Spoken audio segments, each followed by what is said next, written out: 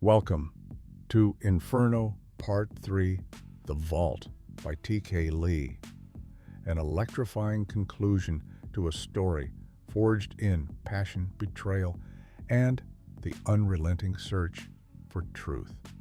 In this final chapter, the walls that once concealed pain and desire are crumbling, and what lies beneath will shake you to your core.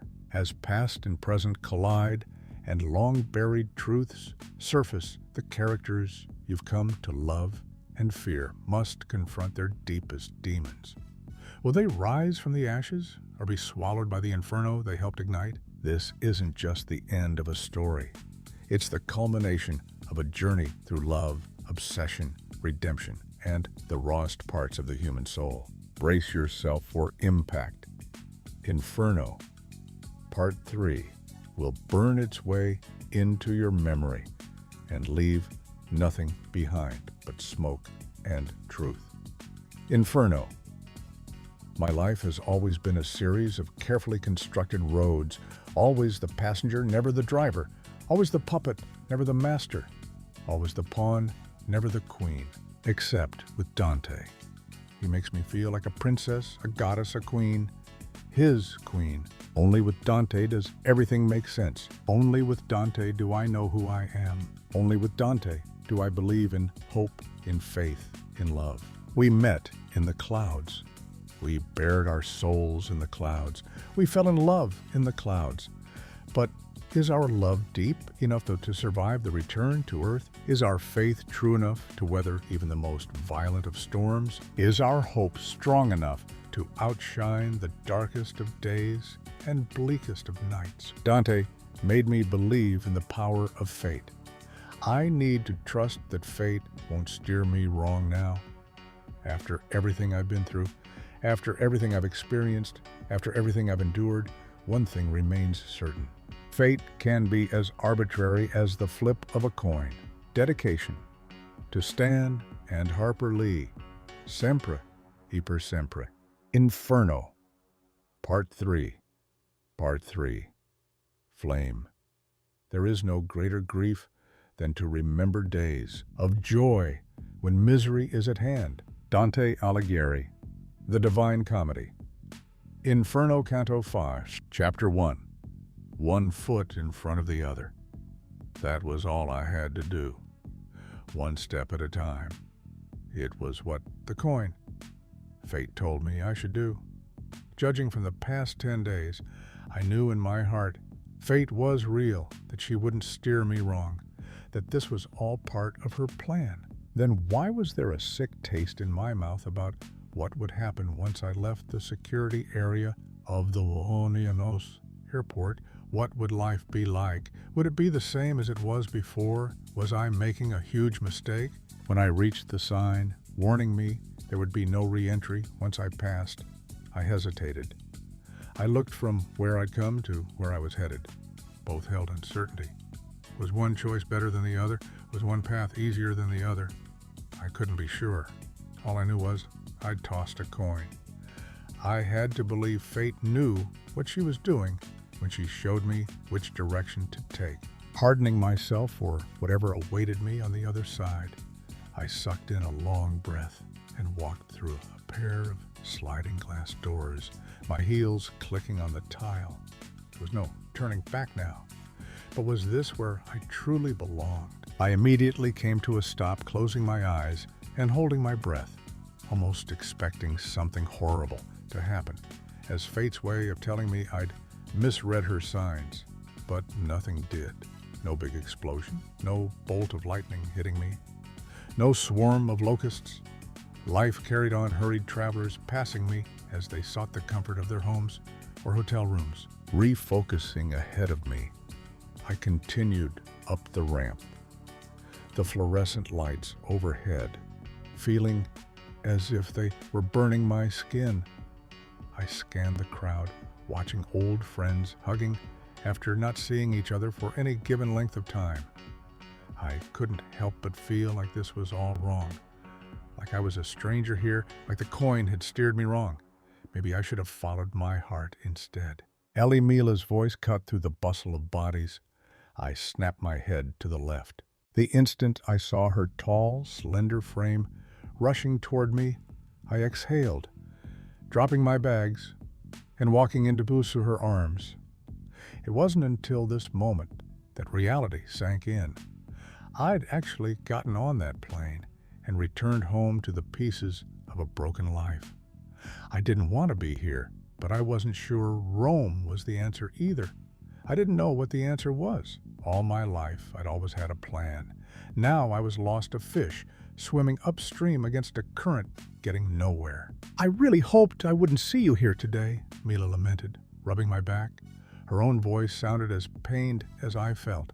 "It's for the best." I struggled to respond through the lump in my throat, pulling out of her arms as I swiped away the few tears that had escaped. Squeezing my biceps, she peered at me with comforting green eyes. "Why did you come back? Why wouldn't I?" I shook off what she was insinuating. I had a round-trip ticket. She shrugged. "So, that doesn't mean anything, Mila." I sighed, my shoulders falling. "I don't want to talk about it right now. Like I told you earlier in the week." I grabbed the handles of my bags, rolling them toward the automatic doors leading to the busy pickup area of the airport. "It was just a vacation fling," my voice faltered. Nothing could be further from the truth. I didn't want to rehash everything I'd felt, everything I'd experienced with Dante. The wound was still too raw, the ache in my chest still too painful, the memory of his skin on mine still too real. Nothing more. I finished the words barely audible. "Whatever you need to tell yourself, Ellie. I won't beat it out of you today, but I'll get you to talk about it one of these days. And I'll talk about it, but not yet. Right now, I just want to pretend the last few months, hell years of my life, never happened." "No, you don't." I met her stare, my lips lifting slightly at the corners. "You're right," I sighed. "I don't." As much as my heart ached from the memory of Dante, he'd shown me how it felt to be free, to be loved, to fly. He gave me my wings. He changed me. Regardless of what the future held, of how much my soul wept without him, I would always be grateful to him for that. When we reached the crosswalk, I slowed my steps, soaking in the familiar ambience of Los Angeles International Airport. I used to find a sense of comfort whenever I landed back here.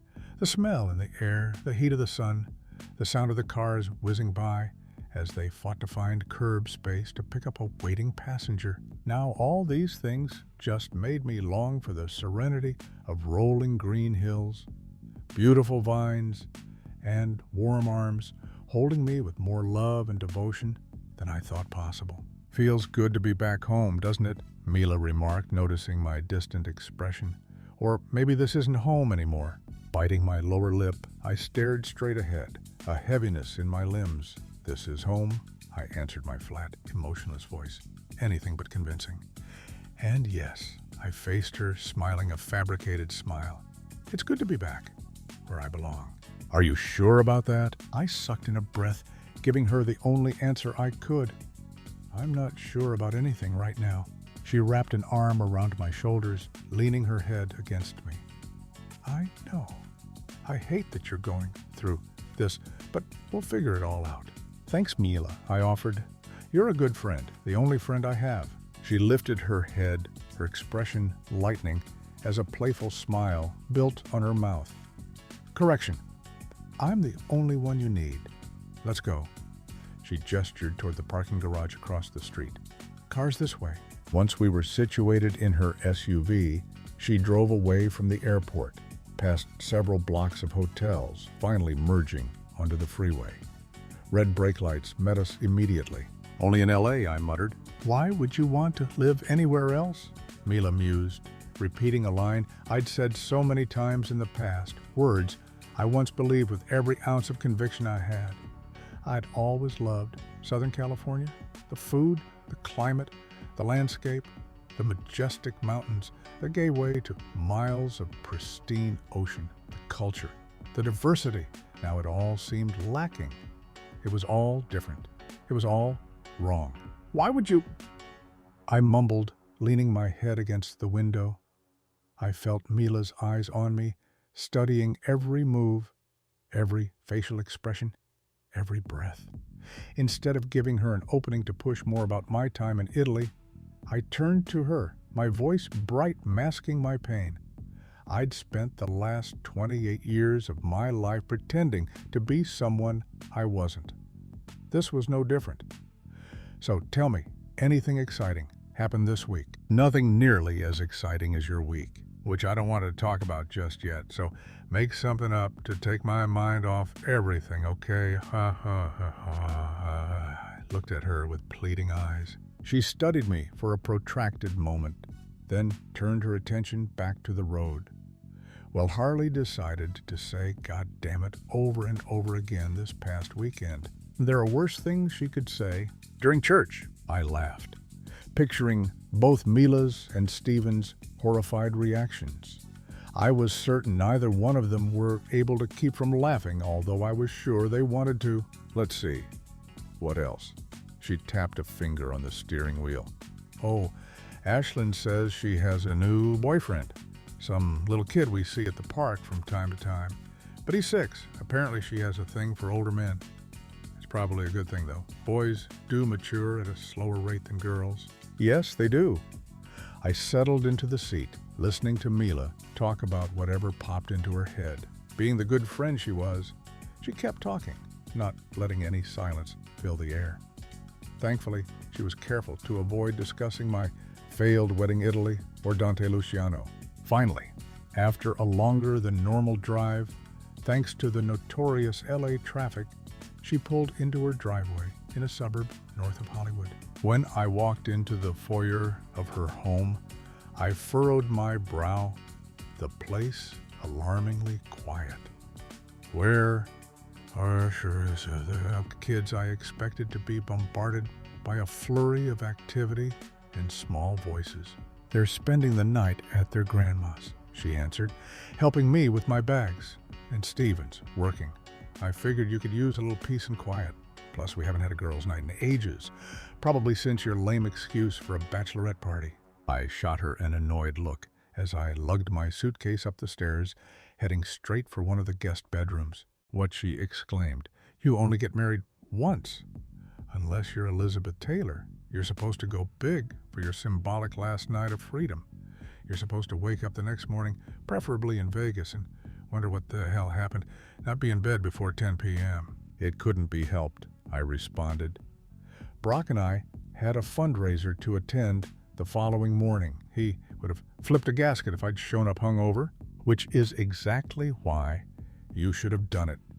No woman deserves to be with a man who treats her the way that asshole treated you. I'm just glad you finally opened your eyes and realized that. I stepped into the small guest bedroom, looking around what was to become my new home for the time being. The only furniture was a bed, a nightstand, and a tiny dresser. I doubted anything else would fit. Approaching the bed, I lowered my laptop bag to the floor with a thump the weight off my shoulder, a welcome reprieve. That's all in the past. None of it matters anymore. I faced her as she leaned against the door jamb. I think it still does, she observed thoughtfully. If it didn't, I don't think you would have gotten on that plane. I think you would have stayed in Rome. Mila, that's crazy. I looked everywhere but into her eyes, not wanting her to see the truth I sought to hide from everyone, including myself. No one moves their entire world for someone after just... She held up her hand, interrupting me. Not now. Like you said, we have plenty of time to talk later. Bruh, now I'm sure you'd love a shower and a nap. My hair definitely feels a bit greasy. I ran my hand through my dark locks, cringing at the oil that had built up over the past day of travel. Do what you need to do. I have piles of laundry to catch up on, she sighed. The joys of motherhood. She grabbed the knob, about to close the door, but stopped herself. By the way, I'm glad you fixed that horrendous blonde. You weren't doing yourself any favors with that color. Thanks, Mila. I rolled my eyes playfully, then smiled. It feels good to finally be me again. Whoever that is, I think you know exactly who that is, but you're too stubborn to admit it. She paused, allowing her words to sink in, then closed the door, leaving me alone with just my thoughts to keep me company. Exhaustion setting in, I collapsed onto the bed, relishing in my solitude. Almost instantly, the sound of my phone alerting me to a new text ripped through the silence. A glimmer of hope rushed through me at the idea that maybe Dante had tracked me down and sent a message to tell me he was currently standing outside Mila's front door. Instead, all I saw was a short, curt text from my mother. "I understand. You're back in California after your little trip. We're hosting a dinner party Friday night. As usual, in case you've forgotten, I expect to see you there. 8 p.m. Groaning, I tossed the phone onto the bed. I had no desire to see my parents anytime soon, or ever, especially with the knowledge my father may have had a role in what happened to Dante's daughter. But a nagging voice in my head reminded me that fate must have wanted me to come home so I could tie up all my loose ends. This was all part of finally stepping out of my parents' shadows.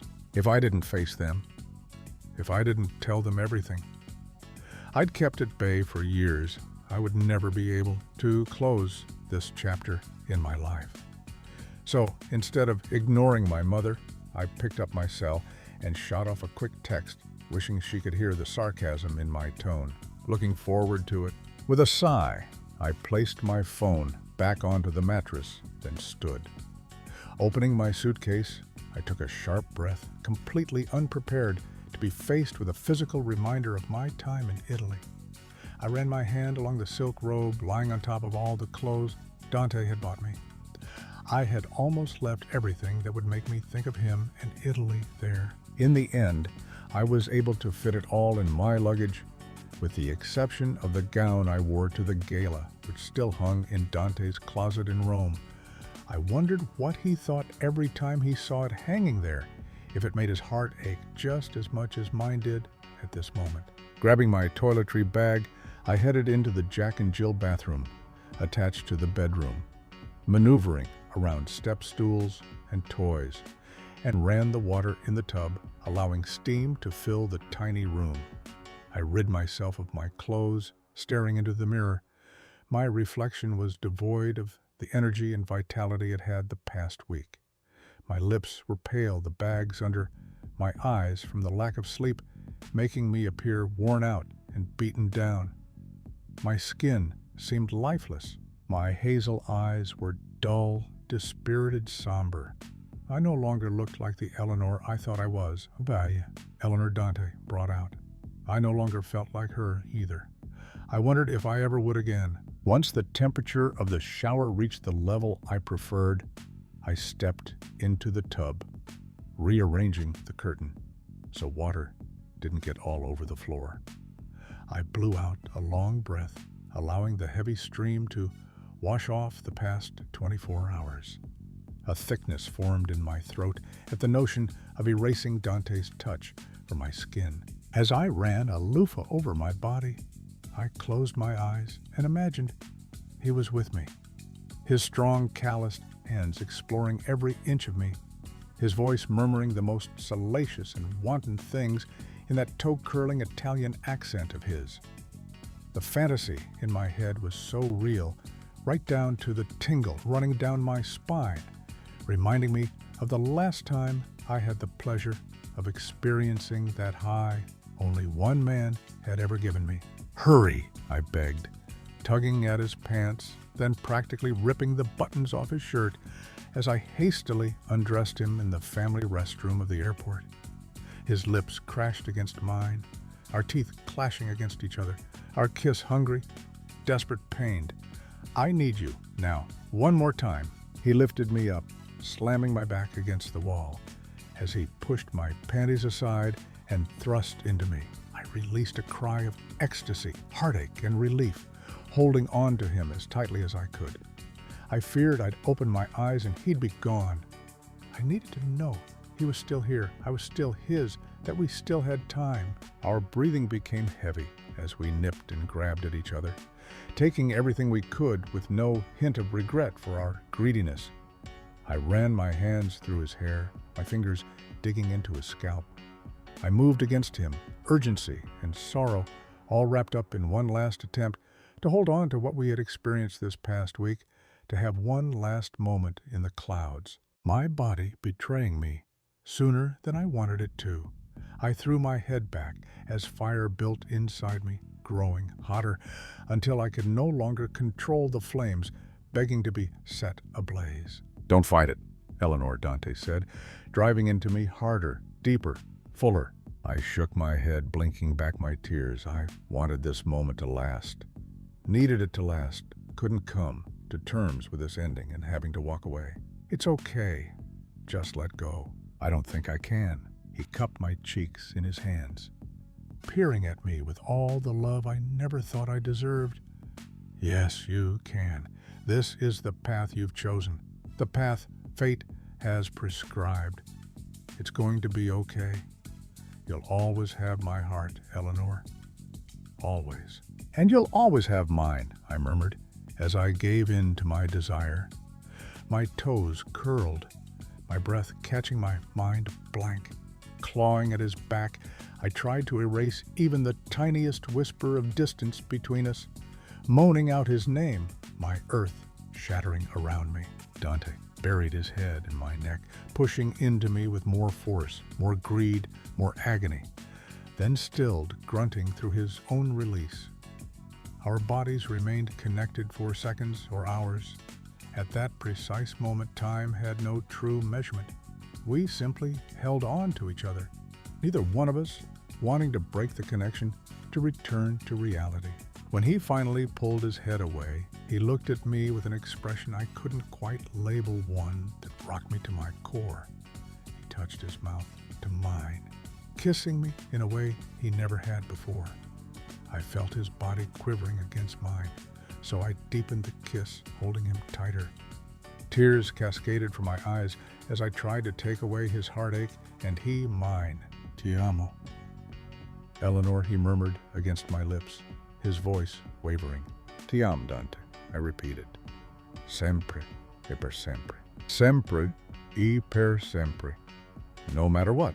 I brushed my thumb against my bottom lip, feeling the ghost of Dante's lingering kiss. "Sempre e per sempre," I said, through the lump in my throat. No matter what. As I slowly returned to the present, I noticed my skin had begun to prune and wondered how long I'd been lost in my fantasy world. I finished showering, then stepped out of the tub and toweled off.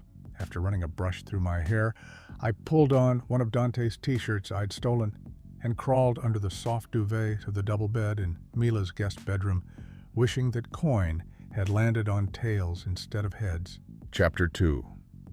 Aside against the fluffy down pillow, pulling the duvet tighter around my body, not wanting to wake up. Dante lived in my dreams now, and I didn't want to leave him, not if this was the only time I could pretend we were still together. An arm snaked around my midsection, and I quickly rolled over, flinging my eyes wide open, trying to make sense of where I was, how Dante was here, when I could have sworn I left him. Did he find me already, or had I snapped under the weight of my broken heart? Reaching up, I ran my hand along his scruff, delighting in the feel of him, the smell of him, the heat of him. It was just a dream. What was Mia Cara? I stared into his concerned eyes, not wanting to blink, for fear he'd disappear from my bed, my heart, my mind. Everything I answered with a tremble, my fingers drifting through his thick, dark hair. I thought I flipped a coin at the airport in Rome to determine whether I should stay or go. It told me to go. But now, he palmed my lower back, bringing me closer. His lips brushed mine, a ghost of a kiss. It wasn't enough. I needed it deeper, needed to feel all of him, to relish in him, to lose myself in him, and never come back up for air. You did go, but he brought his finger up to my mouth, silencing me. We'll always have our dreams. What if that's not good enough? He placed a kiss on my nose, wiping my tears. His hands felt rough, just like I remembered. It'll have to be for now. I promise. I'll always find you there. Always, I asked through my tears. Always, my beautiful Eleanor. He drew my head against his broad chest. Always. Always, I murmured, clutching onto him with every ounce of strength I possessed. When I no longer felt the tickle of his chest hair, I shot upright in bed, staring at the mattress. The only thing beside me was a down pillow. Running my hand over my face, I took a moment to get my bearings. I was in Mila's guest room.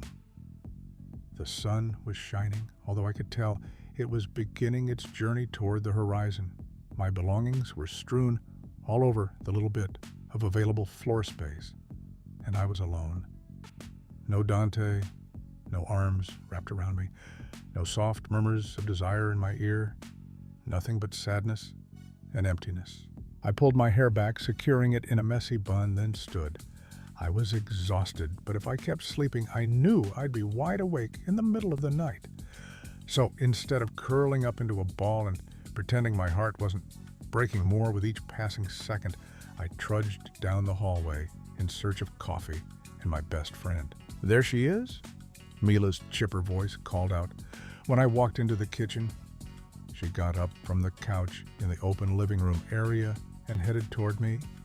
"How you feeling?" Grabbing a mug out of the cabinet, she placed it under her one-cup brewer. The smell of coffee immediately filled the air.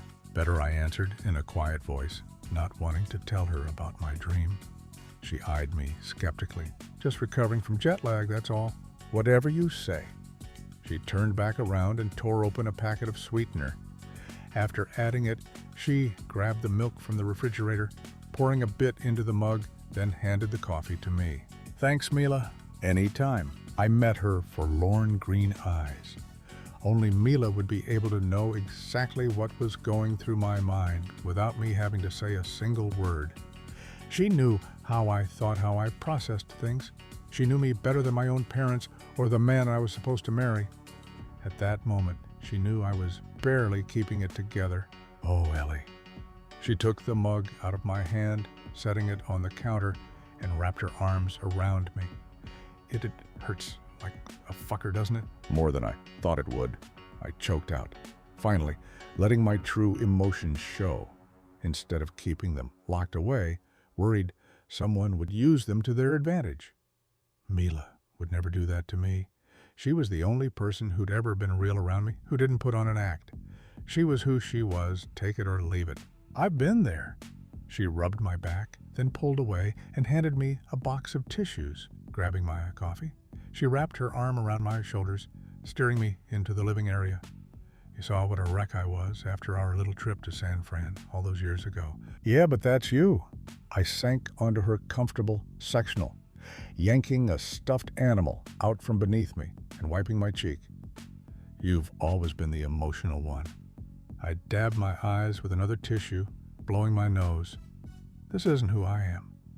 Tears welled up again, and I pulled my legs into my chest, feeling like I was losing control over everything.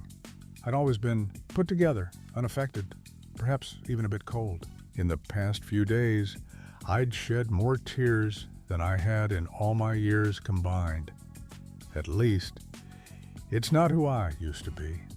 Now I don't even know who I am, what I'm supposed to do, how I'm going to move on, and pretend my life is back to the way it was before all this began. She placed my coffee on the table in front of us, wrapping me in her arms once more. "You'll figure it out, Ellie.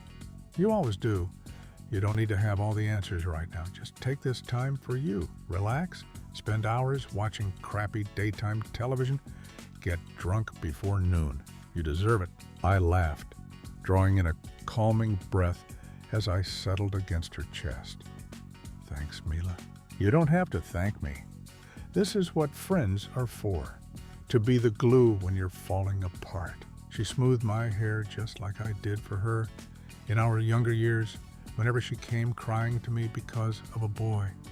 I never imagined she'd be the one soothing my tears, that she'd be the glue holding me together. "It's big, isn't it?" she asked, after several moments of silence, my shaky breaths the only sound filling the room. I immediately pulled out of her embrace, staring at her with wide eyes. When I saw the devious smile crawl onto her plump lips as she waggled her eyebrows, I burst out laughing. Wiping my cheeks, I grabbed my coffee mug. Taking a sip, I'd never been more grateful to have a friend like Mila, a friend who knew exactly what I needed when I needed it. Right now, I just wanted to sit on the couch with her and pretend my world wasn't falling apart around me. More than a mouthful, I shot back. "You hussy," she joked playfully, punching me in the arm. I'd never felt comfortable talking about sex before. Now, after Dante opened my eyes, heart and mind, I didn't feel ashamed about it. It was natural. It was beautiful. It was honest, unlike anything else in my life. But I'm glad you finally got to experience real sex. Did I ever?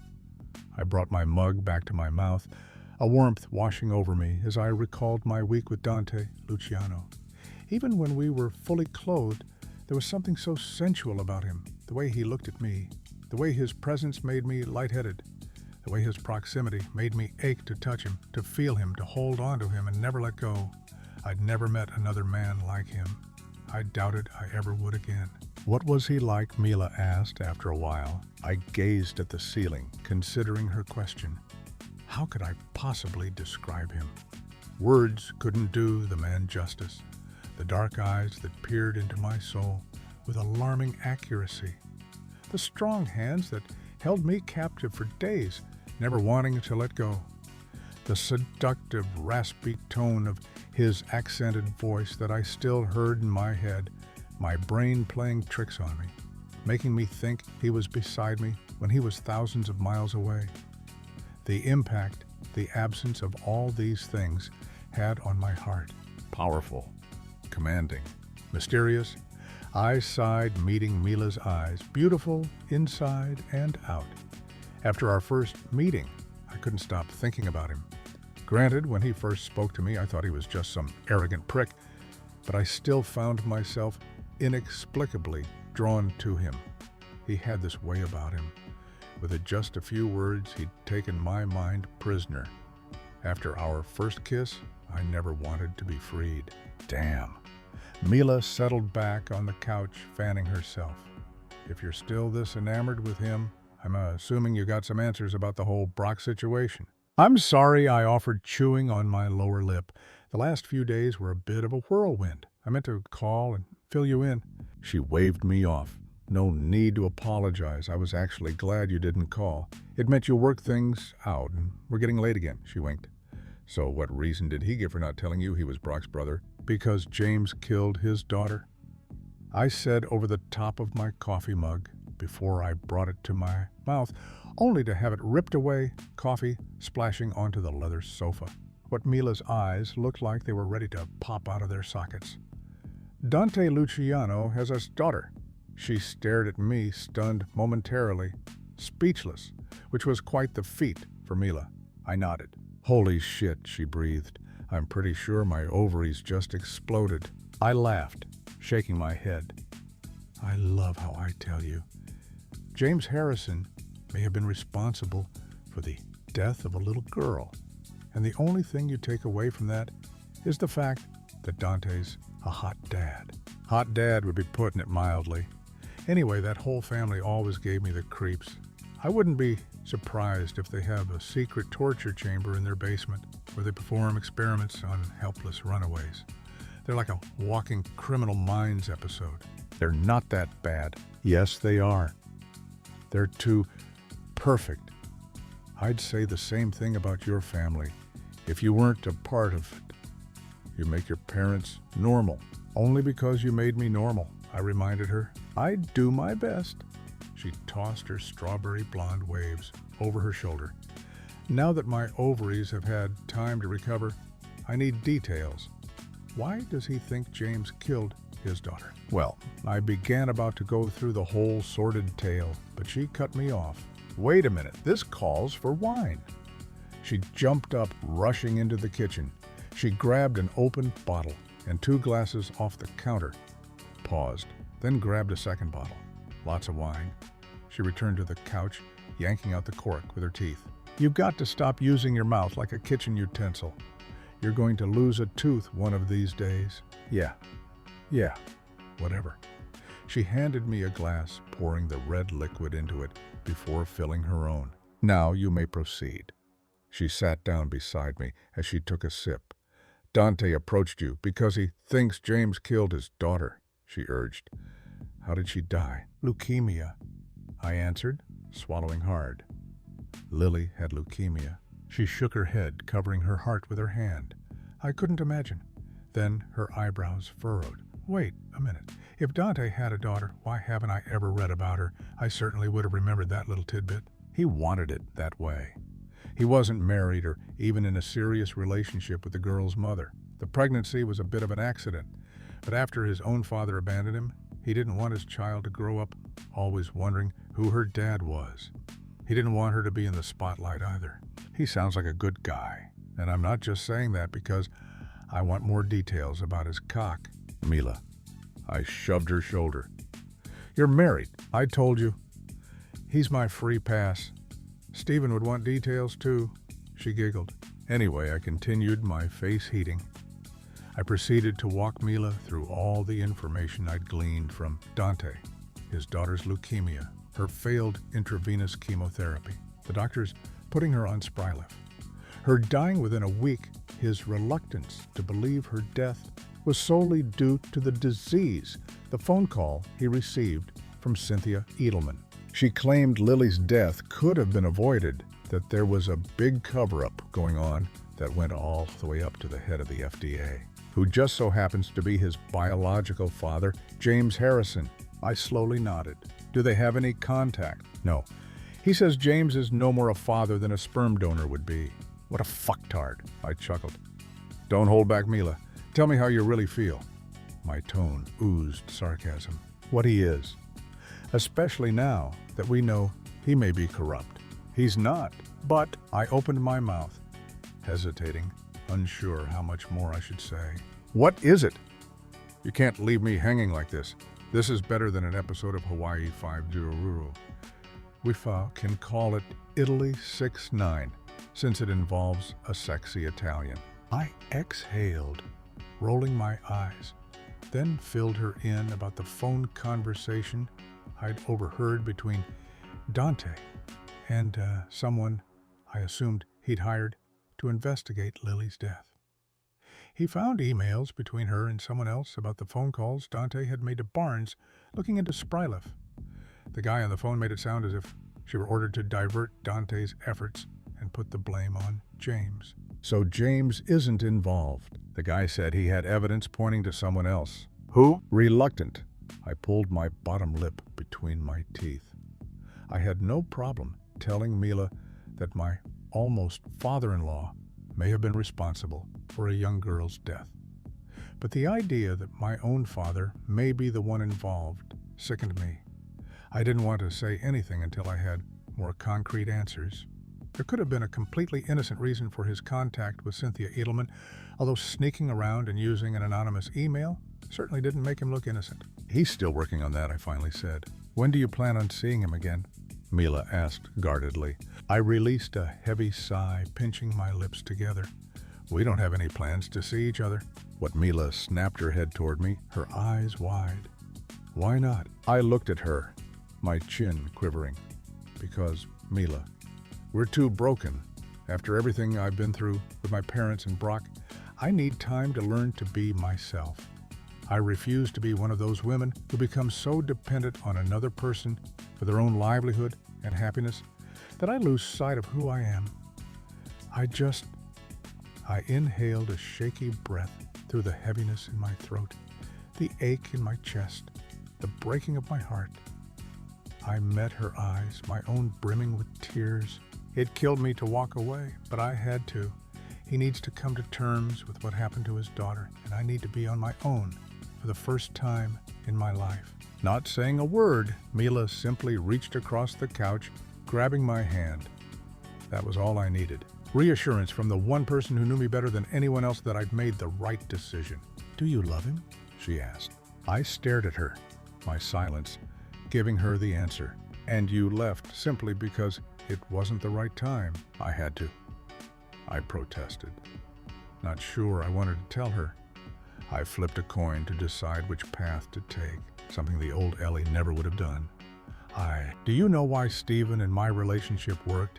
even when I came back home and started college, and we were only able to see each other maybe once a month for 4 years. I shook my head, because we both knew the odds were against us. I was 18 and he was 22 when we met on our girls' weekend in San Francisco. I was starting at San Diego State. He was beginning his last year at Berkeley. I lived in Southern California. He lived up north in San Jose. Nothing about us should have worked, especially when he was across the country at the FBI Academy for 6 months. But it did, because we didn't give up on each other. We both had things to learn. We both needed to discover who we were, what we were meant to be. She wrapped her arms around me and I settled against her. Sometimes the best love you can find is between two imperfect, broken people who learn to navigate through life's storms together. There are few things worth fighting for, but you can be damn sure love is one of them. She lowered her voice. Maybe you should have fought more. I did, I murmured. But fate fought even harder. Chapter 3. When I emerged from the guest room the following morning, after a restless night, vivacious laughter immediately filled the air. I smiled what felt like my first genuine smile since arriving back in L.A., and headed down the stairs, rounding the corner of the kitchen. Auntie Ellie. 2 little voices exclaimed the instant they saw me, running from Mila and flinging their tiny arms around my legs. Hey, girls. I squatted down, peering into their bright eyes. Both were a mirror copy of their mother, right down to the freckles running across their cheeks and nose.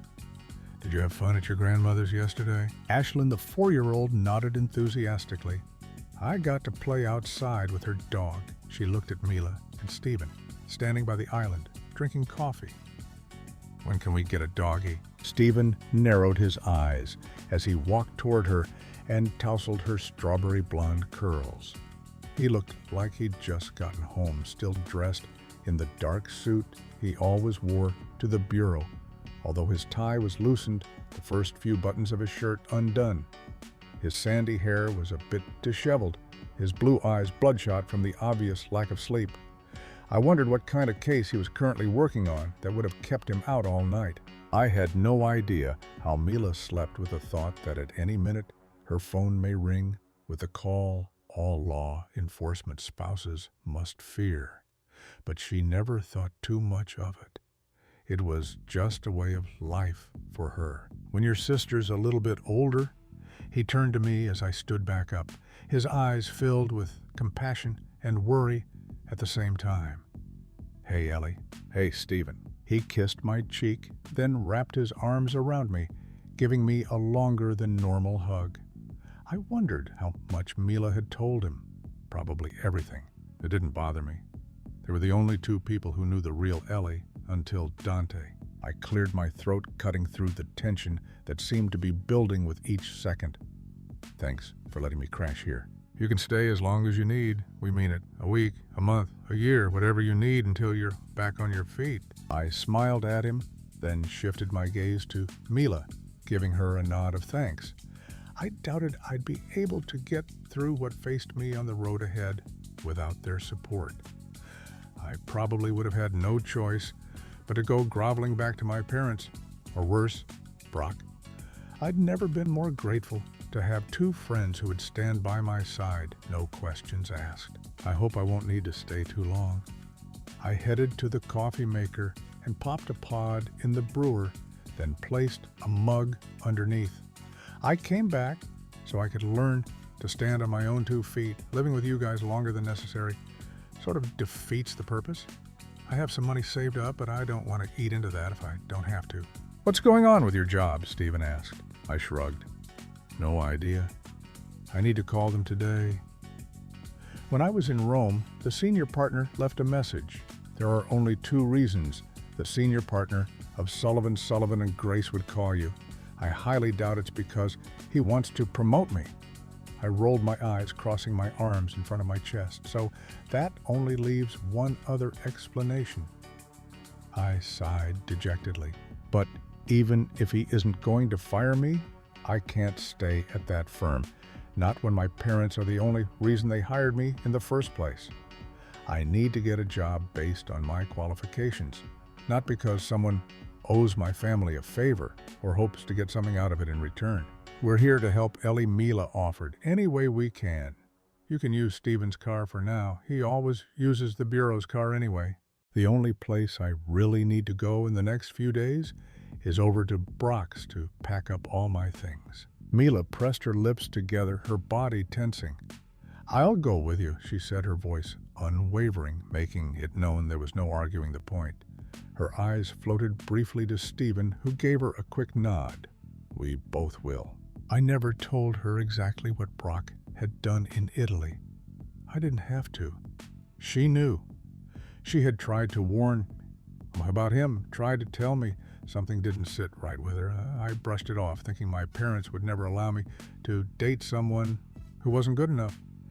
In retrospect, I couldn't believe how naive I'd been. Thank you. I gave them a sincere look, glancing at the clock on the wall. I released a defeated sigh when I saw the time.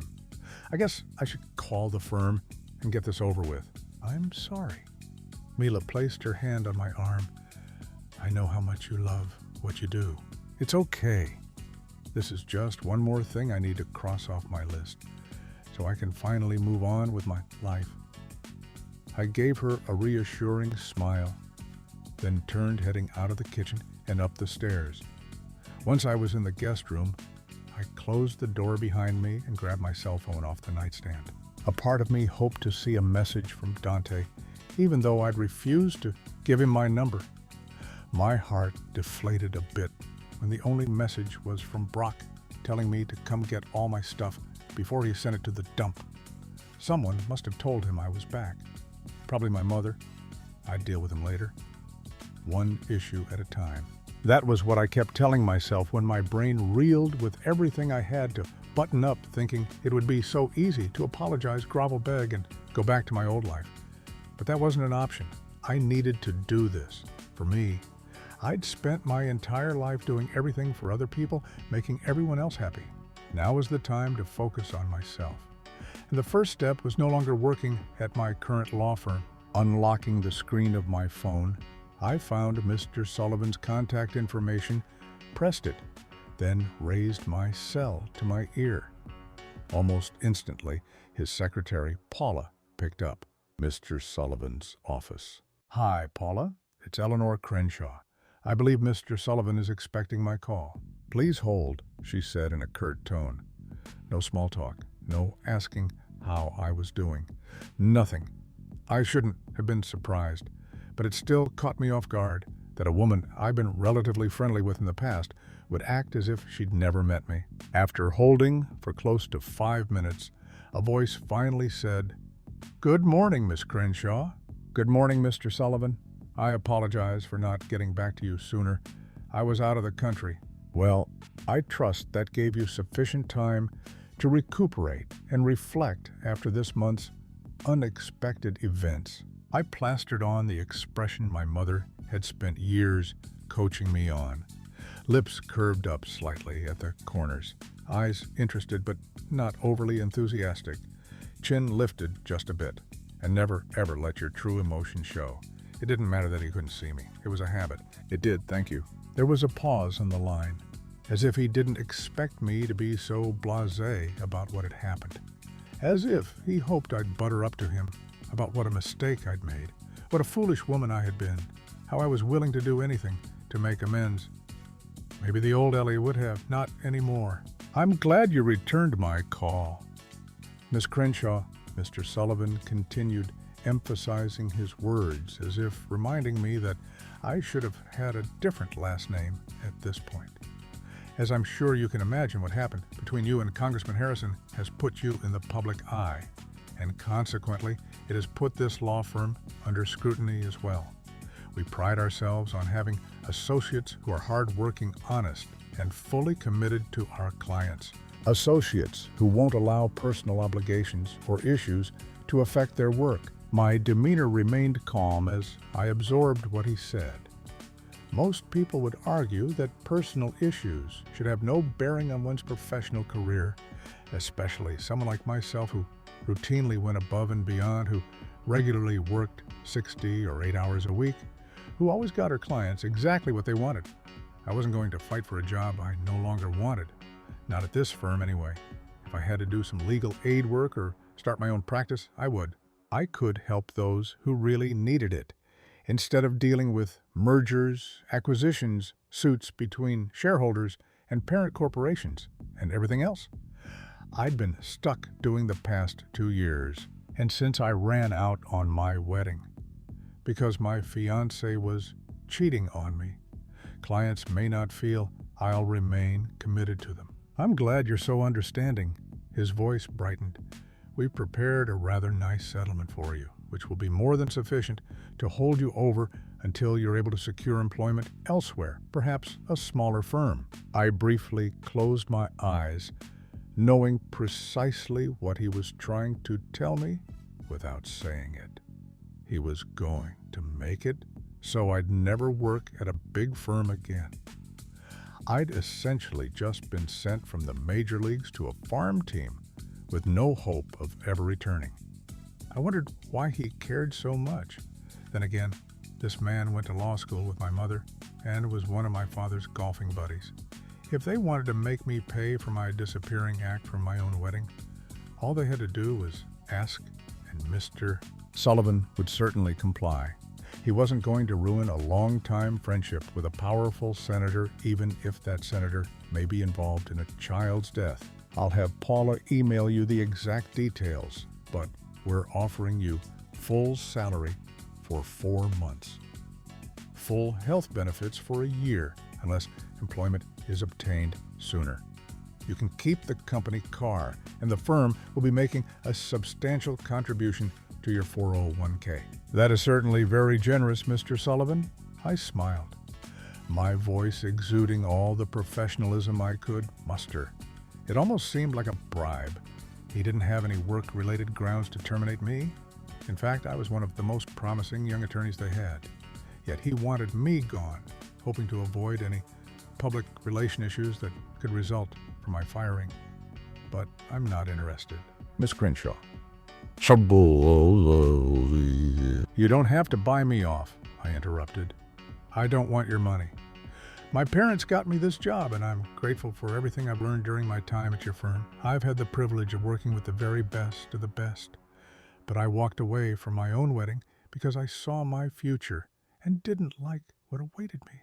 I want to actually work for what I have. I released a small breath, taking a moment to compose my thoughts. Mr. Sullivan, your father built his business from a one-room office he rented in the back of an accounting firm. He waited by that phone for weeks, hoping a client would call. He worked. I shook my head. I don't know what that's like, but I want to find out. If I take your money, I won't be free from my parents' control, which is what I want, what I need. There was a short pause. I chewed on my bottom lip, unsure how he would perceive my words. Then he finally broke the silence. Well, you've certainly surprised me, Miss Crenshaw. I laughed politely. I'll take that as a compliment. It is. You're free to come in and clean out your things when it's convenient, or I can have them sent to you. Don't bother. There's nothing there I need. I wish you the best of luck in your future endeavors. I'm sorry this is the way it had to be. Don't be. I'm not. Thank you. Goodbye, Miss Crenshaw. Goodbye. I hung up and sank onto the bed, blowing out a long breath as a weight lifted off my shoulders. I thought I'd be anxiety-ridden with the notion of being officially unemployed and having to find a job in the oversaturated legal market. But after everything I'd been through the past few weeks, I truly believed if it was meant to be, fate would make it so. Chapter 4. Mila pulled the SUV in back of a rented truck, and I glanced to my right at the quaint 2-story cottage in the heart of Brentwood, where I lived with Brock the past 3 years. I didn't know what I expected as I stared at the white exterior and navy blue door. It looked just like it did less than 2 weeks ago when I hurried down the cobblestone walkway, pulling my luggage behind me, and jumped into this very car so Mila could drive me to the airport instead of First Congregational Church in the heart of Los Angeles, where I was to be married. It was as if the past few weeks never happened. You don't have to go in if you think it'll be too much. Mila reached over from the driver's seat and squeezed my bicep. I know what stuff is yours. I'll box it all up. No, I sighed. I need to do this. This is all part of my journey. Taking a deep breath, I placed my hand on the handle and opened the door, stepping onto the sidewalk. I paused before heading up the walkway, staring at the front of the house. The grass was perfectly manicured. The flower beds by the entrance were pristine, not one petal out of place. I helped Brock pick this house out of the dozens of homes he'd looked at. It was on the smaller side, only 2,000 square feet, but it had an irresistible charm that was hard to find in the land of cookie-cutter houses and HOAs. At one point in my life, I imagined growing old here. Now it seemed like a foreign place. I continued up the walkway with Mila as Stephen jumped out of the truck and joined us. When I noticed a light snap off in one of the windows on the second floor, I furrowed my brow. Mila must have seen it too. Did you know he would be here? I slowly shook my head. No. When I texted him yesterday, he said he was in DC until Friday. That's why I chose to come today. Then it's a good thing Stephen came with us. My heart thumped in my chest, my hands growing clammy, my stomach rolling at the thought of facing Brock, of staring into his eyes that were nearly identical to Dante's. How would I react? Would I break down? Would it make Brock feel like he won? A part of me wanted to turn around and text Brock to just toss my things so I wouldn't have to see him. I didn't exactly care about my clothes or anything else, but I also knew this was part of cutting the chains, tying me to my past. I needed to face Brock again, to let him see he didn't scare me, that I wasn't going to hide from him, regardless of his behavior in Rome. Squaring my shoulders, I steeled myself. Let's get this over with. I reached into my purse and grabbed my keys, stepping onto the front stoop. Just as I was about to insert the key into the lock, the door opened. Brock stood before me, his dark eyes narrowed, a sanctimonious, self-righteous expression on his face. Ellie, he crossed his arms over his chest. So nice to see you again. Shut it, Brock. I pushed past him to stand in what used to be my home. Looking around, I realized it had never been a home. I never felt comfortable here. I was never able to just relax on the couch and watch TV or read a book. And God forbid I ever put my feet on the furniture. Brock would call a cleaning crew to have the entire place sterilized. I'm trying to be civilized here. I'd appreciate the same courtesy. I reeled around my nostrils, flaring as I glared at him. I had so many comebacks on the tip of my tongue. I wanted to ask him where his civility was when he decided to break into Dante's apartment and attack me. Where it was when he clamped his teeth on my neck and drew blood. Where it was when he put me in a chokehold and cut off my oxygen. But I didn't. I kept what happened to myself. For now. I had to believe he'd eventually pay. I clenched and unclenched my fists, then fixed my face into a congenial smile. He wanted to get a rise out of me. I refused to give him that. I'm just a bit surprised you're here, Brock. We agreed on this date and time because it had worked with both our schedules. I was under the impression you would be in Washington. A few things came up requiring my attention here. I was just on my way out. Work. That may seem like a foreign concept to you now that I hear you're unemployed. As much as I would have loved to smack that arrogant smirk off his face, I just kept smiling. Do you have nothing else to occupy your time? That you still keep tabs on me? I continued past him and onto the spotless cream carpeting of the living room. Ellie, he exclaimed, a mischievous grin crossing my mouth. I slowly turned around. I thought he was about to have a coronary based on the expression. He wore his eyes wide, his jaw hard, every muscle in his body tight. Your shoes, Oh, how silly of me. I covered my mouth with my hand in a show of feigned remorse. I forgot the rules. I took my time, returning to the entryway, every step on the carpet like another slash of the knife against his skin. I glanced past Brock to see Stephen and Mila trying to hold in their laughter. It was a struggle for me too, but seeing the vein in Brock's neck bulging with irritation and rage made it all worth it. I slipped my sneakers off my feet, then turned back to Brock. "Don't you have to get going?" I lifted my brows, placing my hands on my hips. "You know, work." He glanced nervously between the door and living room, unsure whether he should stay or leave. Worried what else I would do to his precious house, what other germs I would bring in. His lips curling into a snarl, he leaned toward me, his face less than an inch from mine. I flinched. When Stephen started forward, I held up my hand, stopping him. I wasn't scared of Brock. He had controlled me for the past 10 years, no more. "If there's so much as a fingerprint on the counters when I get home, you'll regret you ever met me." He pulled back, glaring at me. "Oh, Brock, I already do." I spun around, heading into the living room and toward the floor-to-ceiling bookshelves, sitting in front of it to start sorting through my books. "Have a nice day at work, sweetie." I felt his eyes on me for several more seconds. Then the front door slammed. I peeked over my shoulder at Stephen and Mila, an infectious grin on my face. "That was awesome," Mila exclaimed, kicking off her shoes and rushing toward me, dropping to the floor to hug me. "I don't think I've ever heard you talk to him like that before." Stephen commented, carrying the bundles of boxes and packing tape we'd brought with us. "I haven't, and it felt damn good. Now I can't wait until dinner at my parents' tomorrow night." I began placing some of my books into the box Stephen had just assembled. "I still don't know why you're going over there," Mila sighed, shaking her head. "I stopped what I was doing. You just saw why. I need to cut the chains they've had shackled around me my entire life. This is how I do it. Not by avoiding them, by facing them head on, by showing them they can't control me anymore. Trust me." I returned my attention to the box.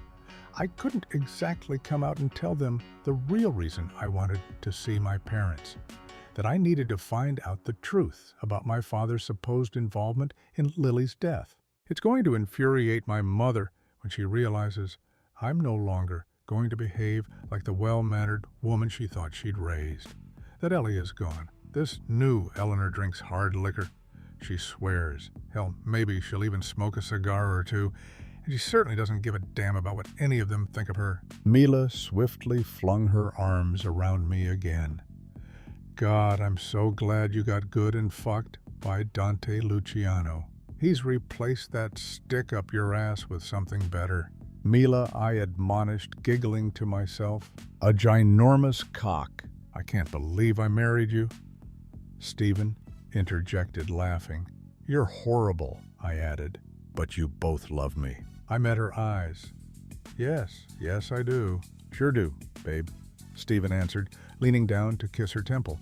We spent the next several hours combing through everything in the house, tossing my things into various boxes, donate, garbage, keep.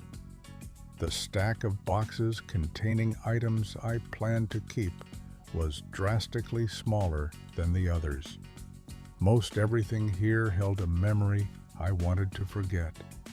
Honestly, there was nothing in this house I couldn't live without, but I needed to be here in order to bid farewell to the last 10 years. This was an important step, regardless of how much it seemed like a waste of time. "I think that's it." I turned to Mila and Stephen, placing the last pair of shoes in one of the boxes. Brushing my hands on my jeans, I looked around the master bedroom, not seeing anything else of mine hanging around. "We'll bring these boxes out to the truck," Mila said. "Do one last check and make sure we got it all. You too want to make sure you don't leave any dildos or butt plugs hanging around.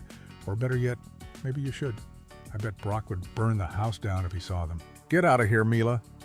I pushed her into the hallway, her laughter echoing as she followed Stephen down the stairs. I walked toward the reading nook in the corner, which used to be my special little oasis of calm in this house, a place I'd hide to stay away from Brock's critical eyes.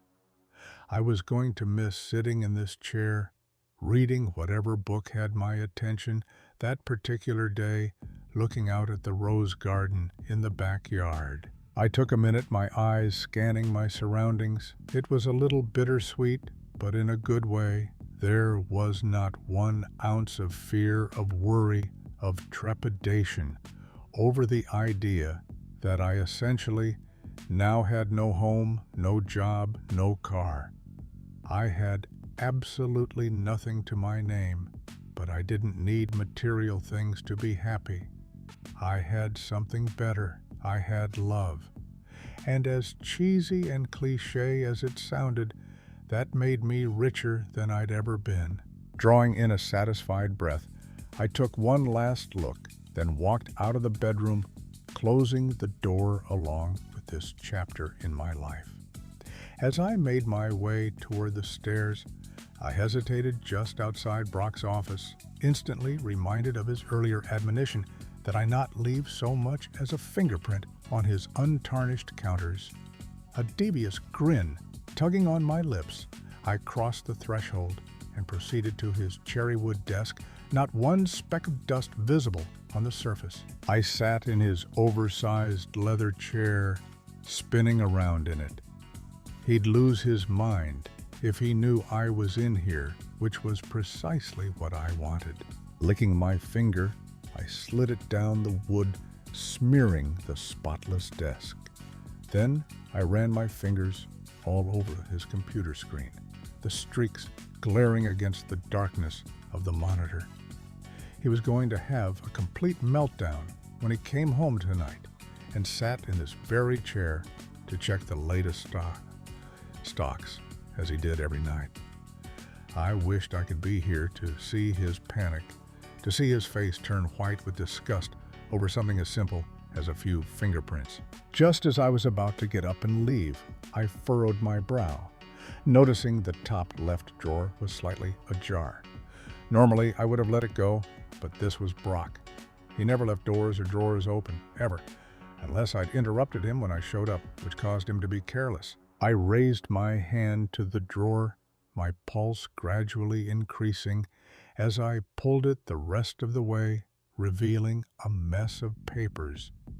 The state of disarray only confirmed my assumption that I must have interrupted him. He never would have left these in such a haphazard state. Picking them up, I flipped through them, trying to make sense of it all. There was what appeared to be background checks on over a dozen people, along with surveillance photos, some of meetings between one person in particular and my father. It made it look like Brock had been spying on him. Why did he know something? I couldn't make heads or tails of what all these photos and background information could mean. Maybe it was just a coincidence and completely irrelevant to everything I'd learned. But as I neared the end of the pile, I realized this wasn't just a coincidence. Gasping, I dropped the papers when I came across a photo. I'd never seen the woman, but I'd heard the name.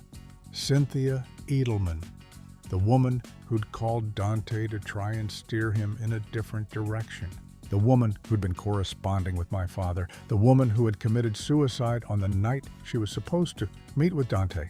My eyes raked over her features. Although she was in her early 50s, she didn't look a day over 40. Her lips were full, her gold-speckled eyes large. She had dark hair that contrasted her fair skin, and she had a beautiful smile. I didn't even know this woman, but I couldn't help but feel a sense of loss over her death. Was this the reason Brock had returned from Washington? Based on all the papers in front of me, he must have figured out something was going on. He had records of Barnes Pharmaceutical employees, including a full background check on Cynthia Edelman. But that wasn't the only pharmaceutical company he had records on.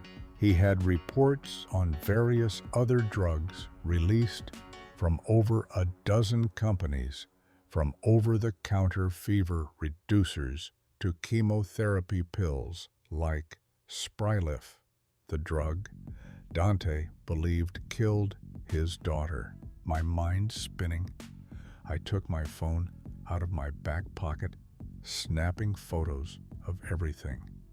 When I reached the last few papers, my brow furrowed as I stared at two surveillance photos, one of my father walking into Barnes Pharmaceuticals, the other of him leaving. It didn't seem like these were too incriminating. There could certainly have been an innocent explanation, so why would Brock have them? I spied the time and date stamp on the lower right-hand corner of both 8:02 p.m. and 8:25 p.m. on March 14th of this year. After snapping a photo of the image, I flipped to the next paper, scanning the coroner's report of Cynthia Edelman's death that ruled it a suicide. I looked at the time of death, 8:20 p.m. Then I noticed the date, March 14th. I continued flipping through the rest of the papers, stopping when I came across the police report of Cynthia's death. Apparently, her assistant found her in her office the following morning. She had been so shaken up by the scene that she'd taken a leave of absence. According to her employment record in Brock's possession, she was still on that leave. With everything I'd learned in Italy, and now here the likelihood that Cynthia Edelman was murdered grew stronger and stronger. It was a bit suspicious that my father had been seen walking into and leaving Barnes Pharmaceuticals on the night Cynthia Edelman, a woman he had sent threatening emails to, took her own life. Something didn't add up here. Ellie Mila shouted from downstairs, "Are you coming?" "Just a minute." I called back, grabbing my phone and snapping photos of the autopsy report and the remainder of the papers. Then I put the file back into the drawer, closing it all the way as Brock normally would have. I didn't know what was going on, but I didn't want him to think I knew anything. There was no telling what he would do with that information. Chapter 5. I parked Stephen's car in front of my parents' house, overlooking the country club in Soy, Calabasas, then killed the ignition. There were a few other vehicles parked in the driveway. All of them were luxury, a stark contrast to the economical Ford sedan I currently sat in. Checking my reflection in the rearview mirror, I reapplied my lip gloss, then tossed it back into my purse. I paused for a moment, staring up at the large two-story stucco house with brick facade that seemed to exude comfort and happiness. But I knew the truth. There was nothing but misery and bitterness residing within those four walls. Squaring my shoulders, I drew in a calming breath, running my hands over my dress. I shouldn't have been this nervous. This was just like every other Friday night of my life when my mother would host her weekly dinner party, always inviting a different group of people she wanted to impress for whatever reason. Votes, donations, or just to fan the flame of her own sense of self-importance. She'd always put on quite the show, and I always went along with it. That all ended tonight. Brock's indignant look when I finally stood up to him yesterday flashed before my eyes. I laughed slightly. I'd never felt so powerful. I wanted more of that. I had to believe fate had a damn good reason for making that coin land on heads. She knew I needed to be here to tie up all these loose ends that I needed to show my parents I was no longer going to live under their thumbs. I stepped out of the car, making my way up the brick walkway toward the front door, my back straight and head held high. I pulled my key out of my purse. Inserting it into the lock, I turned, furrowing my brow when it didn't work. "Are you kidding me?" I muttered to myself. After a few more failed attempts, even Brock hadn't changed the locks, but my own parents had. Shoving my keys back into my purse, I rang the doorbell. A chill ran through me when I heard the ominous sound of heels clicking on the marble tile in the entryway. When the door opened, I was faced with my mother's fake smile. Her unnatural blonde hair was perfectly coiffed, falling to just above her shoulders. Despite being over 60, her skin had the appearance of a much younger woman, thanks to all the Botox injections she'd received in order to fight the natural aging process. Her 5'3" frame wore a conservative suit, a string of pearls around her neck, channeling her inner Barbara Bush.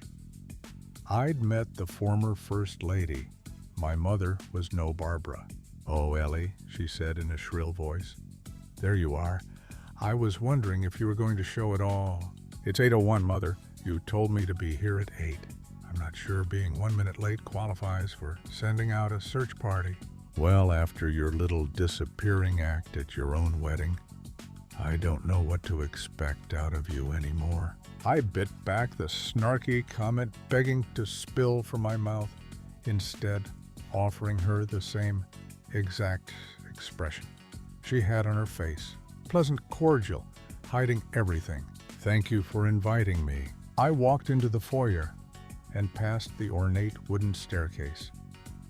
Most homes had photos of family members, close friends, and loved ones. Not here. Unless you counted all the pictures of my father with one important person or another. Diplomats, a few celebrities, and every president since he'd been elected to the U.S. Senate 30 years ago. Not one photo of me. If I'd have known you were going to change the locks, I wouldn't have bothered to bring my keys with me, I sneered, getting in one more jab. I had a feeling tonight would be filled with one passive-aggressive comment after another. It was simply a precaution, Ellie. For all we knew, you could have been kidnapped by a gang. It wasn't until we saw a photo of you with that chef or whoever in Rome that we even knew you were alive. She placed her hand on her heart in a show of feigned compassion. I knew my mother too well to know anything about her was genuine, right down to her lips. "Do you have any idea how concerned we all were?" She dropped the act, her voice becoming critical, as I was used to. "And why did you change your hair? That chef," I began, gritting out a smile, "prefers brunettes." I paused. Noticing her disgust at my response, I decided to go in for the kill and spanking, but that's an entirely different conversation. Incensed, her eyes bulged out of their sockets. Well, that certainly is not appropriate dinner conversation, or any conversation. She grabbed my hand, tugging me toward the formal sitting room where I was certain my parents' stuck-up friends would be lounging while Maria, our housekeeper, finished preparing dinner. "Please remember your place tonight. We'll discuss your recent behavior later, but tonight we need to give off the impression that you're normal." "I am normal, Mother. It's you and Dad and everyone you surround yourselves with who are anything but normal and genuine. I'm done with it all." "Not now, Ellie," she hissed. "Of course not. We wouldn't want someone to think you're anyone other than the gracious wife of a senator, would we? We wouldn't want anyone to realize you're a miserable, self-centered, egotistical shrew who gets off on everyone else's failings." I smiled, then abruptly turned from her shocked expression and continued into the sitting room where 4 older couples sat. The men drank scotch while the women held glasses of champagne or club soda. It was such a double standard, and I despised it.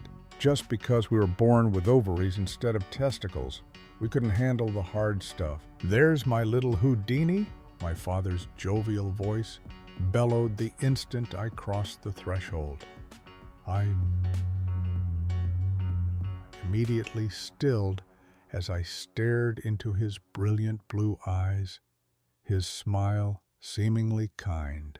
Like my mother, he masked everything under his bright expression and charming demeanor. I swallowed hard, doing my best to act as if I didn't know about the secret he was hiding, how dark his heart truly was, how cruel he must be to be involved in something to cause harm to another human, particularly a child. I wanted to rip into him, especially in front of this small gathering, but I kept my mouth shut. I needed to approach this carefully, to slowly let out just a little bit of rope at a time. Ask a few seemingly innocuous questions, each one tightening the noose until he hung himself. I'd been around politicians my entire life. I knew how they played their game, and I planned on beating him at it. "Very funny, Dad," I laughed with a fabricated smile. "We were very worried about you," he said, not getting up from his position on one of the divans. "Something horrible could have happened to you." Everyone else nodded in agreement, a forced expression of concern etched on each of their faces. I glanced around the room, taking inventory of the people my mother had invited to the weekly show, as I like to call it. First, we had the neighbors Richard and Jackie Bennigan, who must have been in town on a stopover to wherever they were heading next.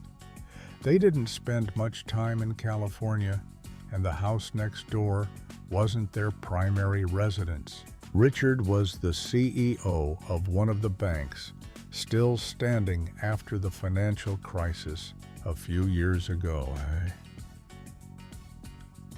Found it odd that he purchased a brand new yacht and villa in Aspen just days after his bank received the bailout money. Politics at its finest. Then there were Liam and Gretchen Young. He was a neurosurgeon and she was a homemaker, although their household staff did most of that.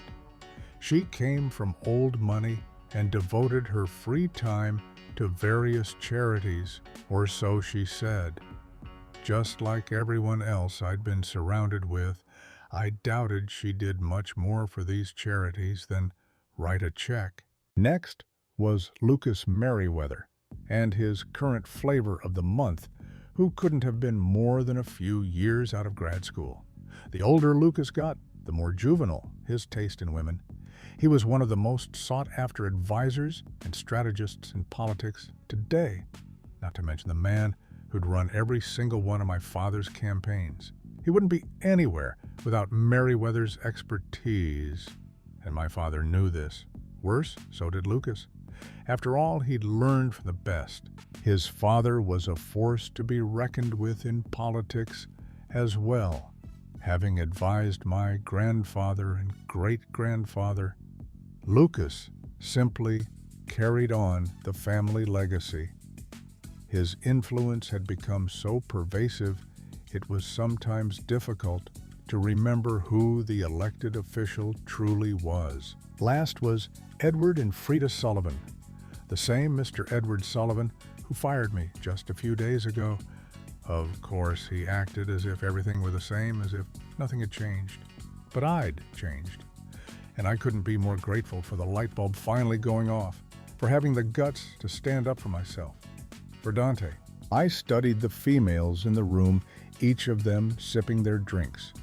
They all looked bitter, like they hadn't had a real orgasm in years or ever, like they'd never been loved, like they'd never been swept off their feet by a man who pledged to cherish them until their dying day. I no longer resented these women for perpetuating the cycle, for refusing to take advantage of the advances our gender had made over the years to embrace their sexuality. Instead, I pitied them for how sheltered they were, how unloved they were, how miserable they were. Yes, they had more money than they could ever spend in a lifetime, but that couldn't make up for what they'd missed out on. Passion, excitement, unrivaled joy. I'd rather die penniless with no possessions than be stuck in a life of lies, facades, and emptiness. Pleasure, to see all of you. I smiled, ignoring my father's comment, then walked toward the wet bar, surveying the choices. I typically drank champagne, as was expected of me, but I was no longer going to do that. Grabbing the bottle of scotch, I poured a few fingers into a tumbler before rejoining my parents' guests. There's champagne. Ellie, my mother said through clenched teeth, laughing politely. I hadn't noticed her follow me into the room once her shock had worn off. Some wine as well. I'm aware I'd prefer a glass of scotch right now. I sat and leaned against the back of the upright chair, shunning all the etiquette classes I'd been forced to endure throughout my life. Hell, if I really wanted to give my mother a heart attack, I'd scratch my crotch, but that may have been taking it a bit too far. She stared at me. Her lips formed into a tight line, telling me without words that she didn't approve of my actions. I didn't care. I no longer craved her approval. When she realized I wasn't going to behave as she wanted, she tore her eyes from mine, smiling cordially at all her supposed friends. Although I was certain she didn't truly appreciate what being a friend entailed. It meant giving unwavering support. It meant loving them unconditionally. It meant sacrificing your own needs for them. It certainly didn't mean looking down your nose when they did something you didn't approve of, then speaking poorly of them the instant they were out of earshot. My mother could have all the manners and etiquette classes in the world, but she failed to learn how to be a decent human being. It was a wonder I turned out as normal as I had. I understand you saw Brock yesterday, she began, all eyes in the room shifting to her feigning interest in the conversation. I did. I went to his house to box up all my things. She furrowed her brow. Box up your things? Why would you do that? Because we're not together anymore. I took a sip of the scotch, trying to hide my grimace. I didn't particularly care for the stuff, but I refused to give in to my mother's expectations. That's because you won't hear him out. He was very upset when you stood him up at his own wedding. He deserved it, I shot back. In fact, he deserved worse after I walked in on him banging his secretary. Mrs. Young let out a slight gasp of disapproval and nervously looked around the room, which had grown thick with tension. I believe I may have found the perfect entertainment for the annual charity art show, she said, obviously trying to change the subject to one not so displeasing to her supposed delicate sensibilities, as if the idea of sex was too obscene. It made me laugh inwardly at the ridiculousness of the life I used to live. Perhaps he wouldn't feel the need to stray if you were able to satisfy him, my mother retorted. I blinked repeatedly, unable to believe this woman gave birth to me. You'd think a mother would console her daughter after she'd ended a 10-year relationship because her fiancé had been unfaithful. Not my mother. This was just another way for her to find something lacking with me, another example of how I was a failure as a human, another instance where I'd fallen short of her ridiculous expectations. He tracked me down in Rome. Did you know that I glowered at her, my lips in a tight line? I tried my best to stay collected and even tempered, not wanting her to see she was getting to me, but it grew more and more difficult. The longer I spent time here, disgust filling me as I faced with the reminders of how weak I'd been for years. That's very romantic. Jackie Bennigan said, everyone in the room nodding in agreement, except my father, which struck me as odd. Unease flickered in his gaze as if he knew there wasn't a good reason for Brock to fly halfway around the world to find me when I'd made it perfectly clear I didn't want to be found. Then again, it could have been an act just like everything else. Oh, it was, I replied, my voice heavy with sarcasm. I'm not sure which part was more romantic. I looked up at the ceiling as if deep in thought. Him breaking into where I was staying, him pinning me to the ground and biting my neck, drawing blood. I returned my eyes to the room's stunned expressions surrounding me. No, that's not it. My gaze turned cold. I didn't know what had come over me. I never even told Mila exactly what happened when Brock found me. I didn't have to. She saw past the golden boy persona and knew what he was really like, something I'd been too blind to see for years, no longer. And these people needed to see it too. The most romantic part was probably when he forced me to the floor, covered my body with his so I couldn't get up, then wrapped his arm around my neck, cutting off my oxygen, and threatened to kill me. I glanced around the room, a mixture of stunned, confused, and uncomfortable expressions staring back, except for my mother's. Oh, Ellie. She waved her hand, downplaying what I'd just admitted. I'm sure it wasn't like that, or he would have been arrested. As always, you're blowing things out of proportion.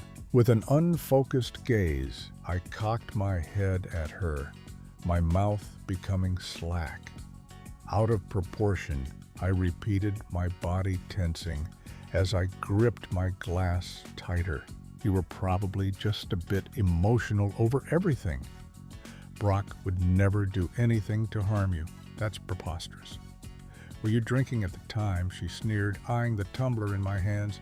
You're unbelievable, I murmured, then stood gritting a smile at my parents' guests. If you'll excuse me for a minute. With determined strides, I stormed out of the room and down the hall, yanking open the sliding glass door leading to the backyard. Once I emerged onto the patio, I downed my drink, needing the burn of the liquor to soothe my anger. I didn't know why I expected my mother to react any differently. I never thought she'd wrap her arms around me and ask if I was okay, but I hoped she'd at least believe me. To think she was so delusional and uncaring as to accuse me of exaggerating about what happened boggled my mind. Slamming the empty glass onto a nearby lounge table, I formed my hands into fists, smothering back a scream. That was precisely the response my mother wanted. She wanted me to have a meltdown in front of her guests. She got a rise out of it, thinking it made her appear superior. I wouldn't give that to her. I couldn't let her see that she got to me. My nostrils flared, my teeth grinding, as I paced back and forth by the pool, trying to settle my anger and distaste. I came to a stop by the railing at the edge of their property, high on the hill, and leaned my arms on it, taking in the view.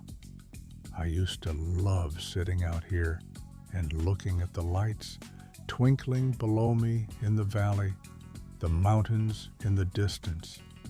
Now my surroundings only made me long for the rolling hills of Dante's vineyard in Italy. I closed my eyes, wishing I were still there, that Dante would find me at any moment and wrap his arms around me, whispering words of love in my ear. The image of him soothed the fire raging inside, calming me. I'd never felt so unbalanced in my life.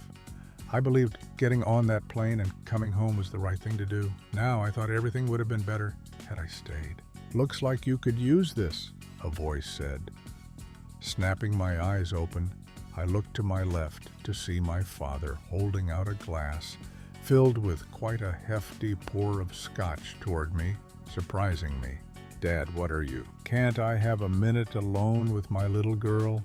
Maybe have a drink together? My brows gathering together, I hesitantly took the glass, raising it to my lips as he brought his own drink to his mouth. I sipped it, the burn not as strong as the one I'd poured for myself earlier. I added a bit of water to it, he explained.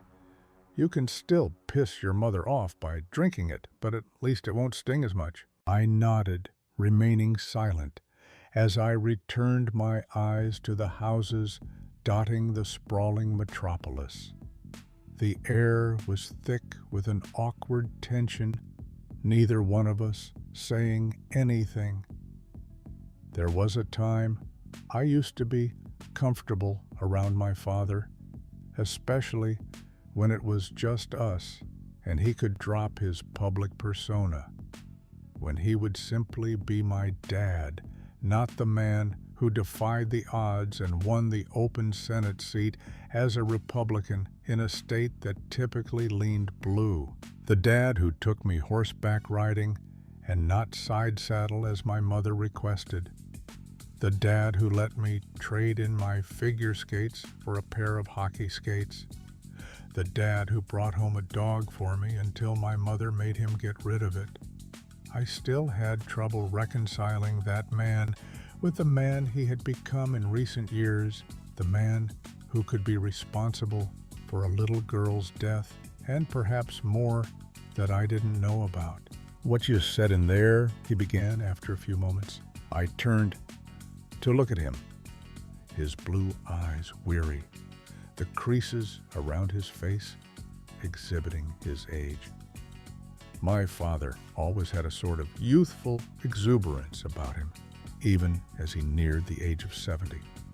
But despite the silver hair and growing number of wrinkles, he was still handsome, his tall stature and broad chest making him look like the powerful politician he was. Did he? His lower lip trembled, surprising me. Once I'd entered adolescence, my father and I seemed to grow apart.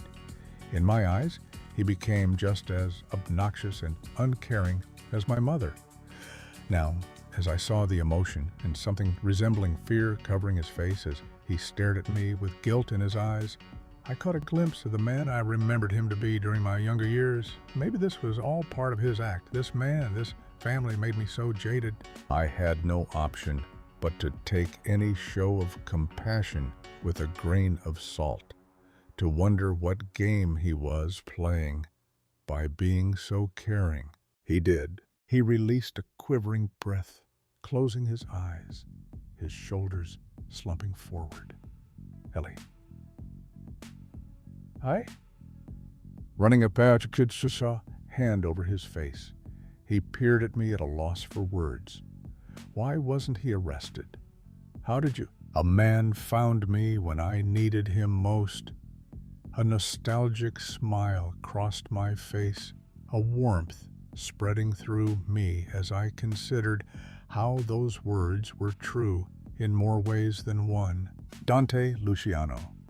My dad lifted a brow. Yes, he came just at the right time.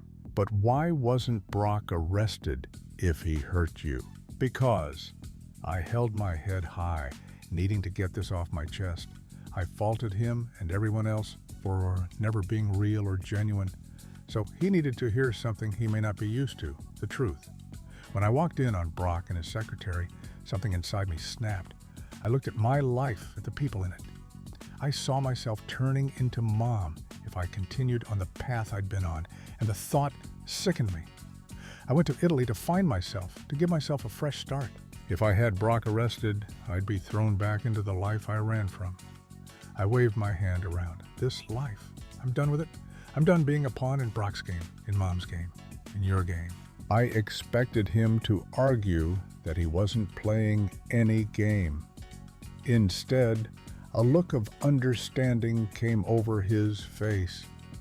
It wasn't always like this, he said after a pause. What I pushed, everything. We were in love once, your mother and I. At least I thought we were. What happened, I asked. taking a sip of my scotch and water. I guess love and happiness stopped being important. Image power and winning took a front seat to everything else. And I let it. Soon I was trapped with no way out. He turned his eyes from mine, looking over the valley. Don't let that happen to you. All I could do was nod. I'd probably spoken more to this man in the past 5 minutes than I had in the last 10 years. A part of me was filled with sympathy when I noticed the longing on his face, as if he were remembering happier times. But I didn't allow it to sway me. He'd fooled the American people into thinking he was some beacon of morality, that he would clean up corruption in Washington. I knew the truth, though. He was just as corrupt as the rest of them. Finally, after a long silence, I asked the question that had been on the tip of my tongue all night. Have you ever had any dealings with Barnes Pharmaceuticals? His eyes immediately shot to mine, wide, worried, afraid. What did you say? Then understanding fell over him, and he nodded. Dante Luciano. I didn't agree or disagree, not wanting to give too much away. Brock told you they're half-brothers, didn't he? My expression remained unwavering as I let out a little bit more rope, wondering how much more he needed to hang himself. This whole thing is a ticking time bomb. He ran his hands through his hair, tugging at it. What as I pushed my heart thumping in my chest? I don't even know. All I do know is something's going on. People have lost their lives when they've gotten too close to figuring out what that is. You need to walk away. Walk away. Don't ask questions, Ellie, please, he implored, his tone borderline demanding. Then he leaned closer, his voice no louder than a whisper. Stay away from this. I may not have been able to protect Dante's daughter and dozens of other people, but I can protect you. I pulled back. The fear I saw, the pleading, the anxiety, the panic. I wanted to believe it was real. I wanted to believe he was worried for my well-being, that he'd do anything to protect me. But I had 28 years worth of reasons I couldn't. He could put on an act for the public, make them think he was this upstanding politician. But I knew what he was like. It was only a matter of time until the rest of the country realized it too. Chapter 6. Where are you off to? Mila asked when I walked into the kitchen Monday morning, dressed in a dark gray suit. Do you have an interview? No, I answered, doing my best not to let her see how discouraged I was as I grabbed a travel mug and brewed a cup of coffee. I'd spent the majority of my time since returning from Italy scouring the internet for any job in the legal field I was even remotely qualified for.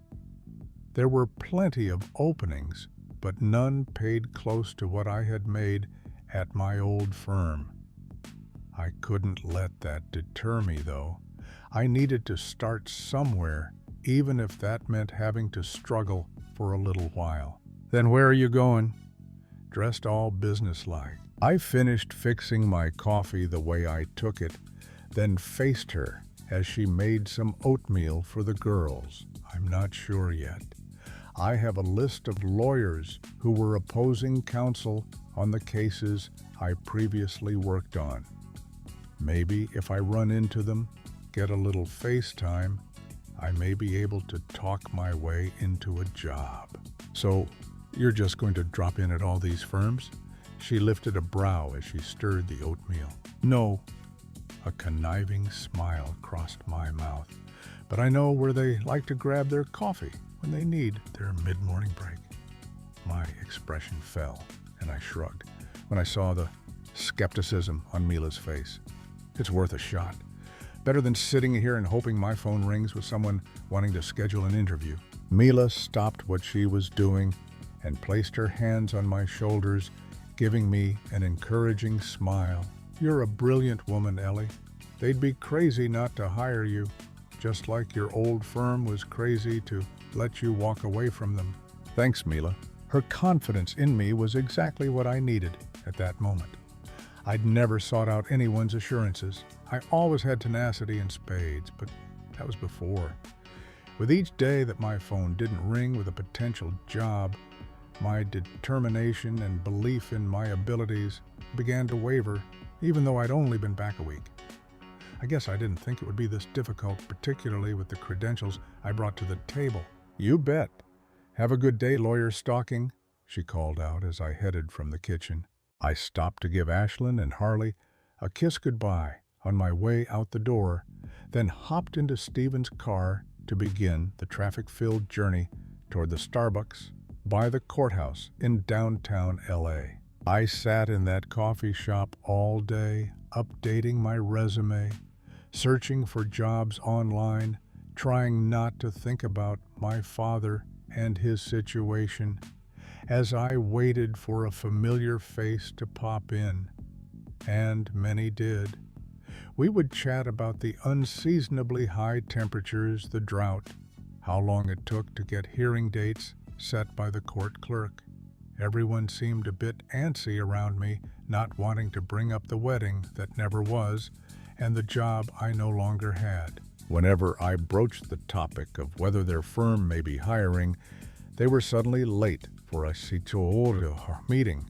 I shouldn't have been surprised, but it still stung to think that the one thing I loved, the one thing I was good at, had been ripped away from me too. Day after day, I chatted with some of my colleagues in the legal profession, and day after day, they rushed off the instant I mentioned any job openings.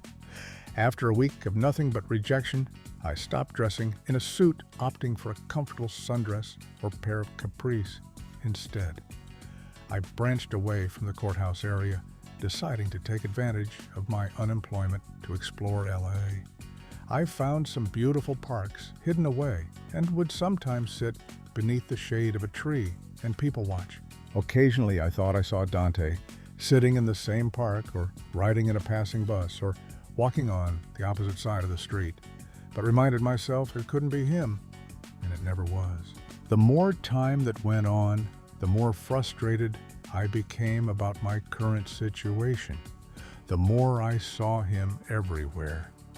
He was the barista at Starbucks. He was the hipster playing frisbee in the park. He was the tortured artist sketching while he waited for the train.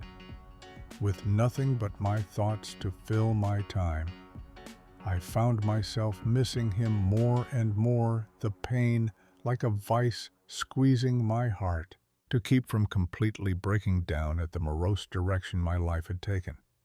As of late, I started playing a game, no matter where I was, what I was doing, where I was going. I pretended Dante was just around the corner, that he was on his way to meet me, that I was mere seconds away from being in his arms again. It was the only thing that kept my idle mind from wandering, from thinking about what he was doing, from wondering whether I'd imagined the whole thing. So I allowed myself to remain hopeful, thinking when I crossed the street, entered a shop, sat in the park, he would be there. He never was, but keeping the hope alive was all I had, regardless of how misplaced that hope was. I drew comfort in the fact that I could look at the same sky, fall asleep beneath the same moon, and wish on the same stars, praying this would all work itself out. This hope, this faith, this dream was the only thing that kept me from having a complete meltdown as I lay awake in Mila's guest room. Each night, the double bed I slept in cold, wondering whether I'd made the biggest mistake of my life by getting on that plane and coming back to the States. I had no job, no home, no car, no family. I couldn't lose my hope too. Hope was all I had left. 2049. The Vault Break 3 on a Thursday in July. As I was leaving MacArthur Park in Westlake, fate finally intervened, albeit in a small way. I'd been back for a month, but was still jobless, homeless, carless, and becoming closer and closer to being penniless with each passing day. When I attended my mother's weekly Friday evening dinner parties, my father offered to loan me some money, which I vehemently refused. That would defeat the purpose of my returning here, not to mention he could have been trying to buy my silence in regards to whatever he was involved in. I kept trying to get him to talk about what he knew, but he remained silent. There was only so long someone could remain tight-lipped, and I hoped to be there when the dam finally broke. As I was about to cross the street to begin the drive back to Mila's, I came to a quick stop when a metro bus nearly hit me, despite the fact I had a walk signal. It took me a minute to recover. When I did, my shock only heightened as I came face to face with an image of Dante on the side of the bus in an advertisement for the upcoming season of his show. I remained frozen in place, my mouth agape, blinking repeatedly, no longer startled that I'd almost been hit by the bus. My gaze was glued to Dante's smiling face, his perfect white teeth, his arms crossed in front of his chest, his biceps stretching the fabric of his shirt. It was one thing to live in my fantasy world, where I pretended I would see him whenever I turned a corner or crossed a street. It was another to stare at a life-sized image of him. I'd done my best to stay strong, to tell myself this was all part of fate's plan. Now I felt like fate was a cruel, sadistic bitch, taunting me, reminding me of everything I once had, but threw away. The driver of the bus looked at me with apologetic eyes, then gestured for me to cross. I shook my head, stepping back onto the sidewalk, waving him on. I doubted I could put one foot in front of the other at that moment, my legs weak, my hands shaky. For weeks, I'd seen Dante everywhere, heard him everywhere, felt him everywhere. But I knew those people weren't really him. This was different. I'd done my best to steer clear of all reminders of him. I refused to watch TV and avoided all social media on the off chance I may catch an unexpected glimpse of him. His face had slowly faded from my memory, the curves, dimples, and perpetual 5 o'clock shadow gradually becoming little more than a dream, and I'd begun to wonder if I had dreamt it all. Now that I was faced with a reminder of the man I'd spent a week with, I knew I hadn't. I remembered that cocky smile, his teeth flashing from across the aisle of the airplane. I remembered the brush of his fingers on my shoulders as he hung his jacket on me to keep me warm. I remembered the feel of his breath on my skin, every muscle in his body becoming tight as he moaned my name. He was real. What we had was real. The ache in my heart was real. Once the bus continued past me and disappeared out of sight, I took a moment to pull myself together, then hurried across the street and jumped into Stephen's car. I spent hours driving aimlessly around LA, doing everything to get the image of Dante's mysterious eyes, breathtaking smile, and full lips out of my mind, trying to forget how perfect it felt when he wrapped his strong arms around me, swallowing me whole, trying to forget the love we shared for a too brief moment in time. I hated it, hated this feeling, hated Dante for making me feel this way, for shattering the walls I'd built around my heart, for showing me how it felt to fly. As I drove, I swore I saw him everywhere, more so than usual. I even called out a few times to complete strangers who I thought looked exactly like him, only for me to realize there was no resemblance at all, my brain playing a cruel trick on me. After the fourth such encounter, I pulled off the road, thinking I shouldn't be operating a vehicle in my current state. I tugged on my hair, my heart rate picking up, my breathing increasing. Gripping the steering wheel, I fought back a scream as the world around me spun out of control. This was it. I'd lost my mind. I was jobless, homeless, penniless. It was only a matter of time until I became a crazed woman begging beneath the bridges downtown. All it took was seeing Dante's face to make me lose control of everything I'd kept at bay since returning home. Where did I go wrong? I asked myself softly as I stared out the window at the setting sun, a slight breeze blowing the tree branches. When I came back from Italy, I had a vision for what my life would be like. I would quit my job and get a new one. I would tell my parents I was done with them. I would find my own apartment and buy my own car. It had been a month, but my life wasn't even close to resembling any of that. All I'd done was quit my job. I'd yet to find a new one. I still saw my parents once a week. I was living in my best friend's guest room, which was smaller than Dante's walk-in closet, and driving her husband's car. It was a miracle. I'd been strong enough to not go crawling back to Brock. I hadn't seen him since the day I boxed up my things. That was the only silver lining in my life, the only thing that had gone right, although I was just waiting for the bottom to drop on that, too. Drawing in deep breath after deep breath, my muscles eventually began to relax, my tears slowly subsiding. When I felt relatively calm again, I started the car and navigated back toward the freeway. I took my time as I drove north to Mila's house in the suburbs, stopping for dinner and a strong drink along the way. I was in no rush to walk into her perfect family dinner to be faced with a reminder of everything she had that I didn't. I loved my friend. I loved that she found someone who made her happy. I loved how much she supported me during this trying time in my life. But everything hurt a little too much today. Maybe tomorrow would be better, but right now I just needed to be alone with my heartache. It was dark when I finally pulled into Mila's driveway, killing the engine. I looked up at the house, a peaceful tranquility about it at complete odds with the turmoil and storm raging inside me. The last few hours, a complete blur. I eyed the time to see it was after 10. The girls would be asleep, and I assumed Mila would be getting ready for bed herself. Not wanting to disturb anyone, I did my best to make as little noise as possible as I unlocked the door and headed through the darkened living room and toward the stairs. When I was safely enclosed in the guest room, I let out a long breath. I kicked off my shoes and stripped out of my clothes, throwing on Dante's old t-shirt, his scent having faded over the weeks. After brushing my teeth, I slipped into bed and pulled the duvet tightly around me, pretending it was Dante's arms, keeping me warm. I tossed and turned for hours, sleep evading me. Close to midnight, my phone buzzed with an incoming text. My heart jumped, a misplaced hope building in me that it was Dante, that he could sense my struggle, but I knew it wouldn't be.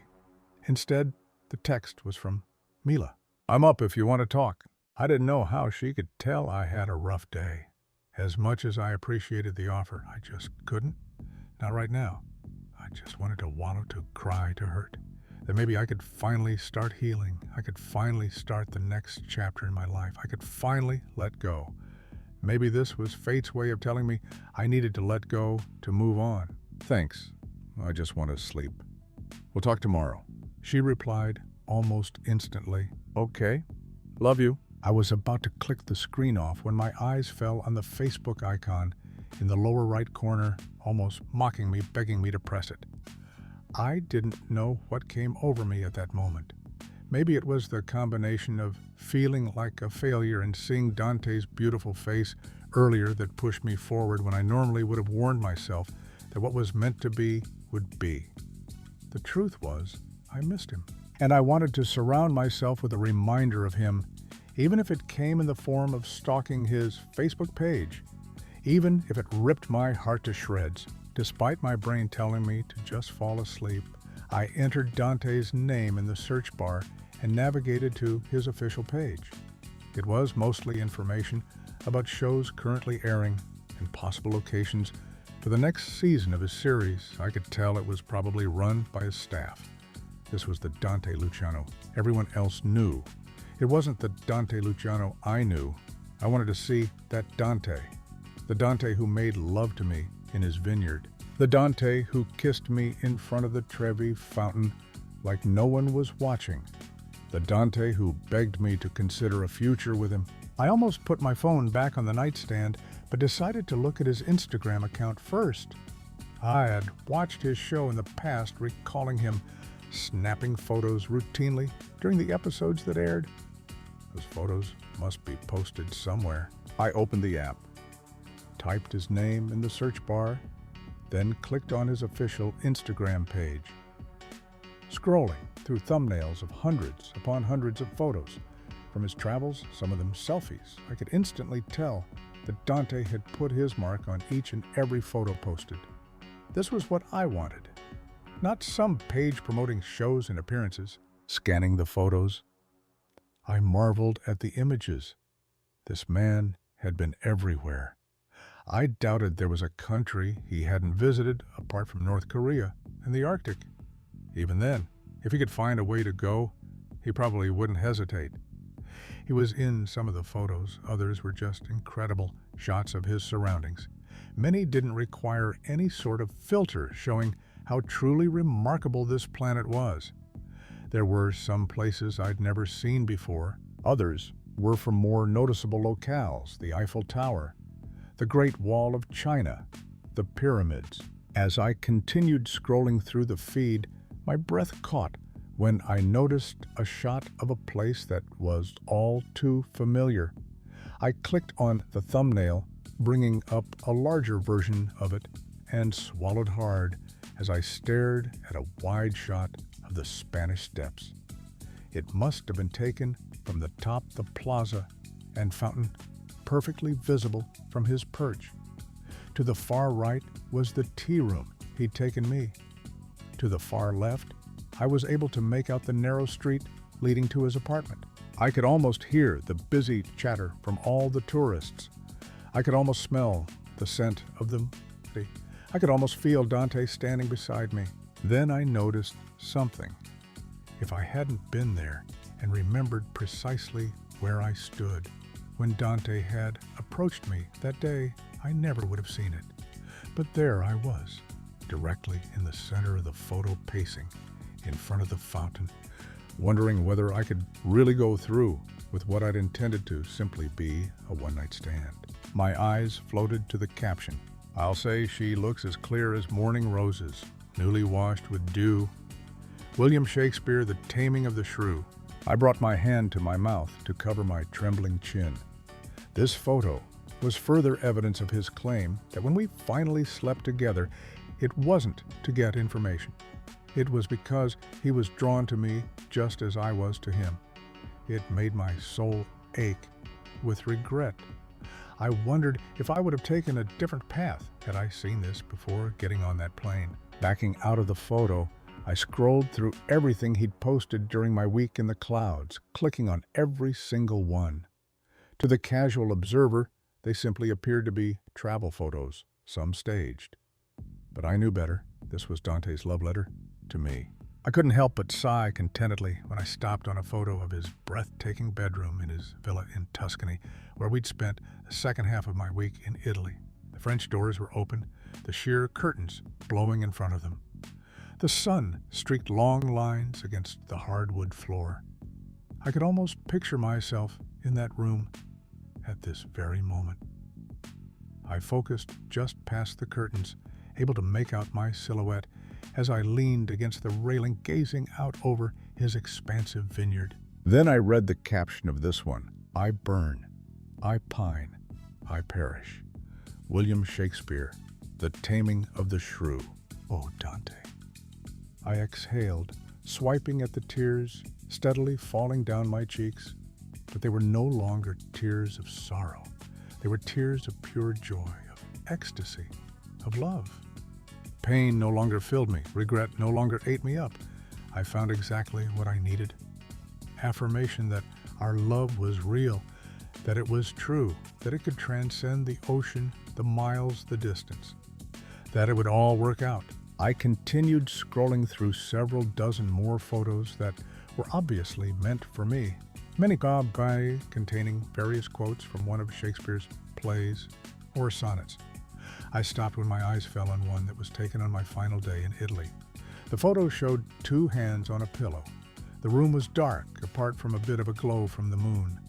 Just beyond our linked hands was my face, my eyes closed, a lone tear falling down my cheek. I thought I had stayed up all night with Dante, but I must have dozed off at some point, giving him the chance to snap this beautiful, heartbreaking photo.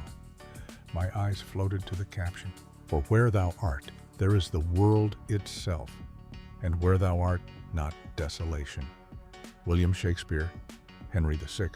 Blinking back my tears, I allowed the words and image to bathe me with the love and pain Dante must be feeling at this moment as well. Until this evening, I thought I was alone, in my despair, in my regret, in my grief. The knowledge I wasn't reinvigorated me with the same hope that had pushed me forward each day since our separation began. Feeling inspired, I turned on the lamp, allowing a subtle glow to fall over the bed. I did my best to recreate the same pose from the photo, minus one very important hand. When I thought I had it just right, I added a filter to make it a bit darker. I then Googled for an appropriate quote, finally finding one. Who could refrain that had a heart to love, and in that heart, courage to make love, known William Shakespeare Macbeth. I added a few hashtags and was about to post the photo when my eyes fell on the option to tag someone. Maybe it was the lack of sleep. Maybe it was the loneliness. Maybe it was the need to experience Dante's love. As much as I tried to put my faith in fate that we'd find our way back to each other, I missed this man. More than the skies, missed the stars. More than the plants, missed the sunlight. More than the dawn, missed the day. In my moment of sorrow and longing, I tagged him, then quickly posted the photo. I stared at my phone for several long moments, waiting for it to burn my hands, as fate's way of telling not to intervene with her plan. When it didn't, I finally let out the breath I'd been holding and placed the phone under my pillow, wanting to stay close to the only connection I had to him. It would have to do. Chapter 7. Ellie. Mila called out from the hallway the next morning, followed by a soft knock on my bedroom door. Are you okay? It's after 10. I continued lying in bed, staring at my phone, willing it to alert me that I had a new Instagram notification. I had checked it obsessively over the hours of sleeplessness that plagued me throughout the night. No notification ever came other than some of my friends liking the photo. I didn't know what I expected to gain from tagging Dante in the post. I'd hoped for some sort of acknowledgement at least. Maybe he hadn't seen it. Maybe he no longer felt the same way. Worse, maybe he'd already moved on. I'm okay. You can come in, I said, sitting up in bed, checking my Instagram one more time. The door creaked open, and Mila popped her head in, then stepped into the room, placing a coffee mug on the nightstand. Thought you could use this. She hesitated, scanning my appearance. Rough night. I ran my hand over my face, secured my hair into a messy bun, then reached for the coffee. More like rough life. My shoulders fell in defeat as I pulled my legs up to my stomach. What happened? She sat on the edge of the bed, her concerned eyes seeming to analyze every inch of me. As grateful as I was for Mila's help over the past few weeks, I longed for the privacy that went along with having my own place to be able to mend my broken heart in solitude. Nothing, Mila. Absolutely nothing. I sighed, turning my eyes to hers. Maybe that's the problem. Maybe I thought. I stared past her at the sun shining. Outside, a stark contrast to the darkness pervading my life. I don't even know what I thought, but I certainly didn't think I would still be in the same spot I've been for over a month. I haven't accomplished anything I thought I would. These things take time, she encouraged, placing her hand on my arm. Something will come along. I know it. I hope so. I raised the mug to my mouth, relishing in that first sip of coffee. Then, as if someone else were pulling the strings, I admitted I reached out to him. Mila straightened her spine, her eyes widening. What did you just say? I shrugged. I reached out to him. I repeated my voice, lacking any excitement or energy. Life had beaten the hope out of me. Dante's failure to acknowledge me was the final straw. She stared at me, her mouth agape. "Why, I thought I saw his face on the side of a bus yesterday," I explained. Like, really saw it. It wasn't just someone who looked like him. It was a promo for his upcoming season. I shook my head, collecting my thoughts. I haven't seen his face since I walked away from him at the airport in Rome. It hurt. I couldn't breathe, couldn't move, couldn't speak. My tone wavered as I struggled to talk through the heaviness in my throat. Giving voice to all these feelings I'd been dealing with made me feel raw, defenseless, broken at complete odds with the woman I thought myself to be before this all began. When I got home last night, I don't know, the pain was worse than it's ever been. So I took a peek at his Instagram account. "Oh, Ellie." Mila sighed as she covered her mouth, an understanding look crossing her expression. "Have you? I wanted to tell you about the photos, but I didn't know how." "It's probably better you didn't." I lowered my eyes, playing with the fabric of the duvet. I was starting to think I imagined it all, that there was no way either one of us could have had these feelings for each other so soon. But after seeing his face on the side of that bus, I wiped at my runny nose. I wish I could just erase him from my heart because it hurts too much. Mila swiftly pulled me into her arms. "You don't want to do that," she soothed, kissing the top of my head. "Remember how uptight and complacent you used to be, at least when it involved your personal life. Before Dante, you always did what your parents expected of you.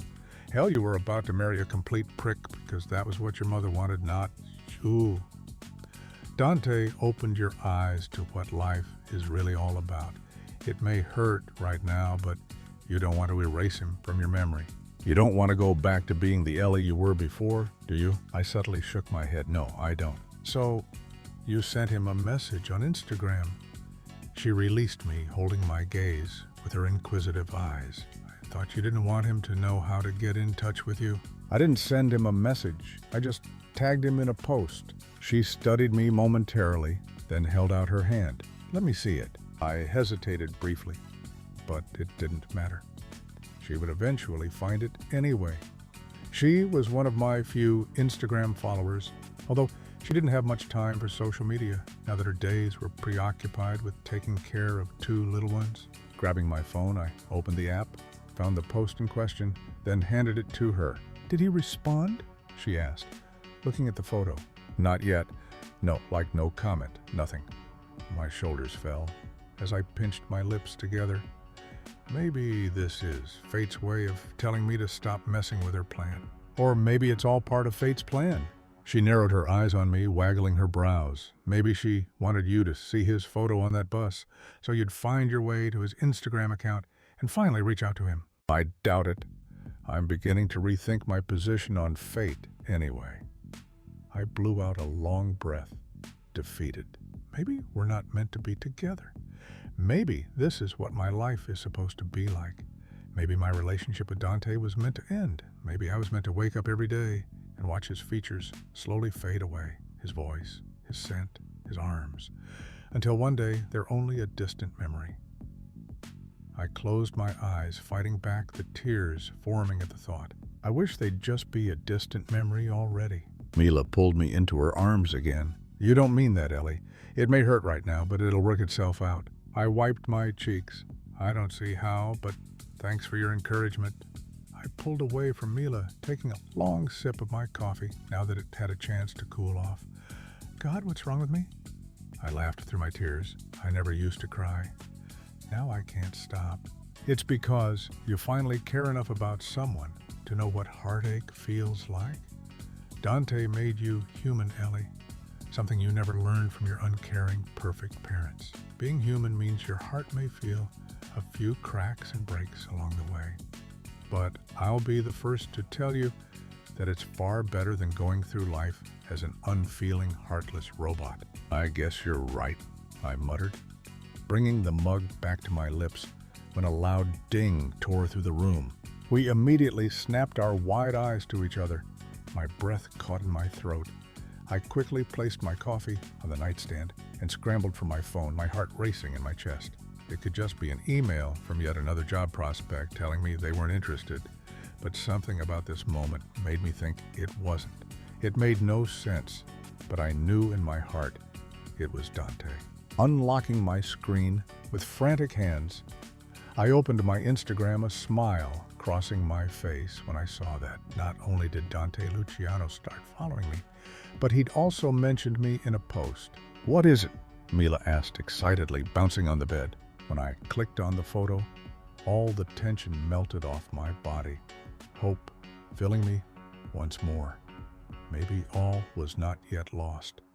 I briefly closed my eyes, inhaling deeply, allowing the photo and words below it to bathe me in comfort that everything was going to be okay, that fate knew what she was doing. "I don't get it," Mila remarked, peering over my shoulder. "That's the bar at his restaurant in Rome. Inferno." I stared dreamily at the photo of a suit jacket laid over a bar stool, a single red rose on top of it. I could almost smell the garlic tomatoes and wine. I could almost hear the dull murmur of polite conversation. I could almost feel his heated stare on me. I sat on that exact bar stool the night he approached me. When we left to go to the Trevi fountain, he draped that jacket over my shoulders to keep me warm. What does the caption say? "Whoever loved, that loved not at first sight. William Shakespeare as you like it." "That's beautiful, Ellie." I simply nodded, clutching my phone against my chest. It was such a small thing, but the photo, the quote. We didn't have to send meaningless emails back and forth, detailing the mundane events of our day. We could communicate in a way I never expected. We could share our lives, our thoughts, our love with a photo, in words that only we would be able to fully understand. I quickly shot up from the bed, scanning my surroundings. I needed to respond, to tell him how I felt, how much I missed him. An idea popped into my head. I rushed down the stairs and into the kitchen, Mila behind me, every step of the way. "What are you looking for?" she asked as I rummaged through the cabinets. I stood on my toes, craning my neck to see what was on the top shelf. "That antique tea set you have. Where is it?" "Hold on." She headed out of the kitchen and into the guest room adjacent to the family room, returning a few seconds later with the wooden box. Placing it on the island, she unlatched it. I pulled out 2 teacups, arranging them on the saucers before adding a few decorative elements: napkins, silver spoons, rose petals. I stole from one of her floral arrangements. Once it looked right, I snapped the photo. "I get it," Mila said, understanding, replacing the confusion on her face. The tea room, recalling exactly what had happened in that tea room details. I still hadn't shared with her. My cheeks heated. I quickly looked away so she wouldn't push for more information and captioned the photo. I considered scouring Google for an appropriate Shakespeare quote, but decided to use something a bit more personal instead. "I fell. Just a little, at first. DL. June. Then all the way. EC. Present day." After I tagged him, I hit post, hoping it wouldn't be long before I received a response. Thankfully, only a few minutes passed before he tagged me in a photo of the Trevi fountain at night. To most people, it wouldn't appear to be anything more than one of Rome's most beautiful spots. To me, it was everything, particularly when I read the caption, "Sempre e per sempre." There was only one way for me to answer that. I ran upstairs and into my room, Mila sprinting to catch up. Every inch of me seemed to glow, a feeling of weightlessness coursing through me at the confirmation that Dante was still in the world, that he still thought about me, that he still loved me. Sifting through my purse, I found the euro coin that never made its way into the fountain. The euro coin that told me to get on that plane and leave Dante. Placing it in my hand, I snapped a photo and posted it using the same caption Dante had. "Sempre e per sempre," Mila murmured over my shoulder, reading my words. "What does it mean?" "Always and forever." She wrapped her arms around me, kissing my temple. Told you it would all work out. Chapter 8. And so began my love letters to Dante in the form of Instagram posts. Over the following weeks, we shared at least one photo a day, along with a caption about love, some notable, others not. We didn't directly come out and ask questions or have any sort of conversation. We didn't need to. The photos we shared said everything we wanted. We spoke in a language only we could interpret. My world finally seemed a little brighter, knowing Dante was out there thinking of me just as my thoughts were consumed by him. But just like everything in my life, I knew that brightness would eventually grow dim. And it did on a Friday in August, as I drove to my parents' house for my mother's weekly dinner party. As I came to a stop at a red light a few miles from their house, my phone dinged with a new notification. When I reached into my purse and grabbed it, I saw Dante had tagged me in a new Instagram post. I grinned, thinking he must be missing me a little bit more than usual today, considering this was his 4th post. But when I saw the photo he tagged me, and my heart felt a chill enveloping me. I had been dreading this, wondering about it, but didn't have the courage to ask. Now, I wished I had, if for no other reason than to be able to say a proper goodbye. It was a beautiful image, one hand lying on top of another. The one on the bottom was more feminine, obviously belonging to someone who had lived more years. The other was younger, more masculine. One I still occasionally imagined wrapped around my own hand. My breath caught when I read the caption, "The valiant never taste of death, but once. William Shakespeare, Julius Caesar, R.I.P. Mama." I covered my mouth with my hand, hiding my quivering chin, as my eyes welled with tears. Dante said she had 3 months. It had only been 2. I didn't want to believe she was gone. Looking up from the photo, I glanced at the cars surrounding me. People talked animatedly on their phones or tapped their steering wheels impatiently, continuing on as if the world were the same as it was just moments ago. But I knew it would never be the same. Not for Dante, not for his family, and not for me. It didn't matter that I'd only spent a few hours with his mother. She'd opened her heart, her home, her life to me, knowing who I was, knowing my family, but still welcoming me. My world seemed a little sadder, a little darker, a little less forgiving, now that Gabriella Luciano was no longer in it. I could only imagine how Dante was coping with the loss. I instantly recalled the image of him resting his forehead on hers as they shared a moment in her house in Italy. I was grateful to have been able to witness their love, a love I thought only existed in the movies and on television. Their connection gave me hope that I'd have something similar with my own child one day.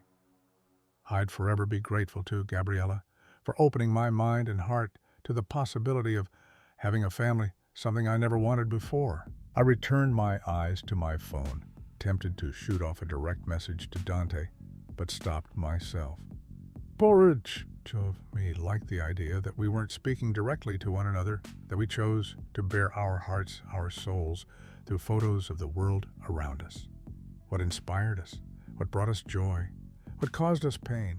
When the light turned green, I quickly shoved my phone back into my purse and stepped on the gas, losing myself in my thoughts as I continued driving toward my parents' house. How was I supposed to respond to this news? Should I get on a flight to Italy? I didn't have the money for that, and my credit card was maxed out. Was this fate's way of telling me to swallow my pride and ask my father for a loan? I doubted she'd want me to do that, not when the coin landed on heads for a reason. She wouldn't send me back here to free myself from my parents' shadow just to grovel for money. As much as I wanted to wrap my arms around Dante and offer him the comfort he needed, I had to put my trust in fate. If I were meant to go to Italy to be with him, fate would make it happen. Resolved. I wiped my cheeks, then pinched them, so it didn't look like I'd been crying. The last thing I wanted was to give my mother any ammunition to use against me, although I no longer had any desire to go to the dinner party, and listen to everyone drone on about the latest gossip. As I drove, I glanced to my right, noticing a Catholic church I never had in all my years of driving this very road. I quickly slammed on my brakes, my tires squealing as I veered into the parking lot. I found a spot and killed the engine, sitting in silence for a moment. I had asked for a sign. Perhaps this was it.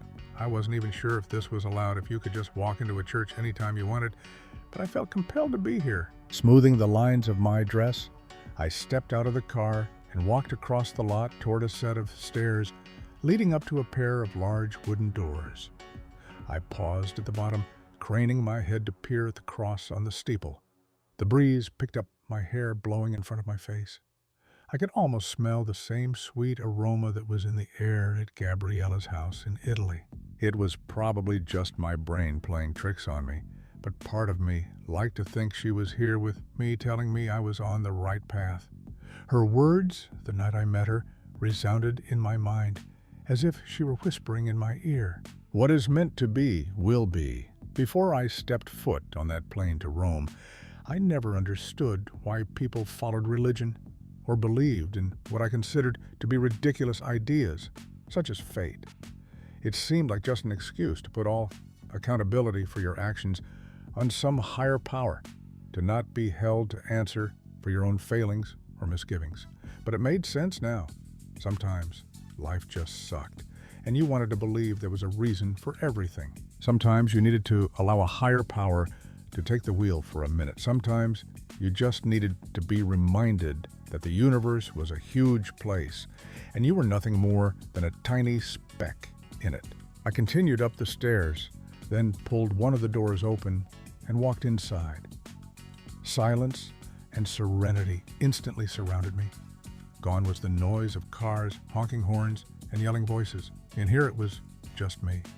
And God, I couldn't say goodbye to Gabriella in person, but I could do it here, and I knew she'd hear me.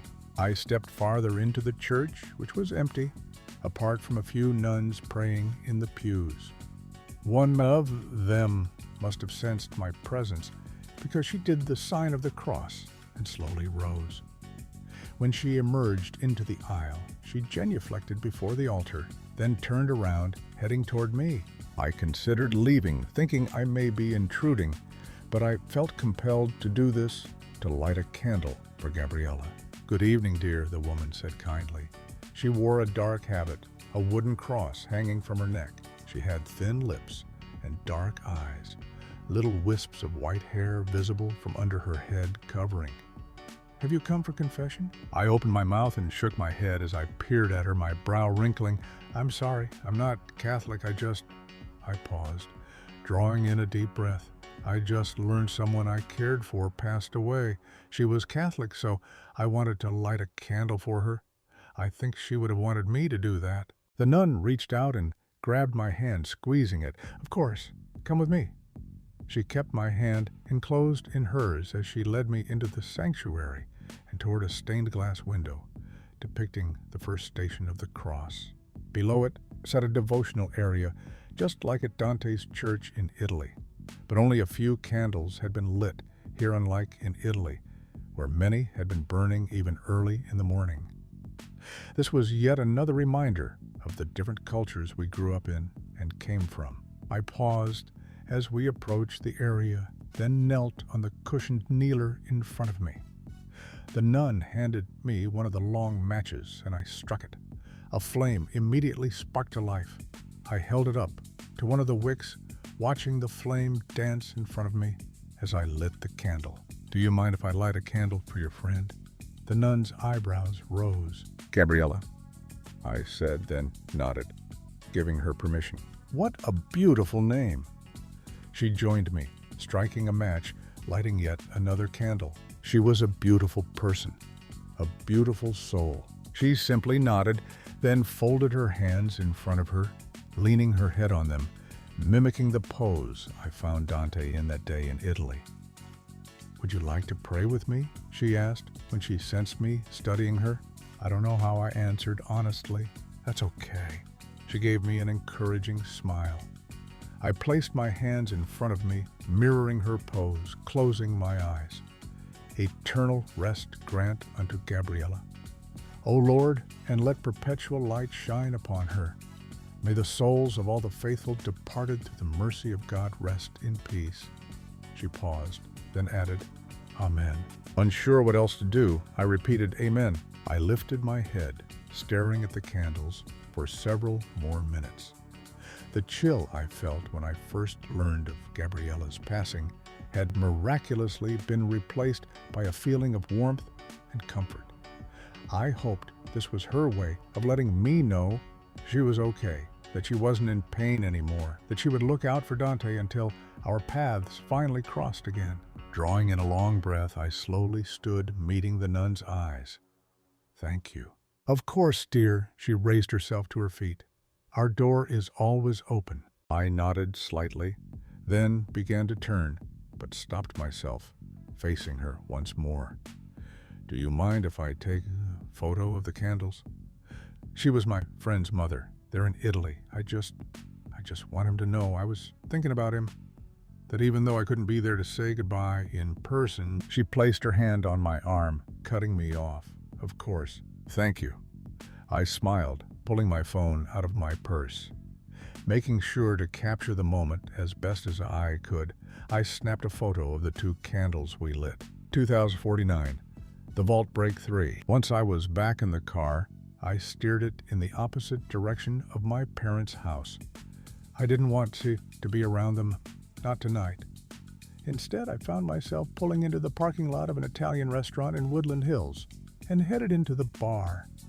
Enjoying a glass of wine probably didn't sound like an appropriate way to cope with someone's passing, but I knew enough to know Gabriella wouldn't have wanted me to mourn her. She would have wanted me to do something to celebrate her life.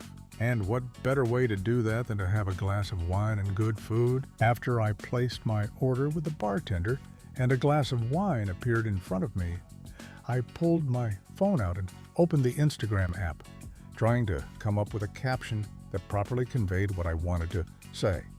I stared at the photo of the candles, unsure how to put my feelings into words. Sometimes simple was better. Sometimes you just needed to speak from the heart, so that was what I did.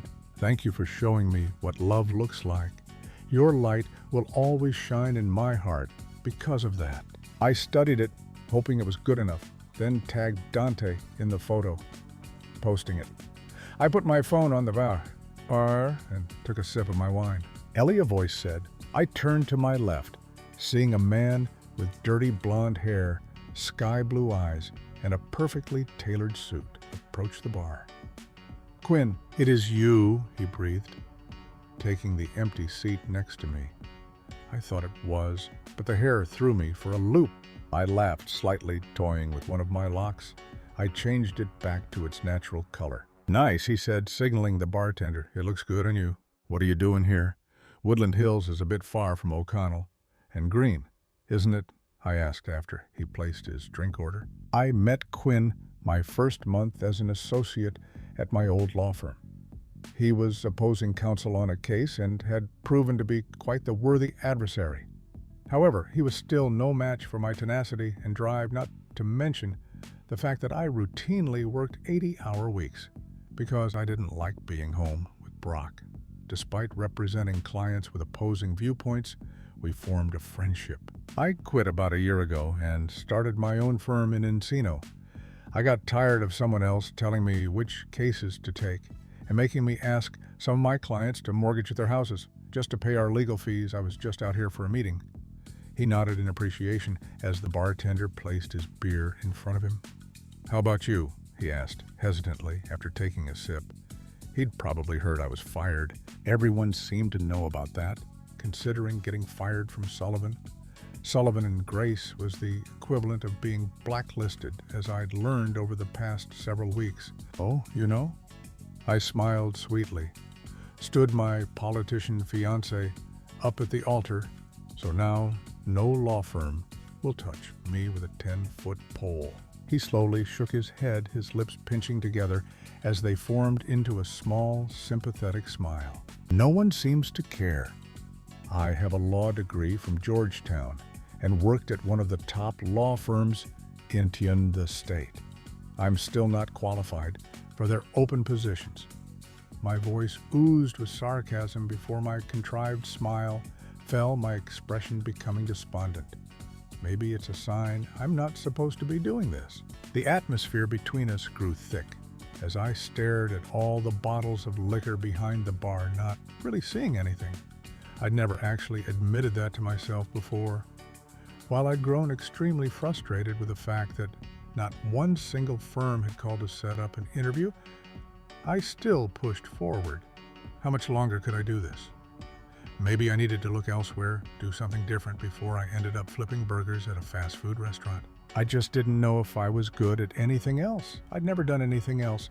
I never trained for anything else. This was the plan for my life since day one. What was I supposed to do now? I toyed with my wine glass, swirling it on the bar, straightening my shoulders. I didn't want Quinn to pity me. He'd successfully broken away from one of the top law firms in the state, even though he was only 5 years older than me. I could do the same. Maybe running into him was fate's way of telling me I should just start my own practice. I can't pay you what you're used to making, Quinn's voice cut into my thoughts. I practically choked on my wine as I shot my wide eyes to him. Wait, what? And it's definitely not as glamorous as Sullivan.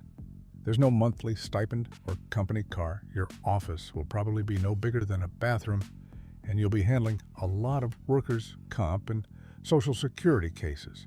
It's a job, though. I studied him, wondering if I heard him correctly or if my mind was playing tricks on me. What exactly are you saying, Quinn? He laughed slightly. Ellie, you're a brilliant attorney. You take no prisoners in negotiations. I was going over my firm's caseload earlier and came to the conclusion I need to add another attorney. It just so happens you're an attorney who needs a job. What do you say? I blinked repeatedly, my jaw becoming slack as my brain struggled to tell my mouth to move my voice box to vibrate and make sound. Ellie? He asked. I quickly snapped out of my stupor and hopped off my bar stool, flinging my arms around his neck. Thank you, thank you, thank you. I squealed in an uncharacteristic move, but I had no idea how else to express my overwhelming gratitude to this man. Dante believed everything happened for a reason, including his daughter's death. Maybe fate gave me a reason to skip my parents' party so I'd run into Quinn. Does this mean you'll take the job? He chuckled.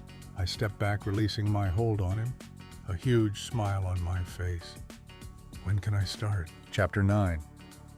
You do know you get paid the same regardless of how many hours you work? Correct. Quinn's voice cut through the silence as I took notes on a deposition I'd been looking over. I glanced up to see him leaning on the door jamb of my new office. He wasn't lying when he said it wouldn't be any bigger than a bathroom, but it didn't matter. It was a job. While I never saw myself practicing in workers' compensation or Social Security law, it was a welcome change of pace from corporate law, and he'd given me flexibility to branch out into other areas in the future. I know, I responded, smiling. It's just a new area for me, so I'm trying to get caught up on procedure and case law. You'll figure it out, Ellie. He winked. Why don't you call it a night? Most of the staff gets together at the Iron Tap for happy hour on Thursdays. You should come. I hesitated. I'd planned to go pick out some new furniture for the apartment. I just signed a lease. Now that I had a job with a steady income, I used the rest of my savings to put down the first month's rent and security deposit on a small studio apartment in a complex a mile or so from the office. I even bought a car. Mila had insisted it was okay if I stayed with them and continued to use Stephen's car a little bit longer. But there was this part of me that thought, if I finally had a job, a place of my own and a car, I'd be that much closer to fate bringing Dante and me back together. Come on, Quinn urged, sensing my reluctance. You need a break, based on your reputation over at Sullivan. I knew you were a bit of a workaholic, but I didn't think you'd be pulling 16-hour days your second week here. I don't mind. It keeps me out of trouble, I joked, flashing him a fabricated smile. He crossed his arms in front of his chest, narrowing his eyes at me. Based on the look on his face, I had a feeling he wasn't going to leave unless I agreed to go with him. Fine, I sighed. Let me just finish reading this deposition and I'll meet you there, okay? 15 minutes. His smile brightened. Perfect. Are you okay to lock up? You bet. See you in a bit, Ellie. He pushed off the door jamb and disappeared down the hallway. I returned to the papers in front of me, trying to get back into the groove, but my concentration was elsewhere. After about 10 minutes of reading words that felt like a foreign language, nothing sinking in, I pushed back from my desk, grabbed my purse, and headed out of the office. Waving goodnight to the security guard in the lobby, I stepped into the warm California night. The bar was about 5 blocks up the street, and I considered driving, but it was a pleasant evening. I'd spent too much time cooped up in that office trying to get caught up. I could use the fresh air. I heard my phone beep as I passed a coffee shop and reached into my purse, pulling it out. When I saw Dante had tagged me in an Instagram post, those butterflies that had taken up residence in my stomach began flapping their relentless wings. After learning of his mother's death, I'd given him space to mourn her, and the posts had stopped for a few days while he did so. But a week ago, they started again, his words and images even more loving, endearing, and sensual, if that were at all possible. Slowing my steps, I opened the app, biting back the grin, struggling to break free as I stared at the exterior shot of the museum in Rome where we'd attended the gala. Memories of what we'd done in one of the bathrooms flooded back, and a warmth rushed over me, my cheeks flushing. Then I read the caption, "Can one desire too much of a good thing? William Shakespeare. As you like it." Oh, Dante. I exhaled. Why do you have to be so perfect and so far away? Looking up, I stared into space, trying to come up with a proper response when I noticed a familiar car pull up and park a block ahead. At first, I didn't think much of it. A black Mercedes wasn't exactly a rare car in this town, but when I saw my father step out of the driver's seat and hurry into a shady-looking bar, my curiosity got the best of me. I knew what I was about to do, maybe incredibly stupid, but I couldn't help but wonder if maybe I was supposed to leave work early so I could see him. Maybe fate knew I was struggling for answers as to whether or not he was involved in Lily's death. If I followed him into the bar, maybe I would get those answers. So that was what I did. The entire place was dimly lit, the perfect spot for someone who didn't want to be seen. The air was dank with a faint aroma of stale cigarette smoke, even though I doubted anyone had smoked in here in years. Green carpeting covered the floor, the shade matching the color of the felt on the few pool tables toward the back of the small room. A U-shaped bar made up the center, a dozen or so booths lining the walls. I noticed my father sitting alone in a booth at the very rear of the bar, what I assumed to be a scotch in front of him. My suspicions only increased with each passing moment that I remained in this place, discreetly studying my father's demeanor. He had no reason to be in Encino. His office was located in downtown LA, and he lived in Calabasas. The only reason he was even in California on a Thursday was because the Senate wasn't in session this month. He was normally only home Fridays through Mondays. Given everything I knew about him, it seemed strange he would be at a crappy bar in this town, unless he was up to something. "Can I help you?" A scruff voice called out, and I quickly snapped out of my thoughts, stepping toward the workshop. Pardit. I shielded my face with my hair, hoping my father hadn't seen me. "Whiskey and soda, please." I hastily fished my wallet out of my purse, doing my best not to draw too much attention to myself. "You got it." The bartender grabbed a bottle off the counter and poured the dark liquor into a rocks glass. After adding a bit of soda, he set it down in front of me. I handed him a $20 bill. "Keep the change. Rough day." "Something like that," I mumbled in a curt voice, giving off the impression that I wanted to be left alone. Thankfully, the bartender picked up on that. I retreated from him and kept my eyes downcast as I headed down the empty bar, hoisting myself onto one of the stools, closer to where my father sat. I carefully glanced over my shoulder at him, sensing his unease and frustration. For as long as I could remember, he'd been confident, assured, put together. The way he constantly toyed with the glass in front of him, as if needing something to do with his hands, made me think he was slowly losing control of everything. I'd only been sitting there a few seconds when the door opened again, and a man I estimated to be about 50 hurried inside, a crazed expression on his face. His dark hair was disheveled, his clothes giving the impression that he didn't care much about his appearance.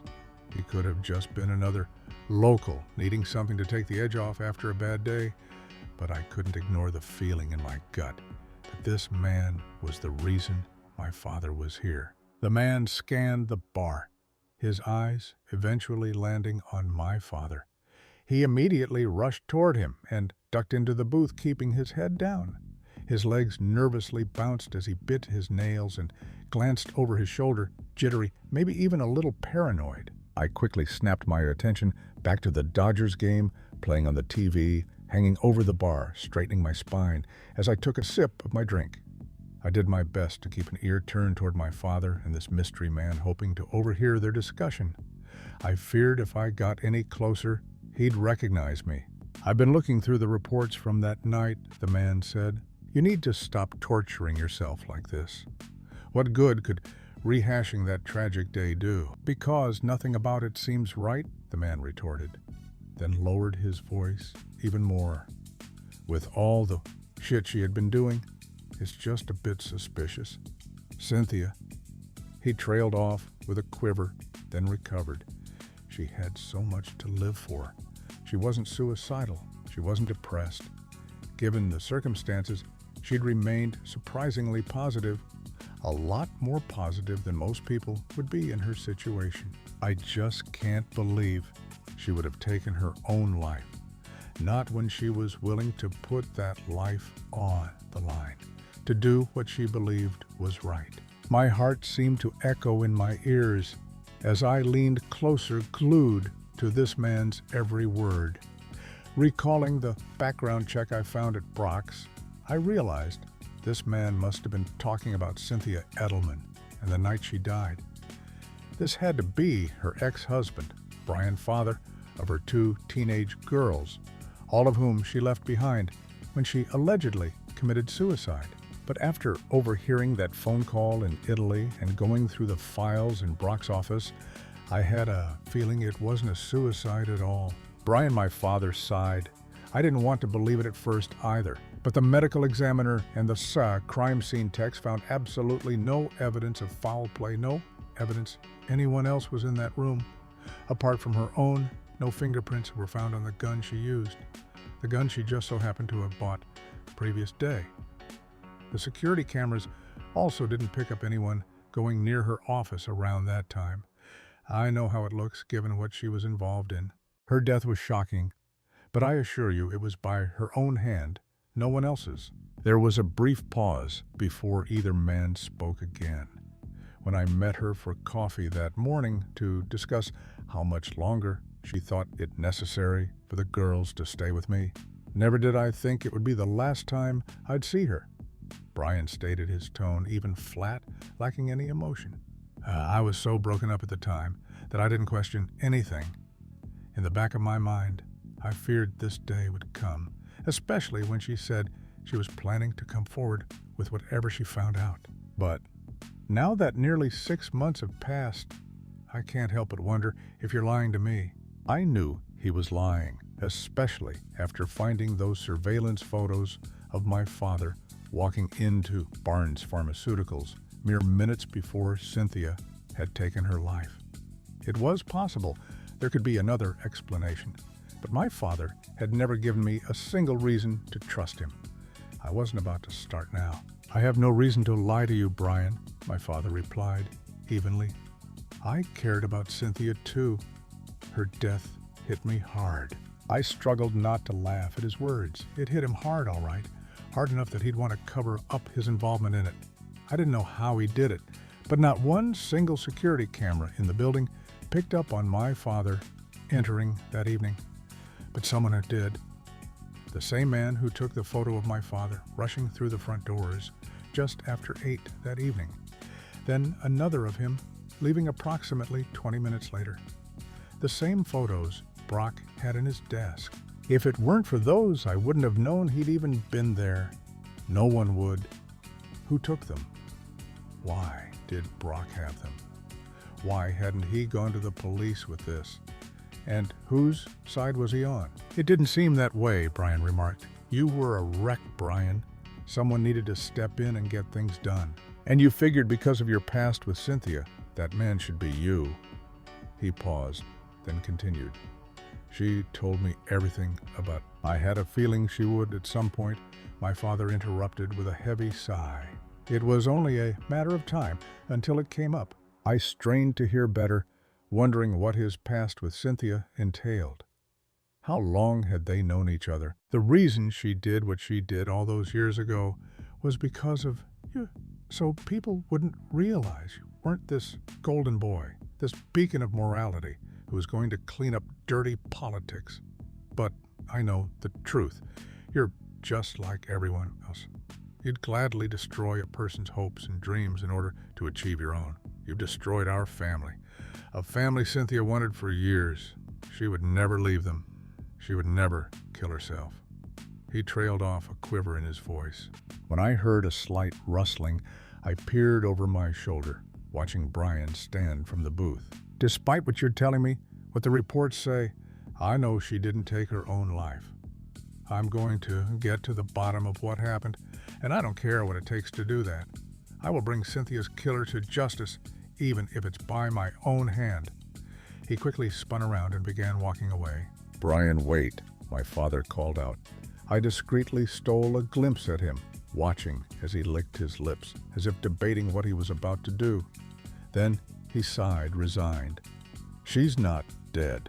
Brian immediately stopped in his tracks, slowly turning around. Disbelief and anger rolled over his features, the distaste he harbored for my father as clear as day. His lips curled, his eyes narrowed. Don't you think I've been through enough, that the kids have been through enough? He asked in a quiet but firm voice. No child should have to sit through her mother's funeral, then pretend she's happy when her date picks her up for her senior prom. This was supposed to be the best time in Maggie's life. Finishing high school, starting college. Instead, I've had to listen to her crying in her room every day about how much she misses her mother. So don't you dare stand there and tell me it's all been for nothing, that this is just another one of your mind games, a way to stop me from finally going to the police with what I know, which I should have done back in March. Please, Brian. My father stepped toward him, his brows gathered in a pleading look on his face. If you'll just sit down and listen to what I have to say, I'll tell you everything I know. Then if you still feel the need to go to the police, I'll drive you there myself. A moment of quiet contemplation passed, while Brian seemed to weigh his options. Then he headed back toward the booth, retaking his seat. If she's not dead, why would the medical examiners say she was? He owed me a favor. The hardest part was trying to convince you that you didn't need to see her body. Insisting her face wasn't recognizable because of the gunshot wound helped. Brian closed his eyes, soaking in my father's version of events, still wary of his trustworthiness. Someone must have figured out what Cynthia was about to do, so they put a target on her back. After a car nearly rammed into her as she crossed the street that day, after meeting with you, she knew what she needed to do. A friend of mine who is very good at making people disappear agreed to help. Someone wanted Cynthia dead, so that's what we gave them. It was the only way to keep you and your girls safe. If they thought she ran, they'd come after you and your children. We couldn't let that happen. Faking her death was the only option. You honestly expect me to believe this story? Because a car almost hit her when she was crossing the street. You don't have to believe anything, but you should. It's the truth. Where's your proof? My father sighed heavily. I don't have any. Brian shook his head, his voice filled with disgust. I can't help but think you're blowing smoke up my, so I won't look into her death anymore, so I won't find out the truth that you were responsible for it. Aside from me, you were the only person who knew what she was about to do, who she was about to meet. He leaned closer, his face less than an inch from my father's. She trusted you. She kept your secret for nearly 3 decades. When this all began, you were the first person she went to. But now, maybe you're the person behind it all. Nothing could be further from the truth. I want to help her, not hurt her. Then tell me where she is. If your version of events is to be believed, this is one way to prove it. He leaned back in the booth, crossing his arms in front of his chest. My father blew out a frustrated breath, lowering his head. I can't. I don't know where she is. Brian threw his head back, laughing sarcastically. I don't know what kind of game you're playing here, but this is not a game. It was the only way. We needed to make these people believe she died. More importantly, we needed you to believe she died. If you weren't mourning her, whoever's behind this would have grown suspicious. So we did what was necessary. We cut all communication between us. She knows to stay hidden until this is all over. Isn't that convenient? No, it's the truth. You wouldn't know what truth was if it slapped you in the face. Brian stood again, glowering down at my father. Your entire life has been built on one lie after another, on manipulating people so they do what you want. The bottom will eventually drop. I just hope I'm around to see you finally pay for everything you've done throughout your miserable excuse of an existence. He abruptly turned and rushed out of the bar. This time my father made no move to stop him. Instead, he drew in a deep breath, rubbing his temples. I returned my eyes to the uneventful baseball game on the television, trying to make sense out of what I'd just overheard. My father wanted Brian to think Cynthia wasn't dead. But why? So Brian wouldn't look into her death and discover that he was behind it, so he wouldn't find out. She didn't commit suicide, as he wanted him and the rest of the world to believe. And what was this secret of my father's she'd been keeping? I agreed with Brian. It was much easier to believe Cynthia was dead than the story my father concocted about her being in hiding. Not to mention, I knew something Brian didn't, that my father had sent her threatening emails, ordering her to thwart Dante's attention or suffer the consequences. Was my father playing both sides? Did he pretend to be a friend when Cynthia came to him with a problem, then put a target on her back? When she confessed she was going to finally go public with what was going on?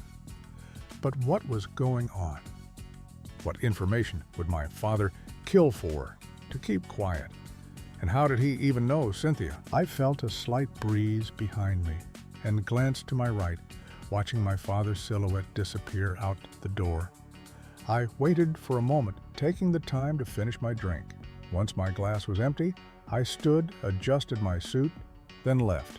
Stepping onto the sidewalk, I looked up and down the street, feeling exposed, wondering if someone knew what I'd been doing, if someone was going to come after me now that I knew something. Just as I passed an alley on my way back to the office to do some more digging into Cynthia Edelman's death so I could corroborate or disprove my father's story. A hand unexpectedly grabbed onto my arm. I screamed, flailing against the figure, pulling me into the shadows. A rough hand covered my mouth, trying to silence my cries. Shh. It's okay, a familiar voice soothed. I stopped struggling, my breathing slowing, as I craned my head and peered into the eyes of the person holding me. Blinking repeatedly, I freed myself of his grasp, smoothing the lines of my suit. Dad, I know you were listening in on my conversation in there. I remained silent, not making any excuse for my behavior. If anyone needed to explain themselves, it was him. It's okay, he assured me. I would have done the same thing if I saw my father park his car in an area of the city he typically wouldn't be in and walk into a crappy bar. What you said? I began squaring my shoulders, holding my head high. It always worked during negotiations when I wanted to appear more confident and assured than I felt on the inside. I hoped it worked here, too. After what I just heard, I needed to have the upper hand to get to the truth. Is it true? I crossed my arms in front of my chest. My eyes narrowed, wanting him to see he couldn't bullshit me. Every word of it he answered in a soft tone, his eyes imploring. Where is she? I pushed, relentless. And what's this secret of yours she's been keeping? His breath hitched. Ellie. His shoulders fell as he shook his head. You can waffle all you want, but I'm done with the bullshit excuses.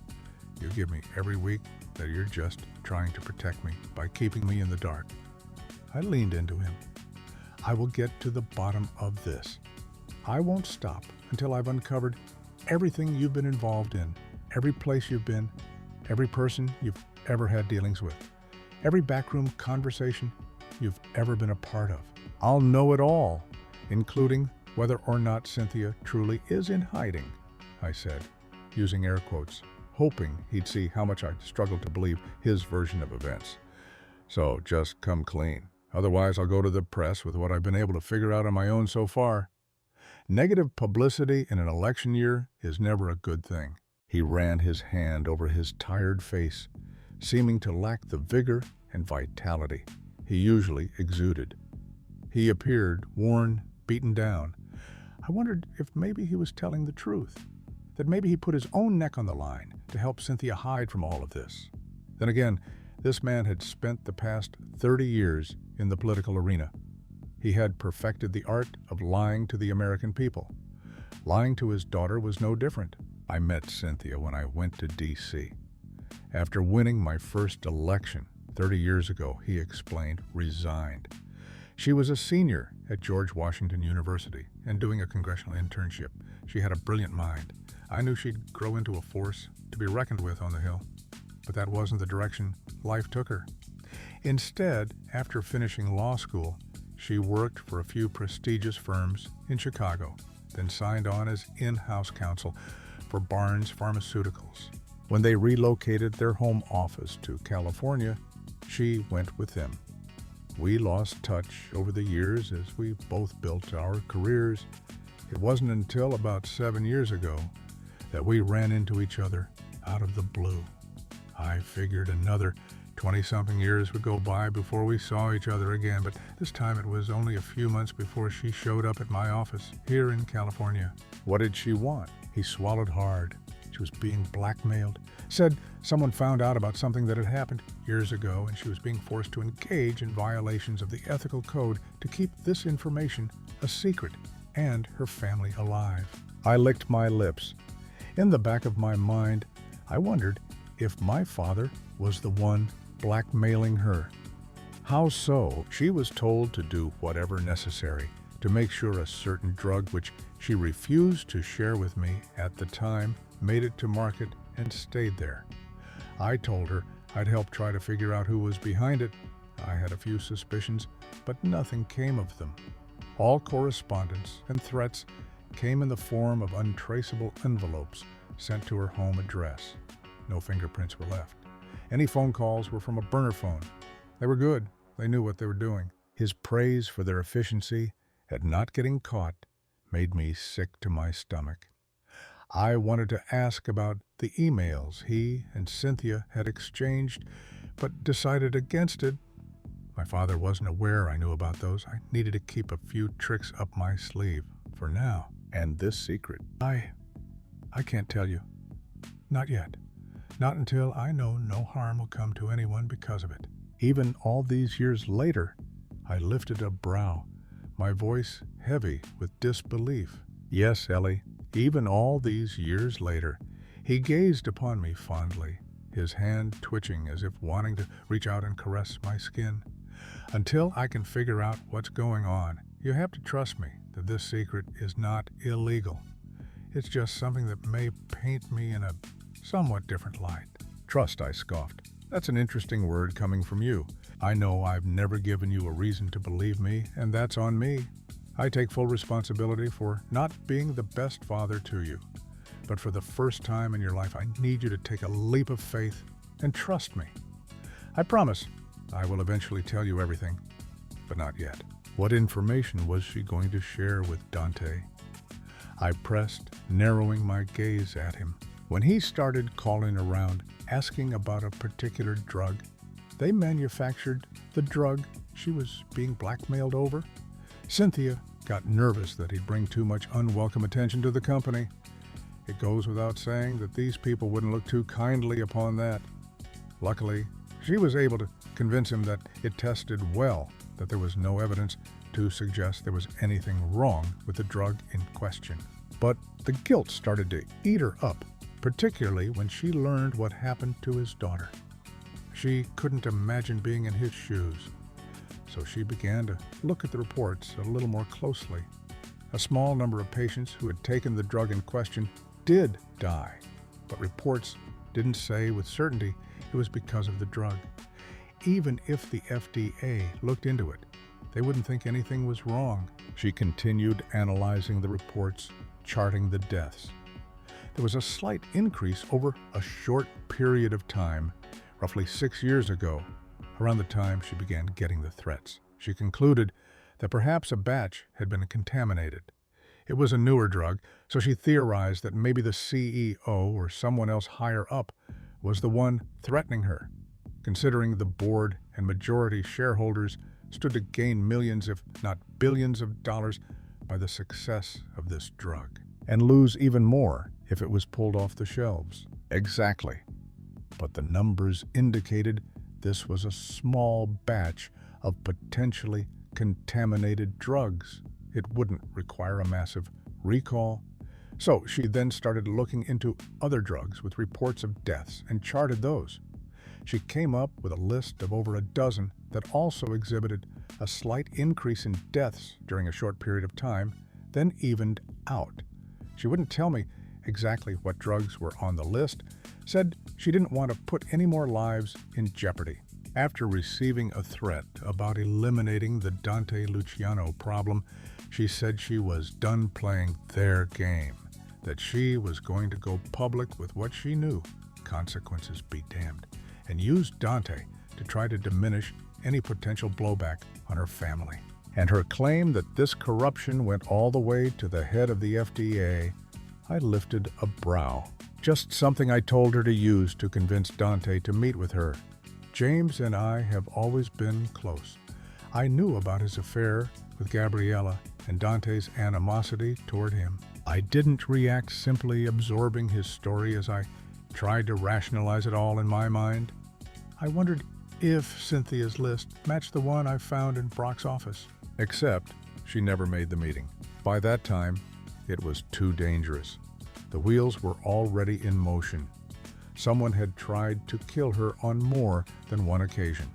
After the latest failed attempt, I couldn't risk someone following through.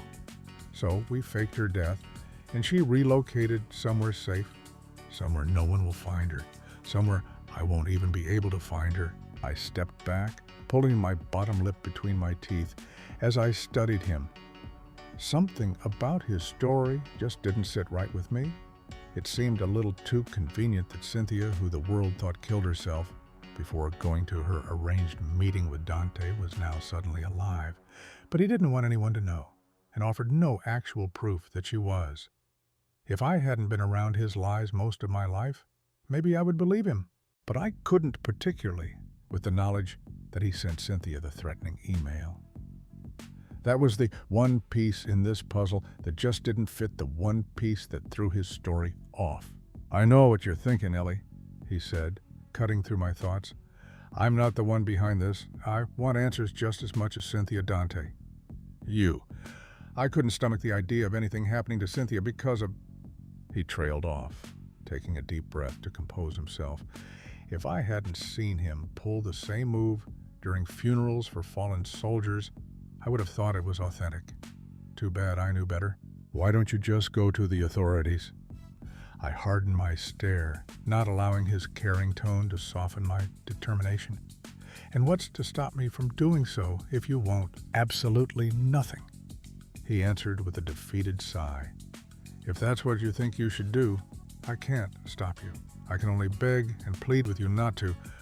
By doing so, you'll put over a dozen lives at risk, including your own and Dante's. It's a bit suspicious, isn't it? You know how much I care for him. So you want me to think his life could be in jeopardy if I do something to bring any attention to whatever this is? He tilted his head, the stoic politician returning. It was obvious he was becoming more and more frustrated with my questions the longer we spoke. I'm not quite sure gambling with a person's life is the way for you to learn. I'm speaking the truth, but if you'd like to see for yourself, be my guest.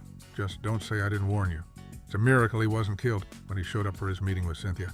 I'm still not sure why, considering these people had to know he looking into this. I glared at him, my eyes unwavering, an internal tug of war waging inside as to what story to believe. When I overheard Dante's conversation that day in Italy, I was convinced my father was involved. It made sense then. Now I wasn't sure about anything. This man was my father. Despite everything, there was this small part of me that wanted to think he wouldn't be involved in something so manipulative and devious. But if he wasn't, why would he send those emails to Cynthia, threatening her to put an end to the Dante-Luciano problem, as he referred to it? Until I could figure out which story to believe, I needed to remain guarded. It was the only option. Why wouldn't she just come forward with what she knew? The same reason she allowed herself to be blackmailed in the first place. She's worried for the safety of her loved ones. She needs to stay hidden and alive, so when we figure out who's behind all of this, we can bring them down. Until then, it's important she remain in hiding. You have to realize how absurd this sounds, Ellie. He placed his hands on my biceps, his eyes sincere. It was a new look for him. I know I haven't exactly been the best father to you. I put my career first when I should have been putting you first. It was the only thing that he trailed off as if recalling painful yet happy memories. The only thing that what I pressed, he snapped back to the present. It doesn't matter. I'll never get that time back, but I can do everything in my power to make things right going forward. And that's exactly what I plan on doing from here on out. That will have to be enough reassurance for you for now. Before I could argue with him any further, he wrapped his arms around me, taking me by complete surprise. I couldn't remember the last time my father hugged me when there weren't cameras. It was probably before I entered adolescence, when he was full of so much life and zeal, before public office took its toll on him. I wished I could melt into his arms and have the father-daughter relationship I always dreamed of and wanted.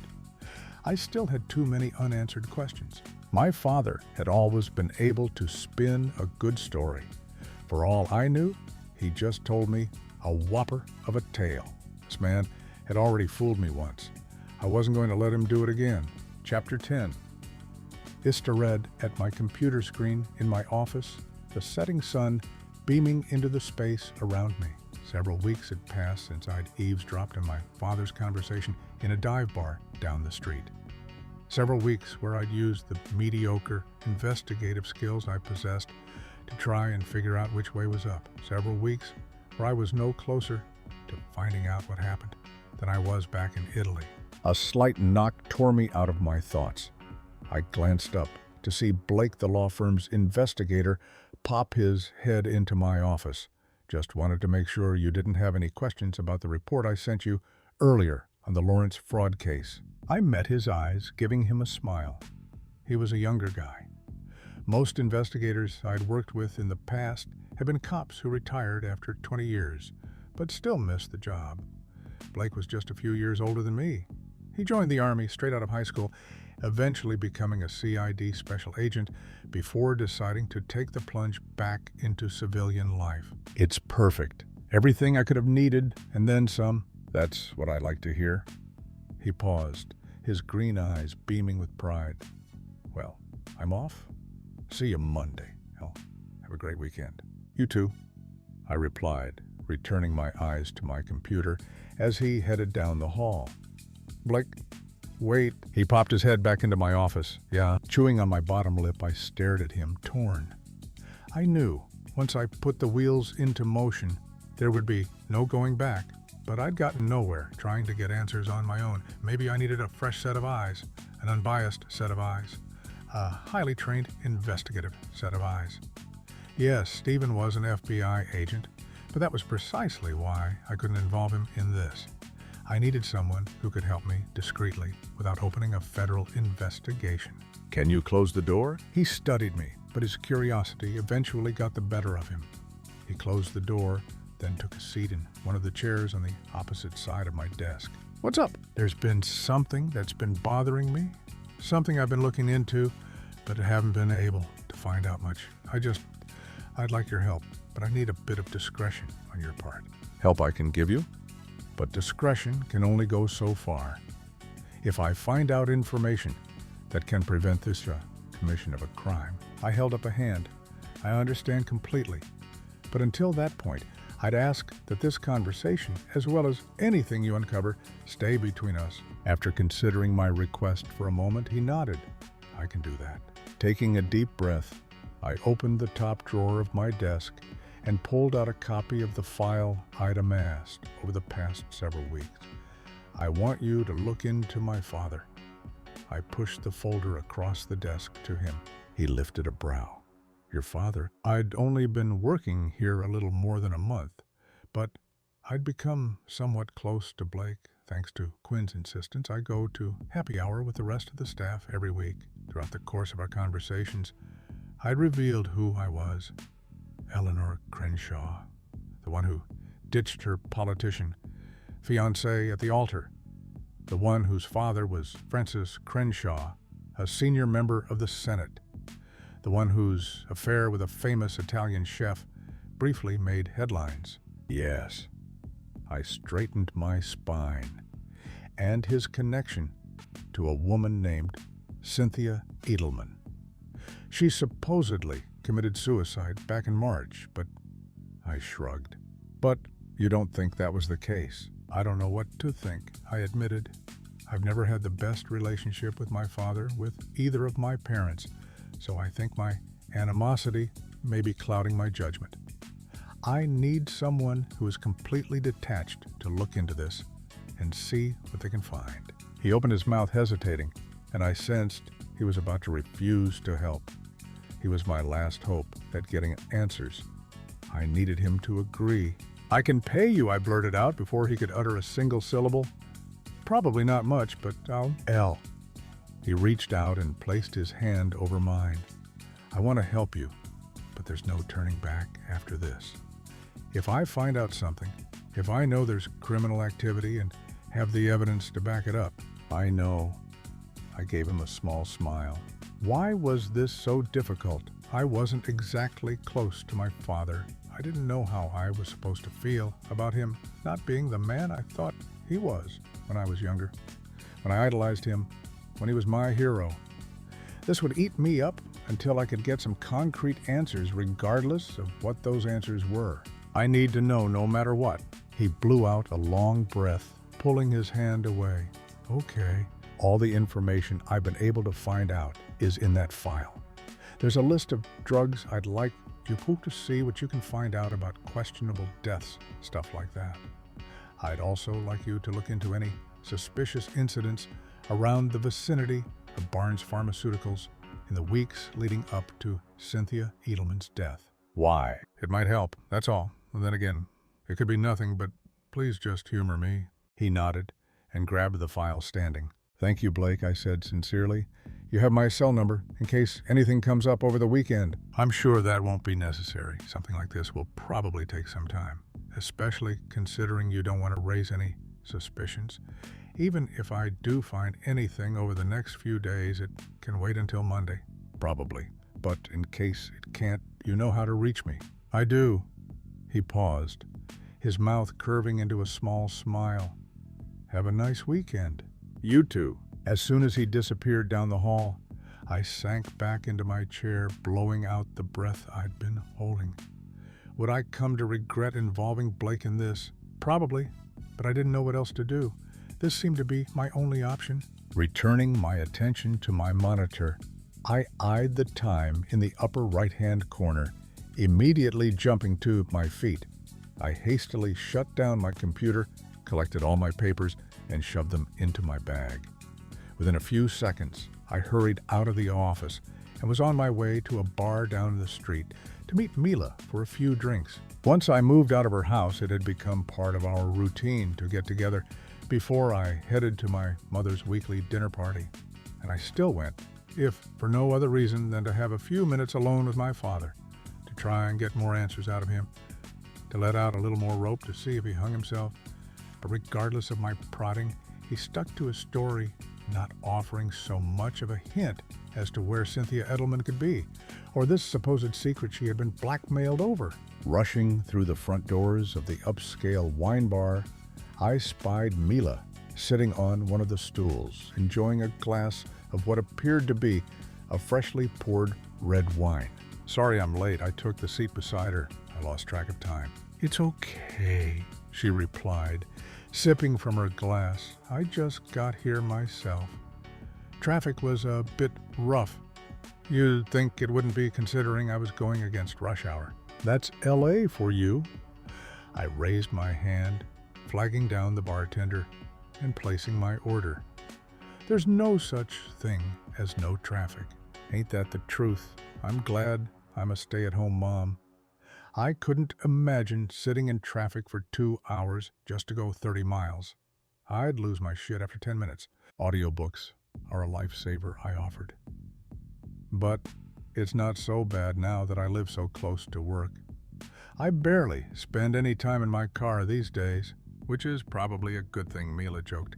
"I told you to just keep Steven's car while you save money for something better." I smiled at the bartender when he placed my wine in front of me.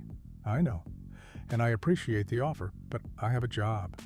I need to start making my own way. And my car isn't that bad. Is it old? Yes. But I've yet to have a single problem with it." I tapped on the top of the bar.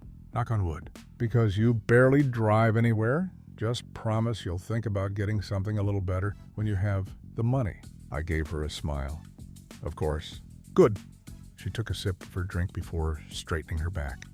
"So," her voice brightened, "what was today's love letter?" My mood immediately lifted.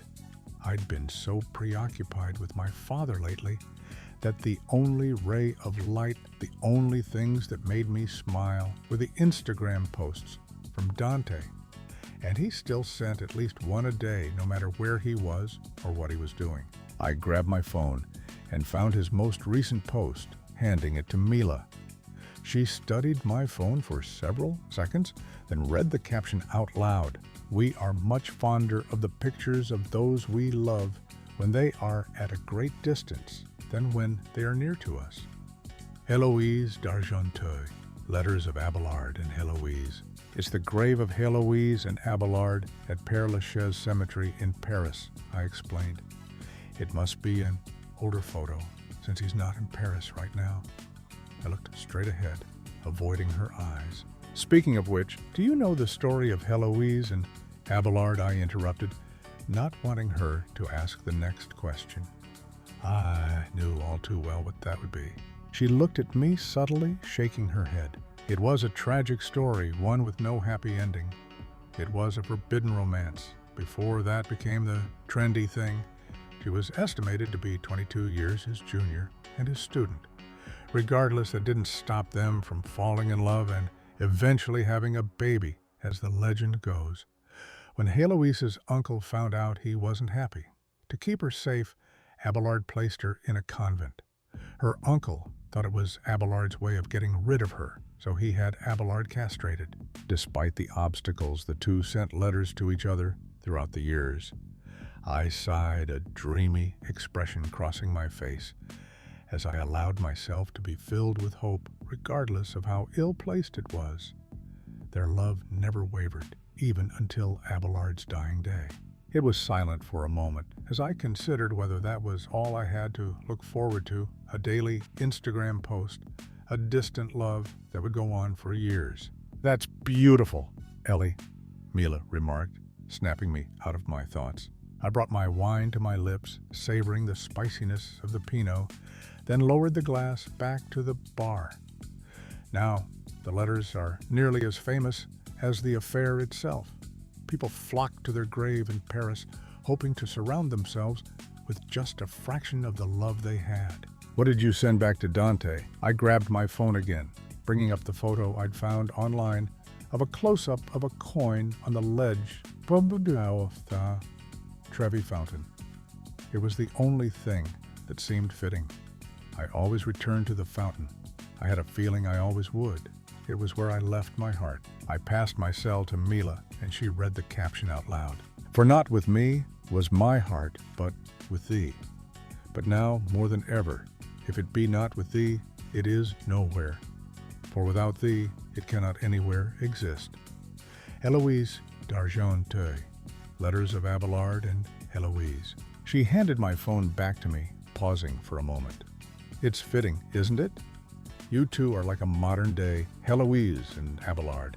The love letters are just in the form of Instagram posts. It's one of those stories you'll be able to tell your kids one day. I bet yours are going to be absolutely adorable.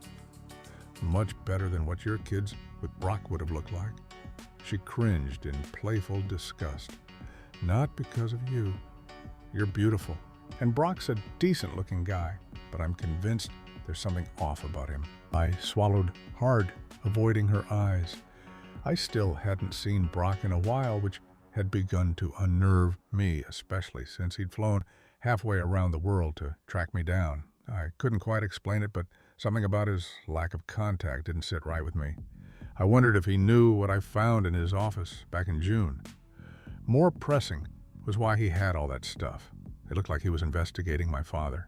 It was possible, but I couldn't shake the feeling that Brock's involvement went beyond that. He and my father had routinely worked together to get certain bills passed in both the House and Senate. I wondered if their relationship went beyond the halls of Congress. It's kind of difficult to make babies when we live thousands of miles away from each other. Mila opened her mouth to respond, but I quickly cut her off, knowing exactly what she was about to say. Maybe we're just doomed to be apart until we're old and gray. Then they'll find our Instagram posts and publish them. They'll bury our bodies together, and people will flock to our graves, just like Heloise and Abelard. I don't understand why you haven't gone to him, she stated in a quiet voice. I kept my eyes trained forward, trying to pretend I didn't know what she was referring to as I signaled the bartender for another glass of wine. I haven't exactly been able to afford a trip to Rome, Mila. I'm finally making my own way, but after rent, utilities, and chipping away at the credit card balance I racked up during my months of unemployment, not to mention the expense of my previous trip to the Eternal City, there's not much left over. That's not what I mean, even if where I told you I'd let you borrow. No, I shot back immediately, my voice rising in pitch as I glowered at her. Then I softened my expression, bringing my fresh wine to my lips and taking a sip. I'm sorry. I appreciate everything you've done for me, I truly do. But it's important that I stand on my own 2 feet, which you've proven you can do. You have a job, an apartment, a car, I suppose, she said, grimacing, although car is putting it loosely. I laughed politely at her jab. I doubted I'd ever hear the end of it. It wasn't a bad car, but it certainly wasn't even close to the luxury vehicles I'd driven since getting my license. It's okay to ask for help when you need it, to accept it when it's freely given. I vehemently shook my head. No, not me. I can't.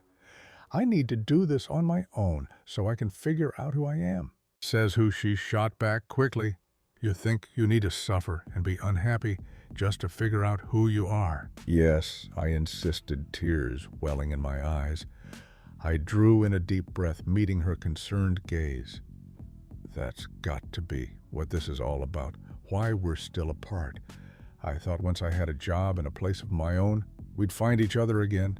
Maybe that's what fate's waiting for before we can be together. She placed her hand over mine, squeezing. I love you, Ellie, but you need to stop depriving yourself of being happy because of some idea you have in your head that you don't know who you are as a person. I'll tell you a secret. I'm still trying to figure that out for myself. You don't just wake up one day and miraculously have your shit together. Life doesn't work that way. Life is a path we take with ebbs and flows, ups and downs. It's better when you can take that path with someone who supports you, who loves you, who makes you a better person. It's not that easy, not for me. I get it, Ellie. Your mother ingrained this notion into your head that being happy makes you selfish. Well, fuck that and fuck her. She lowered her voice. You still love him, so why are you punishing yourself like this? Why are you having a drink with me, then planning to go to your parents' house when you know damn well you should be somewhere else? My eyes narrowed at her, my lips formed into a tight line. I told you, I know. What's meant to be will be. She bit back in a mocking tone. Did you ever stop to think maybe you're doing everything in your power to work against fate? Dante is in town for a particular award show this weekend. I know he also has an appearance scheduled at USC tonight, and I know you know that too. She raised her glass of wine to her lips, leaning back in her chair, a satisfied smile on her face. Sometimes, my darling friend, fate needs a little push. Chapter 11. Mila's words seemed to play on repeat in my mind as I headed up the walkway toward my parents' house. About to knock on the front door, I hesitated, glancing back at my car, wondering if she was right, if maybe fate needed a little push, if I'd simply been depriving myself of being happy. Before I had the chance to leave, the door flew open. My mother standing there. "What is that?" she asked, a look of disgust on her face, as she gestured to the car sitting in her driveway. I was certain she was horrified enough when I'd been driving Steven's car, considering it was a Ford and not some luxury brand. Now that I was driving a Subaru that was over 10 years old, it was even worse. "It's my new car," I replied with a passive-aggressive smile. "Do you like it?" "Got a great deal on it. I bought it over a month ago. I'm surprised you're now just noticing. I've been too busy with all my charity work to concern myself with what car you're driving, Ellie." I rolled my eyes, fighting back a sarcastic retort at the notion of my mother doing anything for charity. "I do hope they paid you to take it off their hands, not the other way around," she continued when I remained silent. "No, Mother. I paid for it." I pushed past her and stepped into the house, then spun around to face her. "With money from a job I got on my merits." "Oh, really?" She lifted a brow. "You think that's the case?" My expression faltered. Briefly, while it had crossed my mind that Quinn may have hired me just to say he had the daughter of a political powerhouse working at his small firm in order to increase his credibility, I wanted to think he wasn't so shallow that he brought me on because of my talent and tenacity to fight for my clients. I needed to believe that was why he hired me. "Yes, I do." I crossed my arms in front of my chest, holding my chin high. She leaned into me, her lips formed in a tight line. "You can believe that all you want, but the only reason anyone would ever hire you is because of your name, Ellie. The only reason you got the job at Sullivan was because of me. And I guarantee the only reason you were hired at your current job," she said with mild distaste, "was because of me. You'd be nothing without me. Don't you ever forget that." She glowered at me for a moment longer, then stepped back, plastering a fake smile on her face. "Now, let's go greet our guests. There are a few potential donors to your father's campaign present this evening. Even though he's busy, we still need to do our part and show them the mother-daughter bond they believe exists." She headed toward the formal sitting room, expecting me to follow her, but my feet remained rooted to the floor. It wasn't until she almost disappeared around the corner that she realized I was no longer beside her. She spun around. Her fierce eyes narrowed on me, indignation covering the lines of her face. She opened her mouth about to berate me, but I interrupted her. "Why do you hate me so much?" I asked in a quiet voice. "Don't be absurd," she scoffed. "I'm tired of this behavior. I've let it slide the past few months, but it's getting old. Now come, let's not keep our guests waiting." "No, Mother."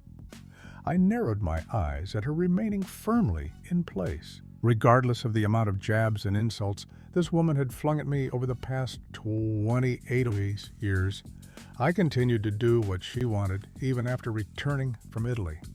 I had accomplished everything on my list, apart from truly separating myself from my mother's overbearing shadow. I still showed up here every Friday night because she demanded it. Yes, I told myself. The reason for my presence was to get more information out of my father, but was that really it? I knew my father wouldn't even be here tonight. He was in San Francisco to prepare for a campaign rally there tomorrow morning. The fact I still came here was the slap in the face I needed. I was still under this woman's thumb. It was time I freed myself from her hold once and for all. Why do you hate me? Why this animosity toward me? I simply stared at her, waiting for an answer. She took several steps toward me, keeping her voice low so no one could overhear our conversation, not wanting anyone to think we were anything but the perfect family. How could you even say such a thing? Her expression softened, but I knew it was just an act. I doubted this woman had ever uttered a sincere word in her life. I took care of you. I fed you, bathed you, soothed your cries when you woke up at 2 a.m. That doesn't mean anything. If you loved me, why would you tell me there was no Santa? She straightened her spine, taken aback by my question, her brows furrowing. What are you talking about? You know exactly what I'm talking about. The vein in my forehead throbbed, my jaw tightening. I couldn't have been more than 3 years old. I rushed down the stairs, Christmas morning, to see what Santa had brought me, only to find out he hadn't come. I stepped toward her, struggling to keep my composure, the memory of that morning still raw. I lost more than the childhood hope Santa represented. I lost the hope of having the love of a family. When I asked you why you told me he wasn't real, I was 3. How could you be so cruel and heartless to a little girl? She blinked repeatedly before straightening her expression, resolute, unwavering. Because Ellie, sooner will you realized how the world worked, the better. Life isn't all fairy tales and dreams. It's hard, it's painful. Apparently you still want to live up in the clouds somewhere. I'd rather be in the clouds and happy than down here on earth and miserable, like you. I glared at her, my hardened stare slowly softening. Stepping back, I took stock of my surroundings. Vaulted entryway, marble tile, pristine floral arrangements, the sound of polite chatter coming from the sitting room. This was what my life had always consisted of, the image of perfection. Putting on an act, not letting anyone see what hid behind the mask we all wore, disguising who we truly were. I left Italy to figure out who I was. Maybe I had known all along. What am I doing here? I murmured to myself. You're doing what you're supposed to be doing, my mother replied in a clipped tone. You're here to show the donors to your father's campaign that we're the picture of a happy family. It's taken a lot of convincing on my part after your little wedding fiasco, but people are finally starting to forget about that, as evidenced by Brock finally being ahead in the polls again. So come into the sitting room, tone down the snide comments for one night, and show these people we're the typical American family with the values they want to see in Congress, then perhaps the White House. I backed away slowly, shaking my head. No! My mother stopped, taken by surprise, her wide eyes narrowing at me. No, that's right, smiling. An excitement I hadn't felt since waiting for Dante in front of the Spanish Steps sparked in my veins. I immediately knew the path I was supposed to be on, and this was not it. Mila was right. Sometimes fate did need a push. I have to go. I spun around, heading toward the door. Where do you think you're going? My mother demanded, stalking after me. Back to the clouds, I replied, rushing out of the house. Chapter 12. I tapped my fingernails on the steering wheel, glancing at the clock, then the GPS on my phone. It was currently 8:45 p.m. Dante's appearance at USC ended at 10. The GPS indicated I would get there at 10:04. All I could do was hope to catch him in time. I almost expected my car to be dead when I tried to start it up after running out of my parents' house. Instead, it whirred to life, making me think perhaps fate was looking out for me after all. When I merged onto the freeway, I was somewhat surprised I wasn't immediately met with red brake lights. Of course, that surprise was short-lived. Within a few miles, the notorious traffic on the 101 came to a slow crawl, then almost a dead stop. "Are you trying to tell me something?" I muttered under my breath, feeling the engine sputter a bit. "No, girl, you've got this." I rubbed the dashboard. "Don't give out on me now, please. Just let me get to Dante, then you can keel over and die a spectacular death. But not now." The car made a few more noises, then miraculously evened out. I released a relieved breath as I tilted my head back, looking through the sunroof at the stars above me. "Please, God," I began. "I know we haven't exactly been on a first-name basis most of my life, but if you could just find it in your heart to help me tonight, I promise I'll never take your name in vain or violate any of those other amendments or commandments or whatever you call them. I'll even try to go to church more than once a decade. Just let me get to him, okay?" I chewed on my bottom lip as if waiting for someone to answer. When a horn blared, I snapped my eyes forward. Seeing that the car in front of me had moved several yards, I stepped on the gas, inching along the freeway. Nearly the entire way there, traffic was at a crawl. It picked up a little here and there, getting my hopes up, only to come to a standstill again. I always loved living in Southern California, but right now I cursed the traffic that plagued this city. As I slowly made my way closer to USC, I couldn't take the freeway congestion anymore. My nerves and anxiety at an all-time high. I was so close, but the GPS now showed I wouldn't get there until 10:15. I couldn't risk it. I swerved onto the shoulder, zooming by, all the cars honking at me as I passed, then took one of the exits for downtown LA. The instant I merged onto the city streets, my shoulders relaxed, relieved I was finally able to go faster than 5 miles an hour. I glanced at my clock again. 9:51. I almost wanted to pick up my phone and tag Dante in an Instagram post to tell him I was on my way. With my luck, though, fate would make sure a cop saw me, who would then pull me over for texting and driving. I didn't want to tempt fate any more than I already was. Just as I passed all the congestion that typically surrounded the Staples Center and thought I was in the clear, I slammed on the brakes. Police barricades blocking anyone from driving any farther on Figueroa. "You've got to be kidding me," I screamed, gripping the steering wheel. My nostrils flaring, anxious, I glanced at the clock on my dashboard again. 9:58. I craned my neck to determine how far the backup of cars went as a result of the detour. All I saw were red brake lights for several blocks, if not more. Refusing to let fate push back, I scanned the street for a parking spot. Of course, there weren't any. My car inched along the tension in my body building. For every minute that ticked by, my hope this would be the night our separation ended faded even more. Maybe it was too soon. Maybe it wasn't the right time. Maybe I still had unfinished business to take care of before we could be together. But I wasn't willing to give up. Not yet. Not now. After an excruciatingly long time, my patience non-existent, I finally reached a side street and was able to veer away from the traffic, taking a left, then a right, returning to Figueroa. It seemed a little too easy. I expected something else to happen to prevent me from getting to USC.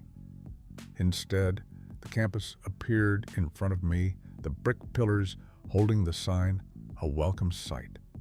I checked the time again. 10:12. I couldn't waste a second looking around for a spot in one of the parking garages on campus. Instead, I pulled into a no parking zone on the street. At this point, I didn't care if my car ended up being towed. The only thing I cared about was getting to Dante before he slipped from my grasp. Grabbing my purse, I jumped out of my car and hurried toward campus, unsure of where his appearance was being held. Even if I knew what building, I wouldn't have any clue where to find it. I'd never been here before.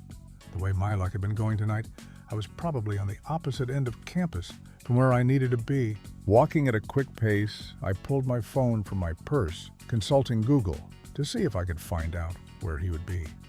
Not looking where I was going, the heel of my shoe got stuck in a crack in the sidewalk and my ankle twisted. "Damn it," I exclaimed, gritting my teeth through the pain. After taking a moment, I yanked off my shoes, then continued limping through campus, doing my best not to pay any attention to the shooting ache radiating through my ankle. A voice in my head told me this was yet another sign it was too soon, that I should just forget about it. If this wasn't fate telling me to back off, I didn't know what it was. But I wasn't going to let her win. Not when I was so close that I could almost see his smile. I could almost taste his lips. I could almost smell his aroma. As I trekked through campus, I spied an advertisement taped to a lamppost, Dante's brilliant smile beaming back at me. I hurried to the poster, reading it out loud. 8 to 10 p.m., world-famous chef and journalist Dante Luciano. Bovard Auditorium. With absolutely no idea where that was, I spun in a circle, looking at the names of the buildings, encircling me in the quad. A beehive of activity surrounded the steps of one of them, so I limped toward it. This had to be the place. There was no other reason for a building on a college campus to be so busy on a Friday night. Approaching the front steps, I overheard several discussions about what country they'd want to visit most if money were no object, and knew I was in the right spot. I raced up the steps, pushing my way against the current of people coming out of the building, praying Dante was still here. I squeezed into the lobby and checked my watch. 10:02 p.m. "Please God," I murmured as I hurried toward a set of doors leading into the theater.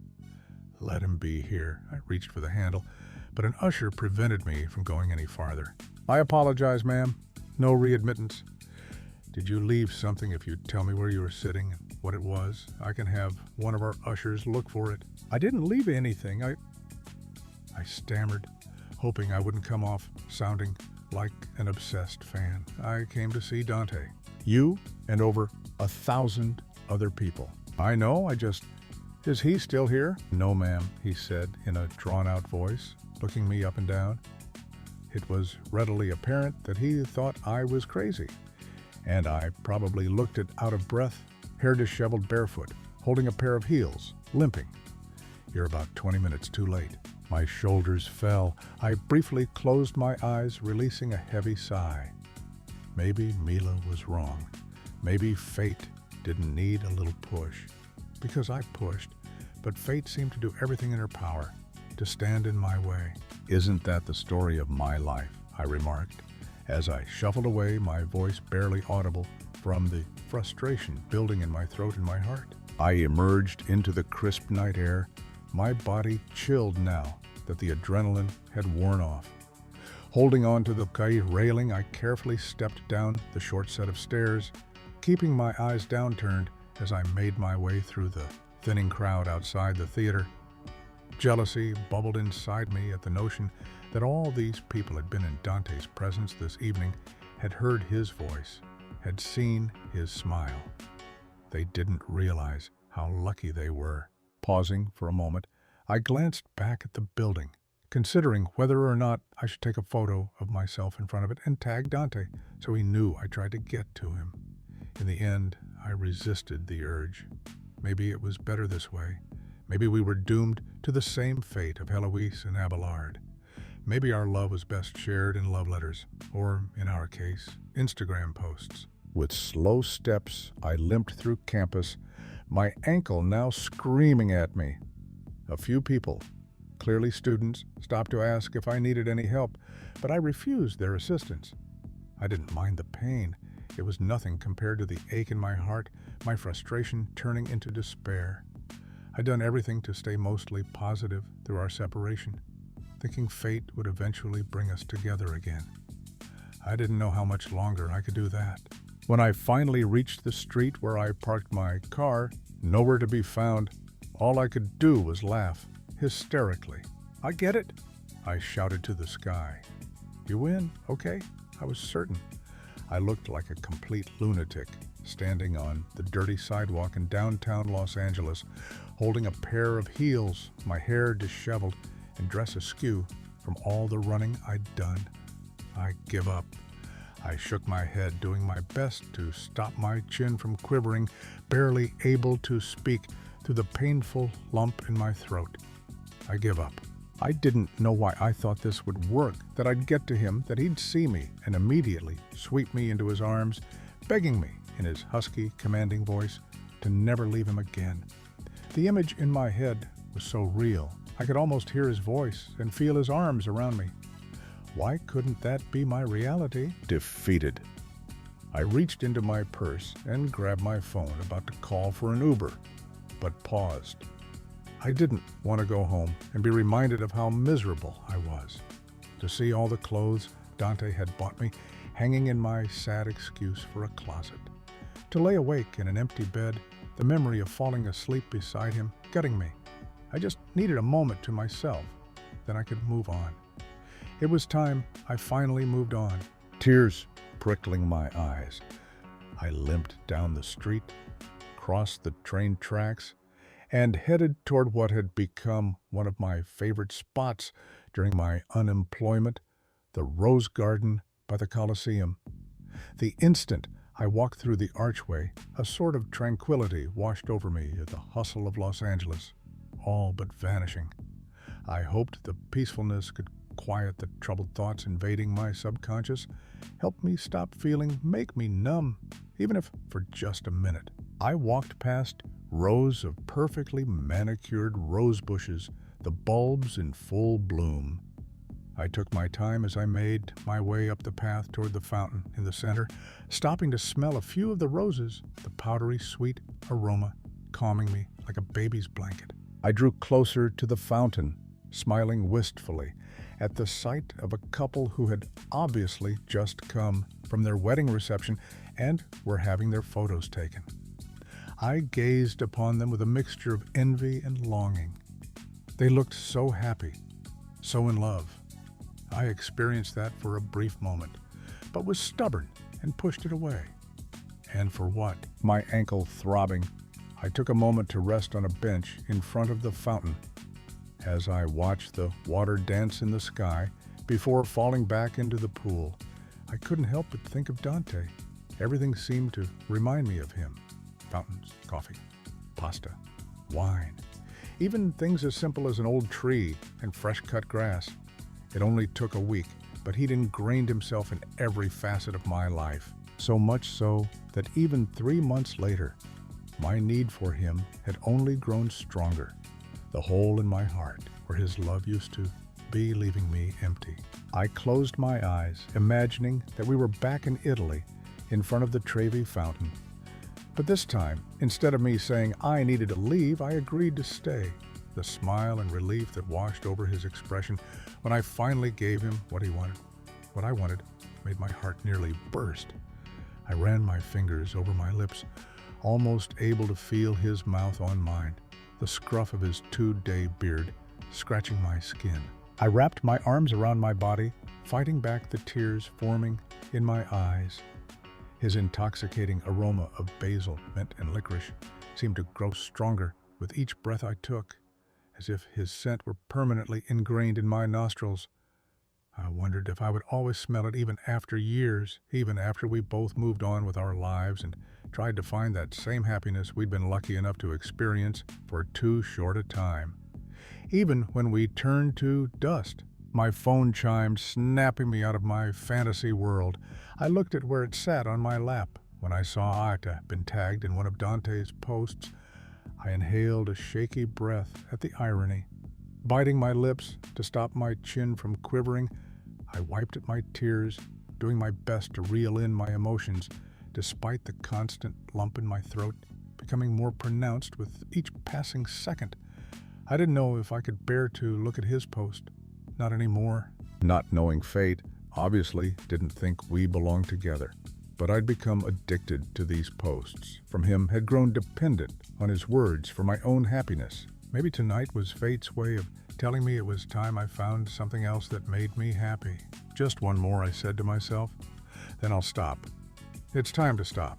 Picking up my phone with a shaky hand, I reluctantly opened the Instagram app, clicking on Dante's most recent post. My eyes fell on the image, and I quickly shot off the bench, paying no attention to my ankle. I turned around in a circle, looking everywhere for a familiar face, but the only people I saw were the newlyweds and their wedding photographer. I looked back at my phone, staring at the photo of me sitting in this exact spot, my back facing the camera, wearing the dress I currently had on my hair, styled the same, right down to the tangled mess of its present state. I glanced up again, scanning the area, the world seeming to spin around me. He was here. I could feel it. In my veins, in my bones, in my heart. "Where are you?"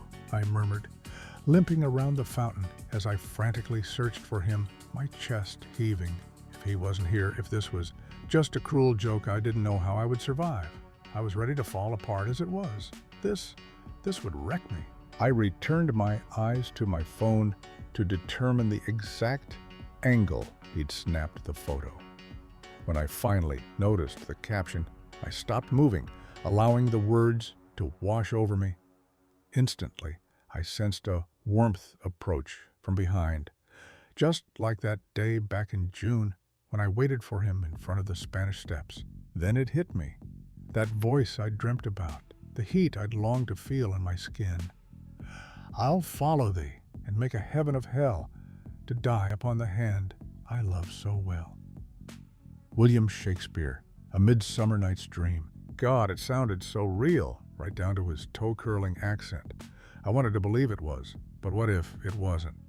What if I finally hit my breaking point? "Please tell me this isn't a joke," I begged, in a shaky tone, refusing to turn around, worried I'd do so and find myself alone. "It's not a joke, Eleanor."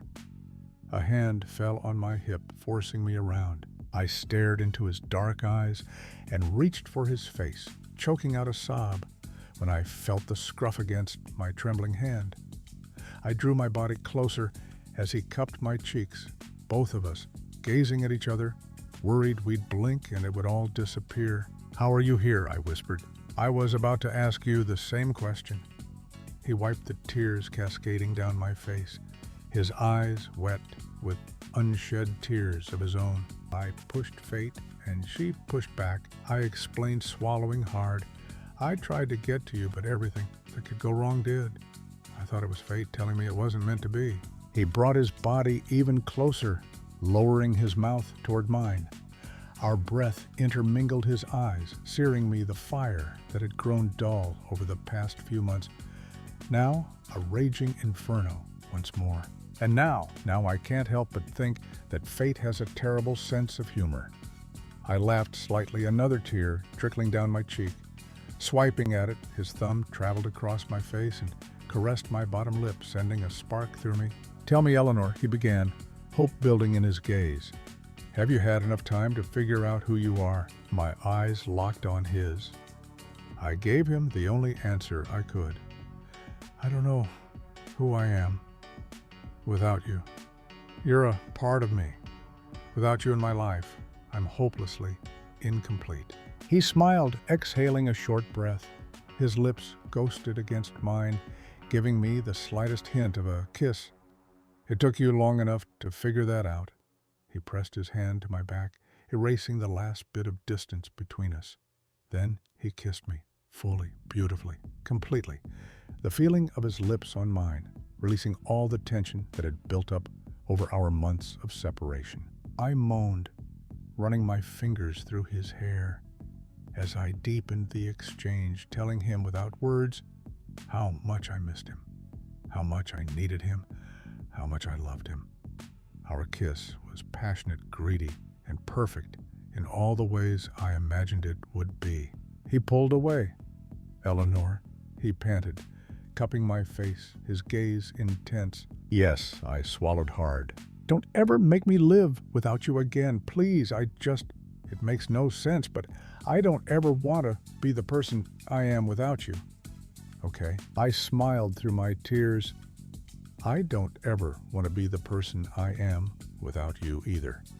You found me, just like I hoped you would. Now you're stuck with me. Sempre e per sempre. He lifted a brow as his lips lowered to mine once more. Sempre e per sempre.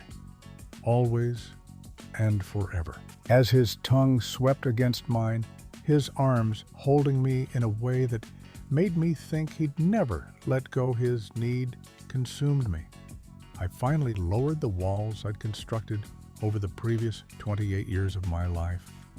I finally realized I was worthy of everything I'd been deprived of before. Happiness, devotion, love. This time, I wasn't going to let it go without a fight. Chapter 13. He struggled to keep up with Dante's long strides as he pulled me through the elaborate lobby of the Beverly Wilshire, my heels sliding on the slick, shiny tile. He slowed his steps, glancing back at me, saying, "Are you limping?" He lifted a brow. I faltered briefly before correcting myself.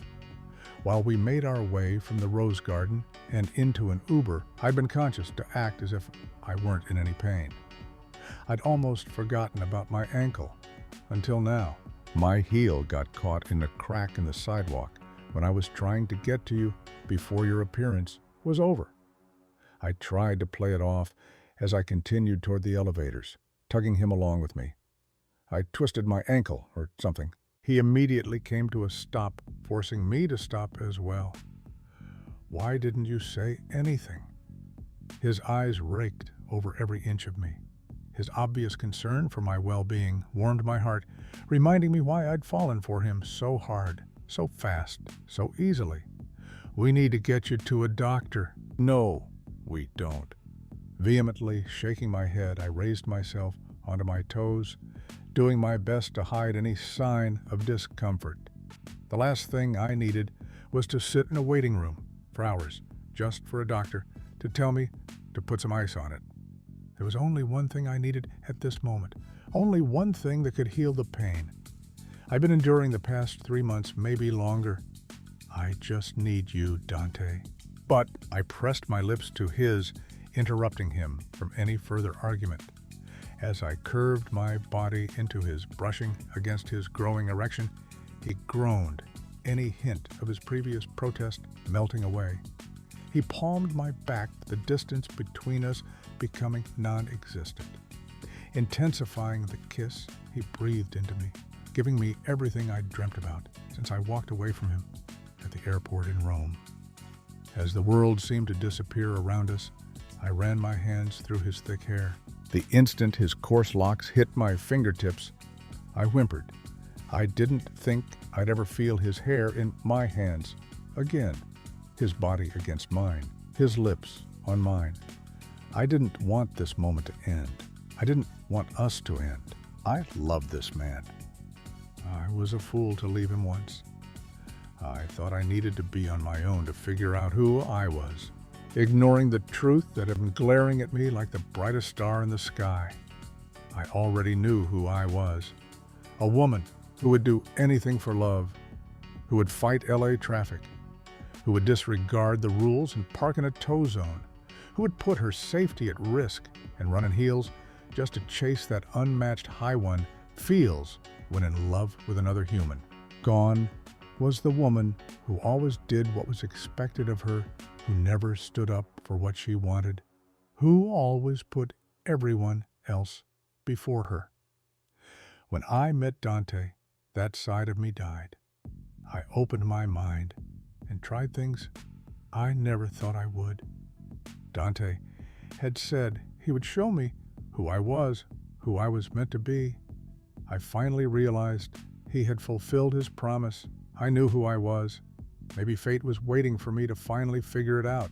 I slowly pulled my lips away, smiling up at Dante, studying everything about him.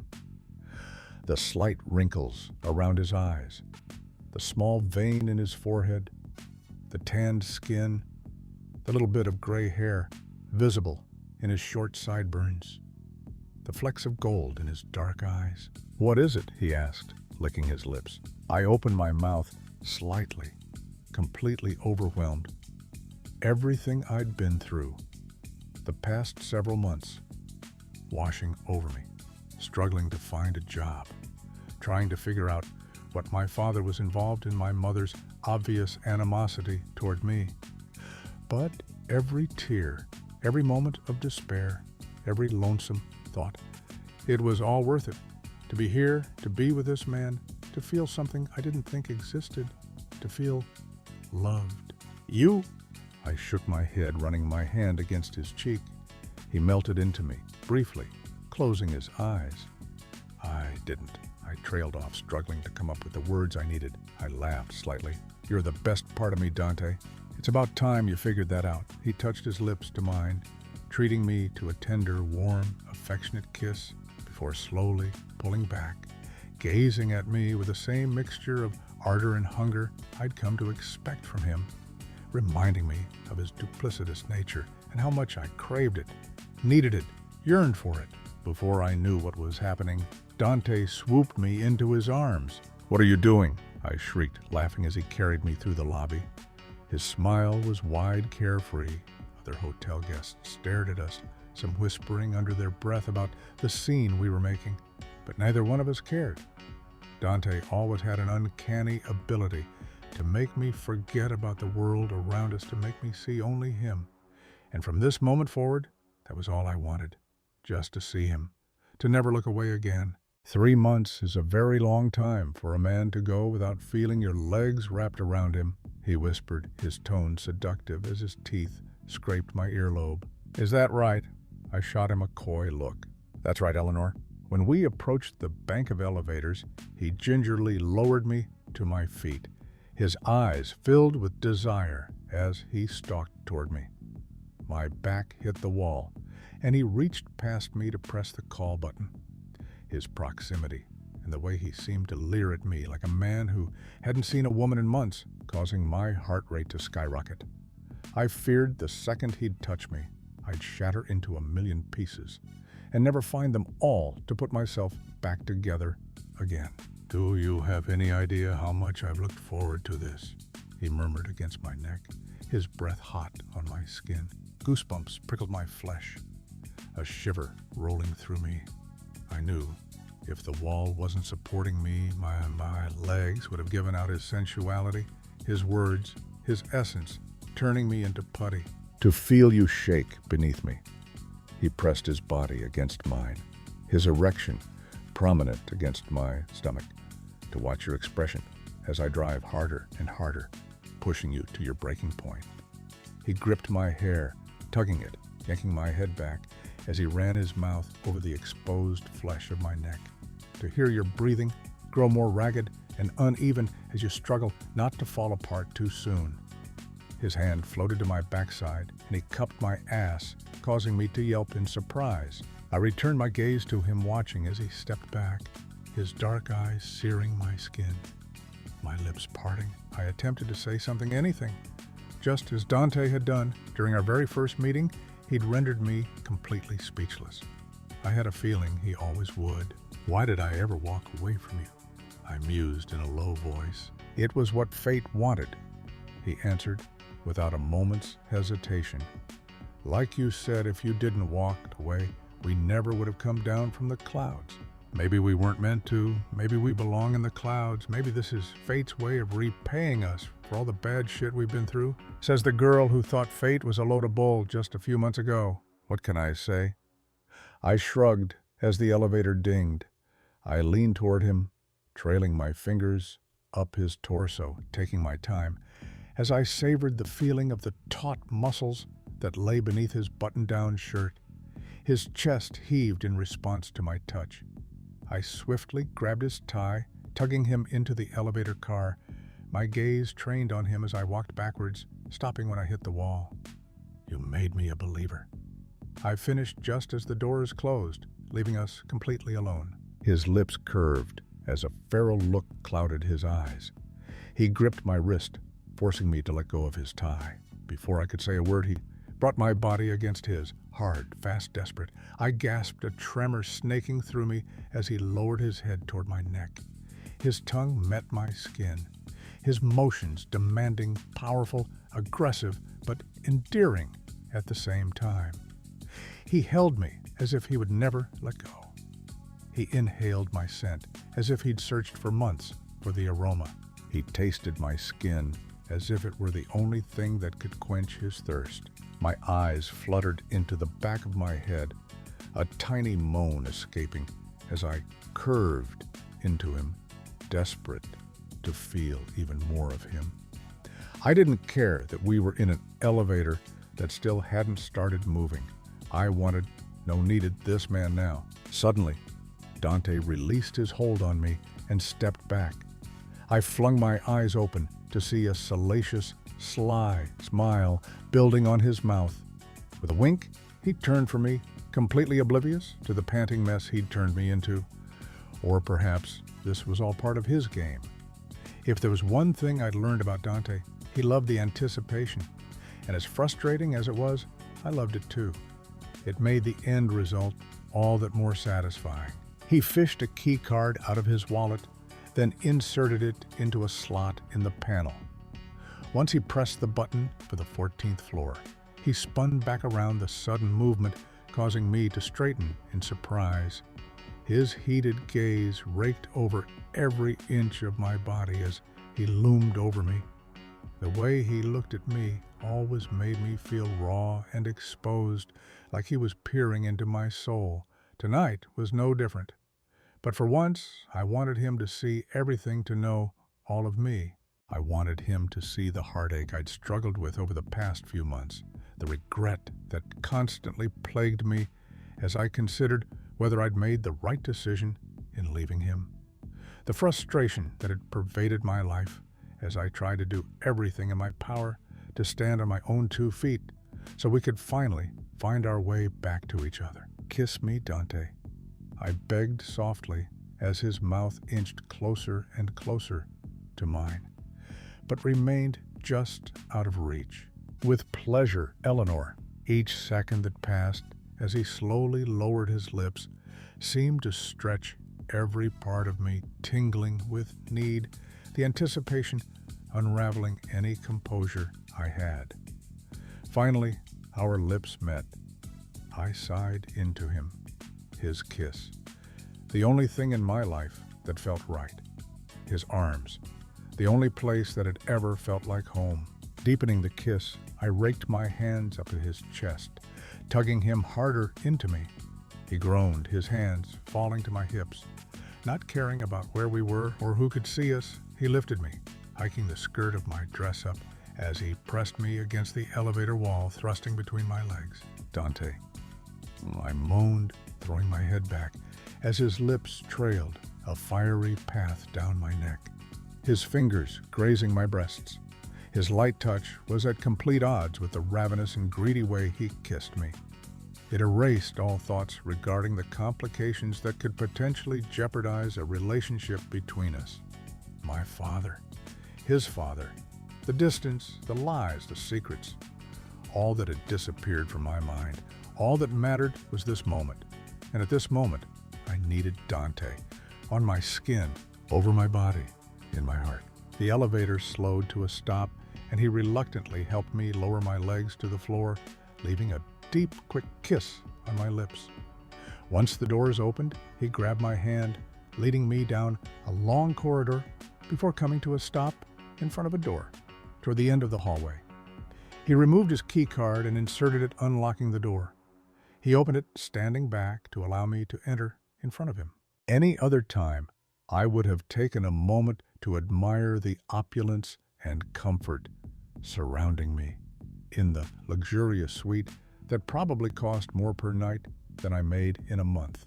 I didn't care about the breathtaking view of the Hollywood Hills outside the balcony, or the oversized hot tub, or the bottle of champagne sitting on the wet bar. Dante loved foreplay, but there was a place and time for that. That place was not here, and the time was not now, not after so long. The door clicked behind him, the loud echo amplified by the anticipation inside me.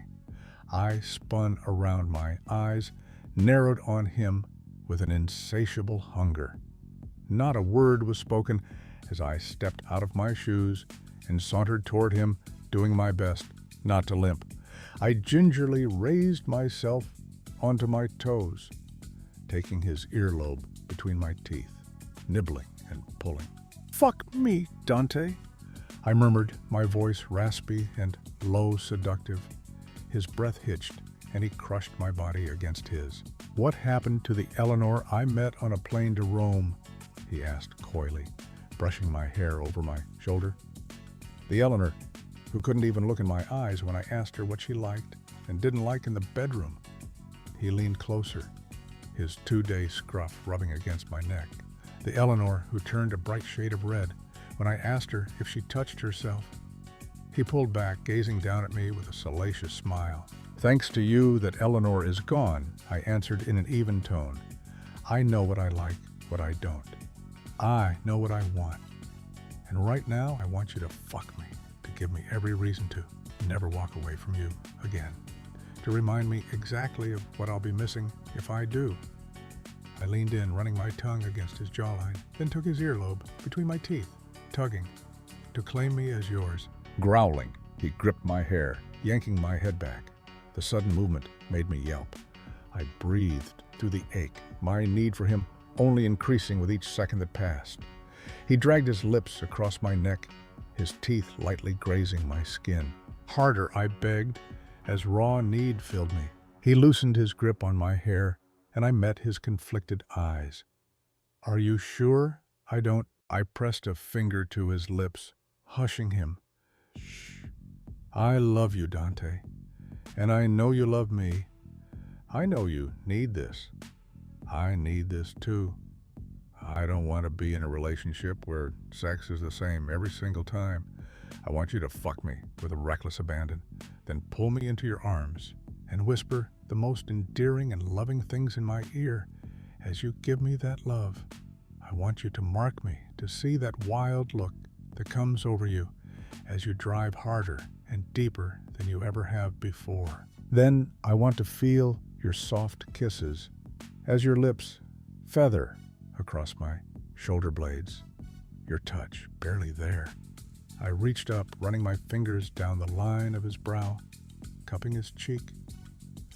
"I want you to grip my head harder as your cock grows bigger and bigger in my mouth, making me take every single inch of you."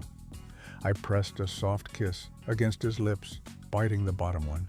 "Then I want you to brush the hair away from my eyes as we lay next to each other, your voice murmuring how much you love me, the last thing I hear before I drift off to sleep." I stepped back, lowering the zipper of my dress and allowing it to pool at my feet. "I love you, Dante, and that means every side of you. I love the dominating man who takes what he wants when he wants it. I love the sweet man who begged me with everything he had to stay, to not give up on us." I approached him, grabbing the lapels of his suit jacket, tugging it off his shoulders. I never have, and I never will. When I reached for his tie, about to loosen it, he clutched my forearm with a power I wasn't quite expecting. His eyes burning with raw need, his chest heaved as he stared at me in the simple nude bra and matching panties I wore. When I dressed for work today, I didn't exactly plan on ending my evening in a luxurious suite with Dante. Otherwise, I would have picked out different underwear. He palmed my back, our bodies colliding. I could feel his erection twitching against my stomach. "God, I've missed you, Miyakara." His hand roamed from my back to my side, trailing the line of my panties, his fingers brushing against my thighs. Pressing my lips to his, I ran my hands through his hair, tugging and pulling at it, making no attempt to be remotely gentle. "And it appears you've missed me quite a bit too, haven't you?" He grazed my panties, my wetness building more than it already had. Lifting the material, his finger ghosted against my heat. I panted, grabbing his wrist and forcing his hand farther between my legs. "Don't tease, Dante. It's been too long. Whenever you pleasured yourself over the past few weeks, did you think of my fingers touching your swollen clit?" He murmured, his lips lingering on my neck. "Yes," I squeaked out, spreading my legs slightly to give him better access. I was instantly reminded of our visit to the tea room at the foot of the Spanish Steps, when he nearly drove me to orgasm at our table with just the brush of his fingers against me. It was remarkable how far we'd come since that day, that time, that place. Back then, I fully intended to have a one-night stand, then never see him again. But fate knew differently. She knew Dante was exactly what I needed in my life. And perhaps I was exactly what Dante needed in his. "What else did you think about?" "Your fingers plunging inside me. Like this." He toyed with my folds, my breathing increasing, then pushed a finger inside. I threw my head back as sparks ignited. My legs weakened. I struggled to maintain my balance as I slowly became unhinged with every thrust of his fingers. "What else?" His body tightened, his jaw clenching. "You taking me from behind," I panted as my eyes fluttered into the back of my head. I'd lost all control of my body and mind, a puppet to Dante's touch. Instantly, he removed his fingers from inside me and spun me around, forcing my stomach against the back over the couch. He yanked my panties down my legs, anticipation bubbling in my core as I lay completely exposed to him. Yet it made me feel powerful, safe, strong. His hands brushed between my thighs, running my wetness all over me. I moaned, pulsing against him. I spent the past 3 months aching for this man's touch, his body, his love. I imagined his husky voice murmuring all the sensual and erotic things he wanted to do to me. I'd craved that feeling of euphoria only he could give me. Now that he was here, that he was mine, I was desperate for him in every way imaginable. I wanted to lose myself in him, to drown in his waters, to burn in his flame. "Do you like that, Eleanor?" He fisted my hair, tugging my head back. "More?" He leaned over me, his rough chin scraping against my shoulder blades. "Beg for me, Eleanor." If I was turned on before, it was nothing compared to now. Hearing his demanding voice become gruff, his grip on me tightening, marking me, possessing me, consuming me. "Please, Dante," I said through my heavy breaths. "I need you to fuck me." A hiss escaped his lips, followed by the sound of his belt coming undone. I tried to reel in all the sensations flowing through me when he pressed himself to me, his erection rubbing against my backside. "God, I want to fuck you so bad right now." He growled, his lips on my neck, his hands roaming my body. I've thought about little else over the past few months, about when I'd feel this perfect pink pussy clench around me as I drive inside you. "Then what are you waiting for?" I panted, unhinged. I ached to feel him, for him to fill me in a way no other man ever had, in a way no one would ever be able to again. "For you to reach your breaking point," he whispered into my ear, "and you're not quite there yet." He nipped my neck, then stepped back, a chill washing over me from his absence. "Seriously," I exclaimed, pushing off the couch, whirling around, my eyes on fire. "Even if you don't win for Outstanding Informational Series, you'll win the Eleanor for Biggest Tease in the Bedroom." Grinning, he approached, his lips feathering against mine. "That's the only award I'm interested in." He paused. "Actually, that's not entirely true. I'm more interested in winning the Eleanor for Best Orgasm ever." I drew in a quick breath as his hands skimmed the cup of my bra, the only article of clothing that remained. I reached behind me and unhooked it, tossing it to the floor. "Then come and get it." Turning from him, I sauntered toward the bedroom, glancing over my shoulder with a come-hither stare. His eyes hooding with a devious look, he stalked across the living room, shrugging out of his shirt and tie as he made his way toward me. He wrapped his arms around my waist, pulling me against him. "For your consideration, Signorina." Before I could respond, he crushed his lips to mine, his kiss bruising as he gave me every last part of himself. and I him. "Get on the bed," he instructed as he pulled away, his tone harsh. "On your hands and knees facing the headboard, and spread your legs." I looked into his dark eyes, which gave nothing away. My voice caught in my throat. Now he barked, squeezing my ass roughly, then stepped away from me. His stance was wide, his arms crossed in front of his broad chest, his stare formidable, my stomach fluttering. I followed his demands, positioning myself on my hands and knees, staring at the headboard. Silence filled the room. I expected to feel Dante behind me, but didn't.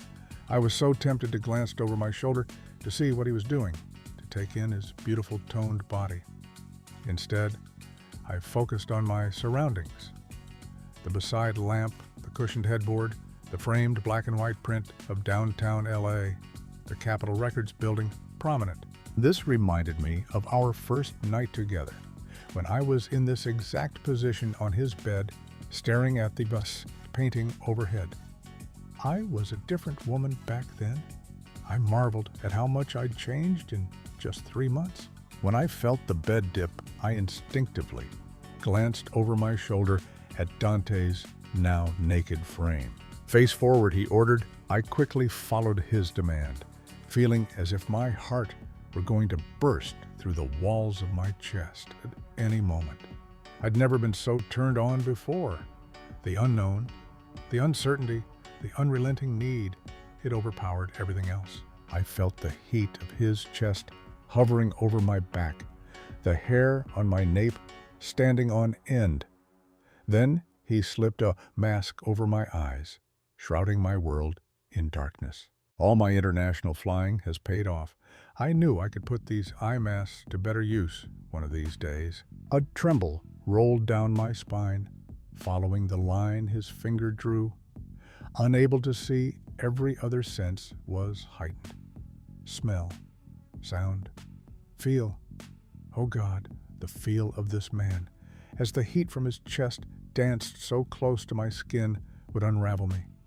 I feared the instant he pushed inside me, it would be game over. I'd be the welcome recipient of one of the most mind-altering, earth-shattering orgasms. It would be one for the history books, an orgasm to put all other orgasms to shame. His hands gripped the back of my thighs briefly, before loosening their hold, one of his fingers teasing me. I moaned, moving into him, trying to signal with my body what I wanted, what I needed. So greedy, Dante, I begged. I didn't know how much more of this I could take, but I would have been lying if I said I wasn't enjoying every delicious, spine-tingling second of waiting, of pining, of lusting. He trailed his finger from my center, up the curve of my backside, and down again, over and over and over, repeating, teasing, torturing. Suddenly, there was nothing. No rush of desire from his hands on me, no heat of his body near mine, no whisper of his carnal thoughts as I lay completely exposed to him. The bed shifted and dipped as a warmth settled close to my thighs.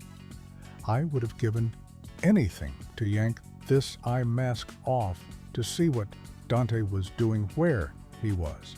But I resisted the urge, the unknown heightening every single sensation flowing through me. "Spread your legs wider, Eleanor," he said, his hands gripping my thighs, "and put your weight on your elbows." I did as he requested, my chest heaving, as I placed my forearms on the mattress, the heat of Dante close to my core growing stronger. Then his mouth was on me, his tongue swirling, licking, tasting. "Fuck!" I breathed out, clenching my hands into fists, grabbing onto the sheets. I soared as he circled me, devoured me, consumed me. This man, this beautiful, passionate man, how had I survived the past 3 months without his touch, without his heart, without his love? I never wanted to be without him again. I never wanted to stop feeling this all-consuming spark of electricity that flowed through me as I climbed higher, higher, higher. Fireworks erupting before my eyes, in my body, in my heart. as I screamed out his name, coming undone. But he didn't stop. He kept teasing me, sucking and licking, inserting a finger, then two, as I still struggled to come down from my first orgasm. And that was Dante's plan. He didn't want me to come down. He wanted me to stay in the clouds with him, where we belonged. With each flick of his tongue, each thrust of his fingers, each murmur of his voice, he catapulted me even higher than I'd been before, orgasm after orgasm, rolling through me to the point where I didn't know when one ended and the other began. I struggled to say. Even if I didn't have the mask covering my eyes, I was certain my world would have been dark, unable to see through the flashes before me. It's so good, but I don't think my body can handle anymore. It didn't matter that I couldn't see his face. I could feel the smirk crawling across his lips. No more, he mused as the bed shifted. His hand lighted against my back. Then he grabbed my hips, forcing me into him, teasing me. "Are you sure about that, Eleanor?" I whimpered, words escaping me, his erection pulsing against me. "No," I said, finally, finding my voice. "Let me feel you." "Did you not just feel me?" he mused coyly, torturing me, wetting his tip with my arousal. My muscles clenched, aching for him, to fill me, to give me all of him. "You know what I mean, Dante. I want you inside me." Were my fingers not enough? I groaned in frustration. God, this man was exasperating, but I loved it, and he knew that. He knew exactly what I needed, what I craved, what would bring me more pleasure than anything ever had. "I want your cock, Dante." My voice became firm, resolute. Now, without a moment's hesitation, he thrust into me, both of us, letting out a satisfied moan, relief seeming to wash over our bodies as we found our rhythm. He wrapped an arm around my waist, supporting me, leaning over and nipping on my skin. "Don't ever walk away from me again, Eleanor." His demanding voice turned pleading, desperate, sincere. "I don't ever want to spend another day without you." He gripped my wrists, his body covering mine. "Say, you're mine." "I'm yours," I murmured. Truer words had never been spoken. I was his in every sense of the word. He'd consumed all my thoughts since I'd met him. He possessed my heart, something no one else had ever been able to do. He reinvigorated my soul, breathing life back into me, showing me what it was like to really live, to love, to fly. I needed him just as much as he needed me. It didn't make sense, but I no longer cared what was rational and practical. All I cared about was feeling the love I used to think was a myth, the love Dante had for me, and I for him. "And I'm yours," he replied. "Sempre e per sempre. Sempre e per sempre." I repeated, my body quivering as an orgasm overtook me. Dante leaned back, pulling out of me, then quickly flipped me over, removing the eye mask. I was enjoying that, I said through my heavy breaths, my body still tingling. "I need to see your eyes, Eleanor. I had to go months without it. Never again." He pushed into me once more, his motions slow measured, giving me every last piece of him, then withdrawing before repeating the same sensual rhythm. He leaned down, his gaze locked with mine, as he held my head in his strong hands. "Never again." "Never again," I breathed, as I raked my fingers down his back, the feeling of my nails digging into his skin, the final straw. His eyes grew wide, bliss rolling over him as he fell to pieces, murmuring incantations of unending love. My heart swelled with gratitude that fate had given me this man exactly when I needed him. I used to think fate was something for the dreamers, but I believe now fate was real. It did exist, and this man shivering and trembling on top of me was proof of that. Chapter 14. An arm snaked around me as a dull morning light seeped into the plush bedroom, rousing from a restful slumber.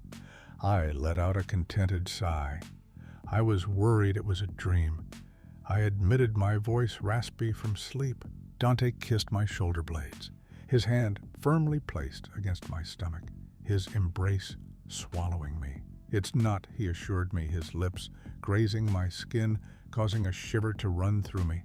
"Do you have any idea how many times I dreamed that you found me, only to wake up and learn it wasn't real?" "It's real, Miyakara. I'm here, and I'm not leaving your side." He pushed me onto my back, and I opened my eyes, meeting his gaze.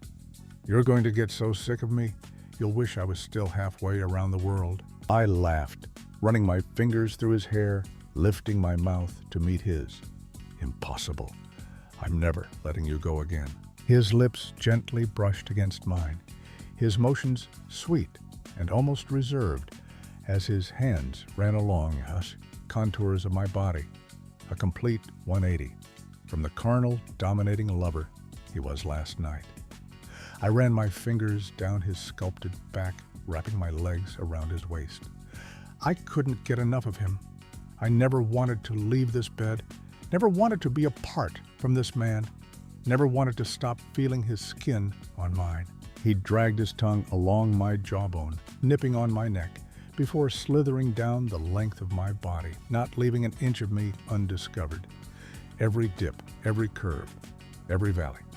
He treasured and explored each of them, loving each imperfection in a way that made me fall for him even more. "Your skin is so soft, Eleanor," he crooned. His rough hands ran across my hip bone, his lips following the path his fingers set. "So silky, so perfect." He propped himself on his knees, my legs falling on either side of him. Gripping my hips, he pulled me toward him and positioned himself between my thighs. He took his time, slowly entering me, then withdrawing before pushing into me again. His motions were so languid, so gentle, so delicate, so perfect. No other word could describe the way he moved inside me, giving me everything he had, filling me to the hilt, then lovingly retreating before repeating the same sensual motion. "Dante," I moaned, moving with his rhythm. "God, I love you. I love this. I just..." Opening my eyes, I grabbed his face in my hands, peering into his dark pools. They were filled with 1,000 emotions: reverence, hunger, unabashed, adoration. "I love you so much, it hurts," I said with a quiver. "Without you..." He blew out a breath, resting his forehead on mine, maintaining his delicate rhythm. "I know, amore mio. I'll say no. But I'm here. I'm all yours. We'll never have to experience that emptiness again. Promise." I asked, wrapping my arms tighter around him, even a breath between us, too much distance. "I can't lose you again. Never again. Promise." He hooked his arm around my waist, rolling onto his back and bringing me on top of him. I took a moment to acclimate myself, then moved against him, shading his face with my hair. He reached up, running his hands through it, our eyes glued to each other. The intensity, the connection, the passion was immeasurable as we savored in this love we shared. This love most people searched their entire life for. This love I would never again take for granted. "Come on, baby." He brought my lips to his. "I want to see you come," he murmured against my mouth, his grip on my hips tightening as he increased his motions, lifting me off him, then slamming me back down. I gasped, my breathing increasing with each thrust. "You like that?" I leaned back, every muscle in my body clenching, as he lifted me again, then forced me back onto him, harder, more punishing. "Dante," I moaned, closing my eyes, a slave to the sensation. His finger found my clit and I cried out, again falling on top of him, a wave of unmatched euphoria washing over me as I came undone. He continued thrusting into me, then let out a strangled groan when he found his own release. "God, I love being inside you," he murmured, his voice husky with need. "There is nothing like it in the world." He crushed his mouth against mine, our kiss greedy as we struggled to catch our breath. "And I've been to some remarkable places," he finished with a smile. I quite like when you're inside me, too. I slowly circled my hips against him, making him groan. You're a tiger? I giggled, rolling off him, about to get out of the bed, just trying to make up for lost time. He pulled me back against him. Don't go clean up yet, he begged. We'll shower together in a minute. I just want to feel you in my arms right now. Sighing, I snuggled my head against his chest. How could I deny him? When he said such sweet things, I rested my arm across his torso and listened to his heartbeat, wanting to thank God, fate, destiny, whoever, for finally reuniting us. How did you find me last night? I asked, breaking through the silence as I toyed with the few tufts of hair on his chest. I knew where you would be, but despite all my efforts in getting to you, fate pushed back. He looked down at me. So you said, what happened? Traffic. That's not unusual. No, but it was certainly worse than normal, even for a Friday night. I'd finally had it and was close enough that I decided to get off by the Staples Center. When I was 5 blocks away, there was a street barricaded because of filming or something. Then, of course, there was a ton of heavy traffic because of the road closures. When I finally got close, I knew there wouldn't be any parking, so I left my car in a tow zone. I started running toward campus, but my heel got caught and I twisted my ankle. Still, it was all for nothing. By the time I made it to the theater, you were gone, or so I thought. He grabbed my chin and forced my gaze to his. Maybe it was all fate's plan. Maybe she just wanted to know that you would fight for us, despite any obstacle we faced. I peered into his eyes, responding with the only thing I could. I'll always fight for you.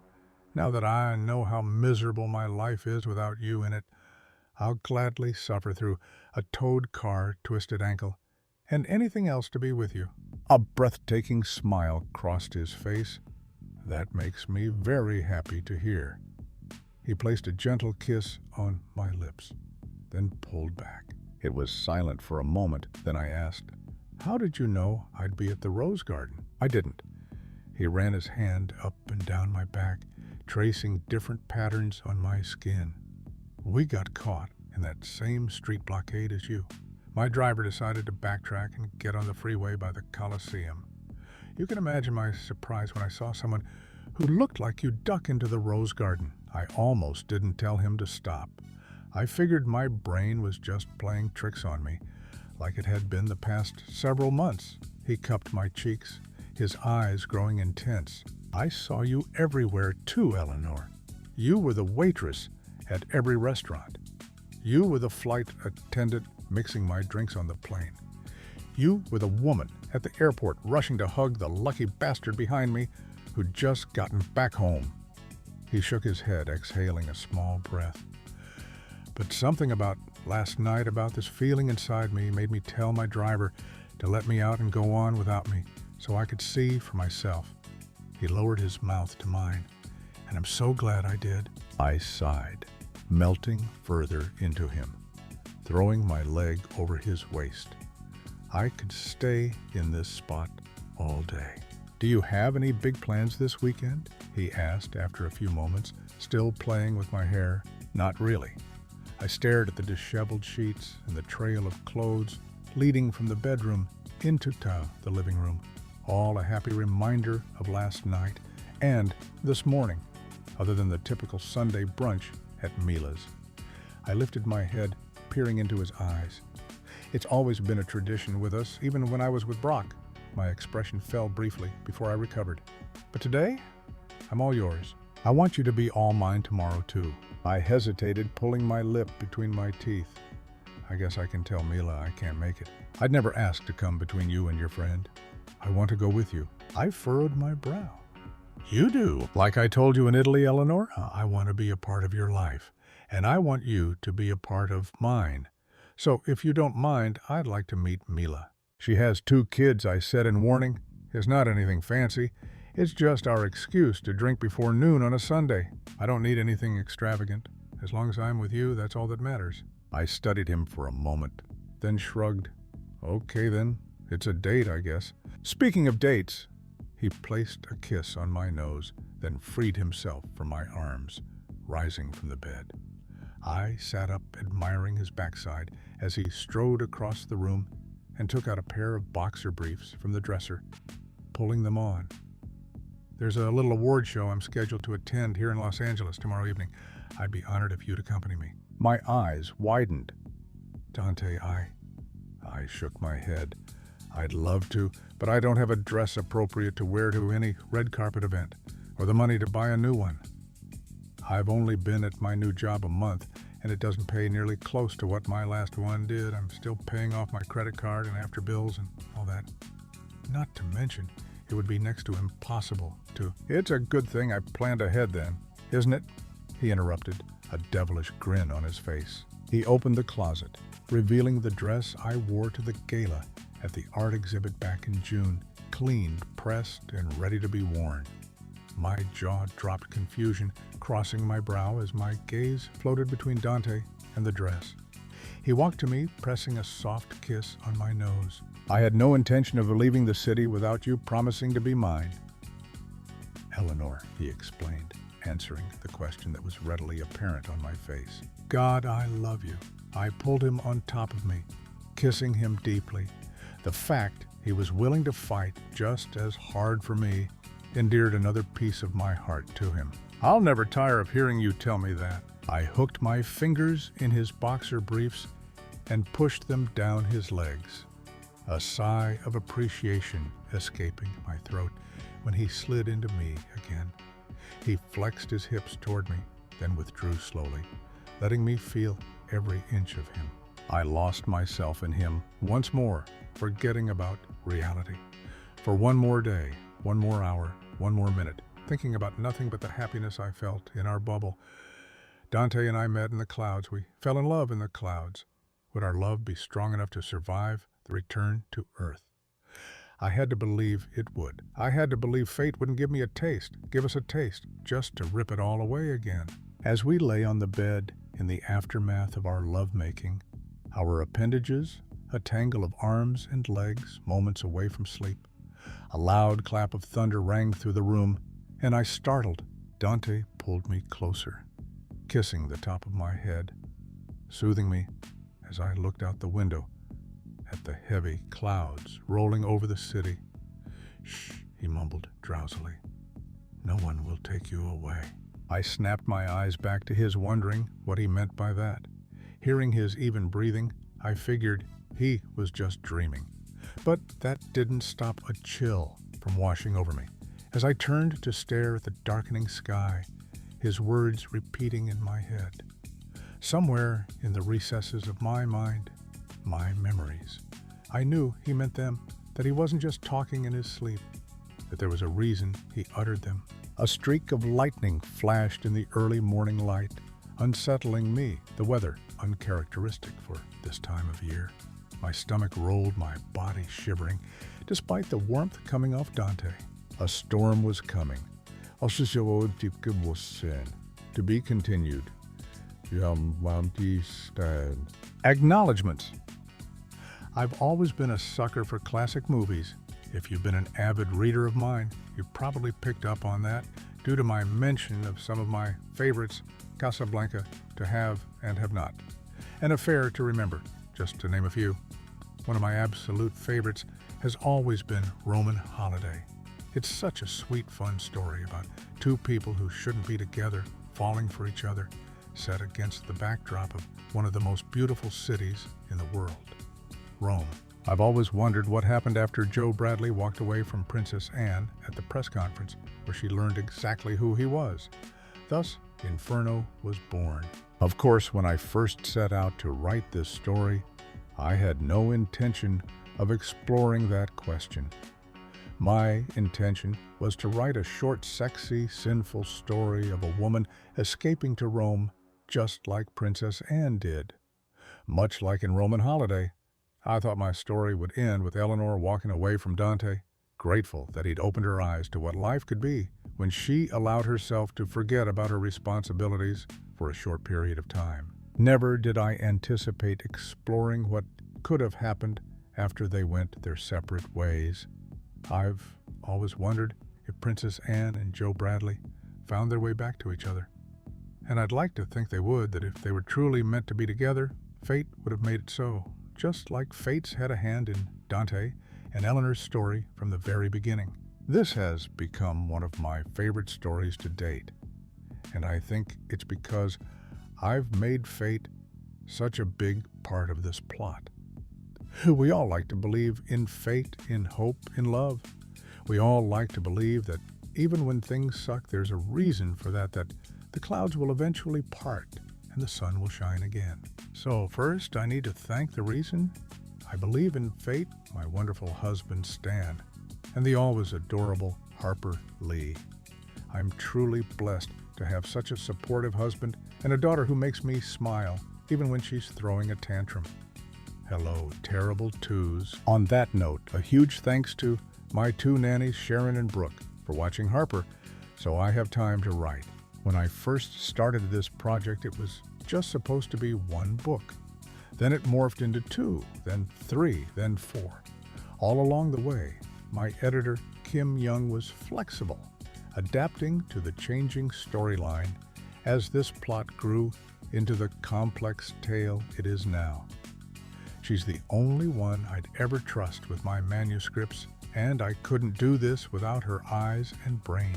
Another big thanks to Laura Rossi for making sure all my Italian is correct. To my beta team Lynn, Melissa, Joelle, Sylvia, Stacy, Victoria, Burnham bitches for life. Or should we be saying, Italians do it better. Alexander Who. To my street team, thank you for all your help in promoting me. To my reader group, thanks for giving me a place to go when I need a break from writing. I love interacting with you about books or whatever else pops into our heads. To all the ladies at Social Butterfly, PR especially.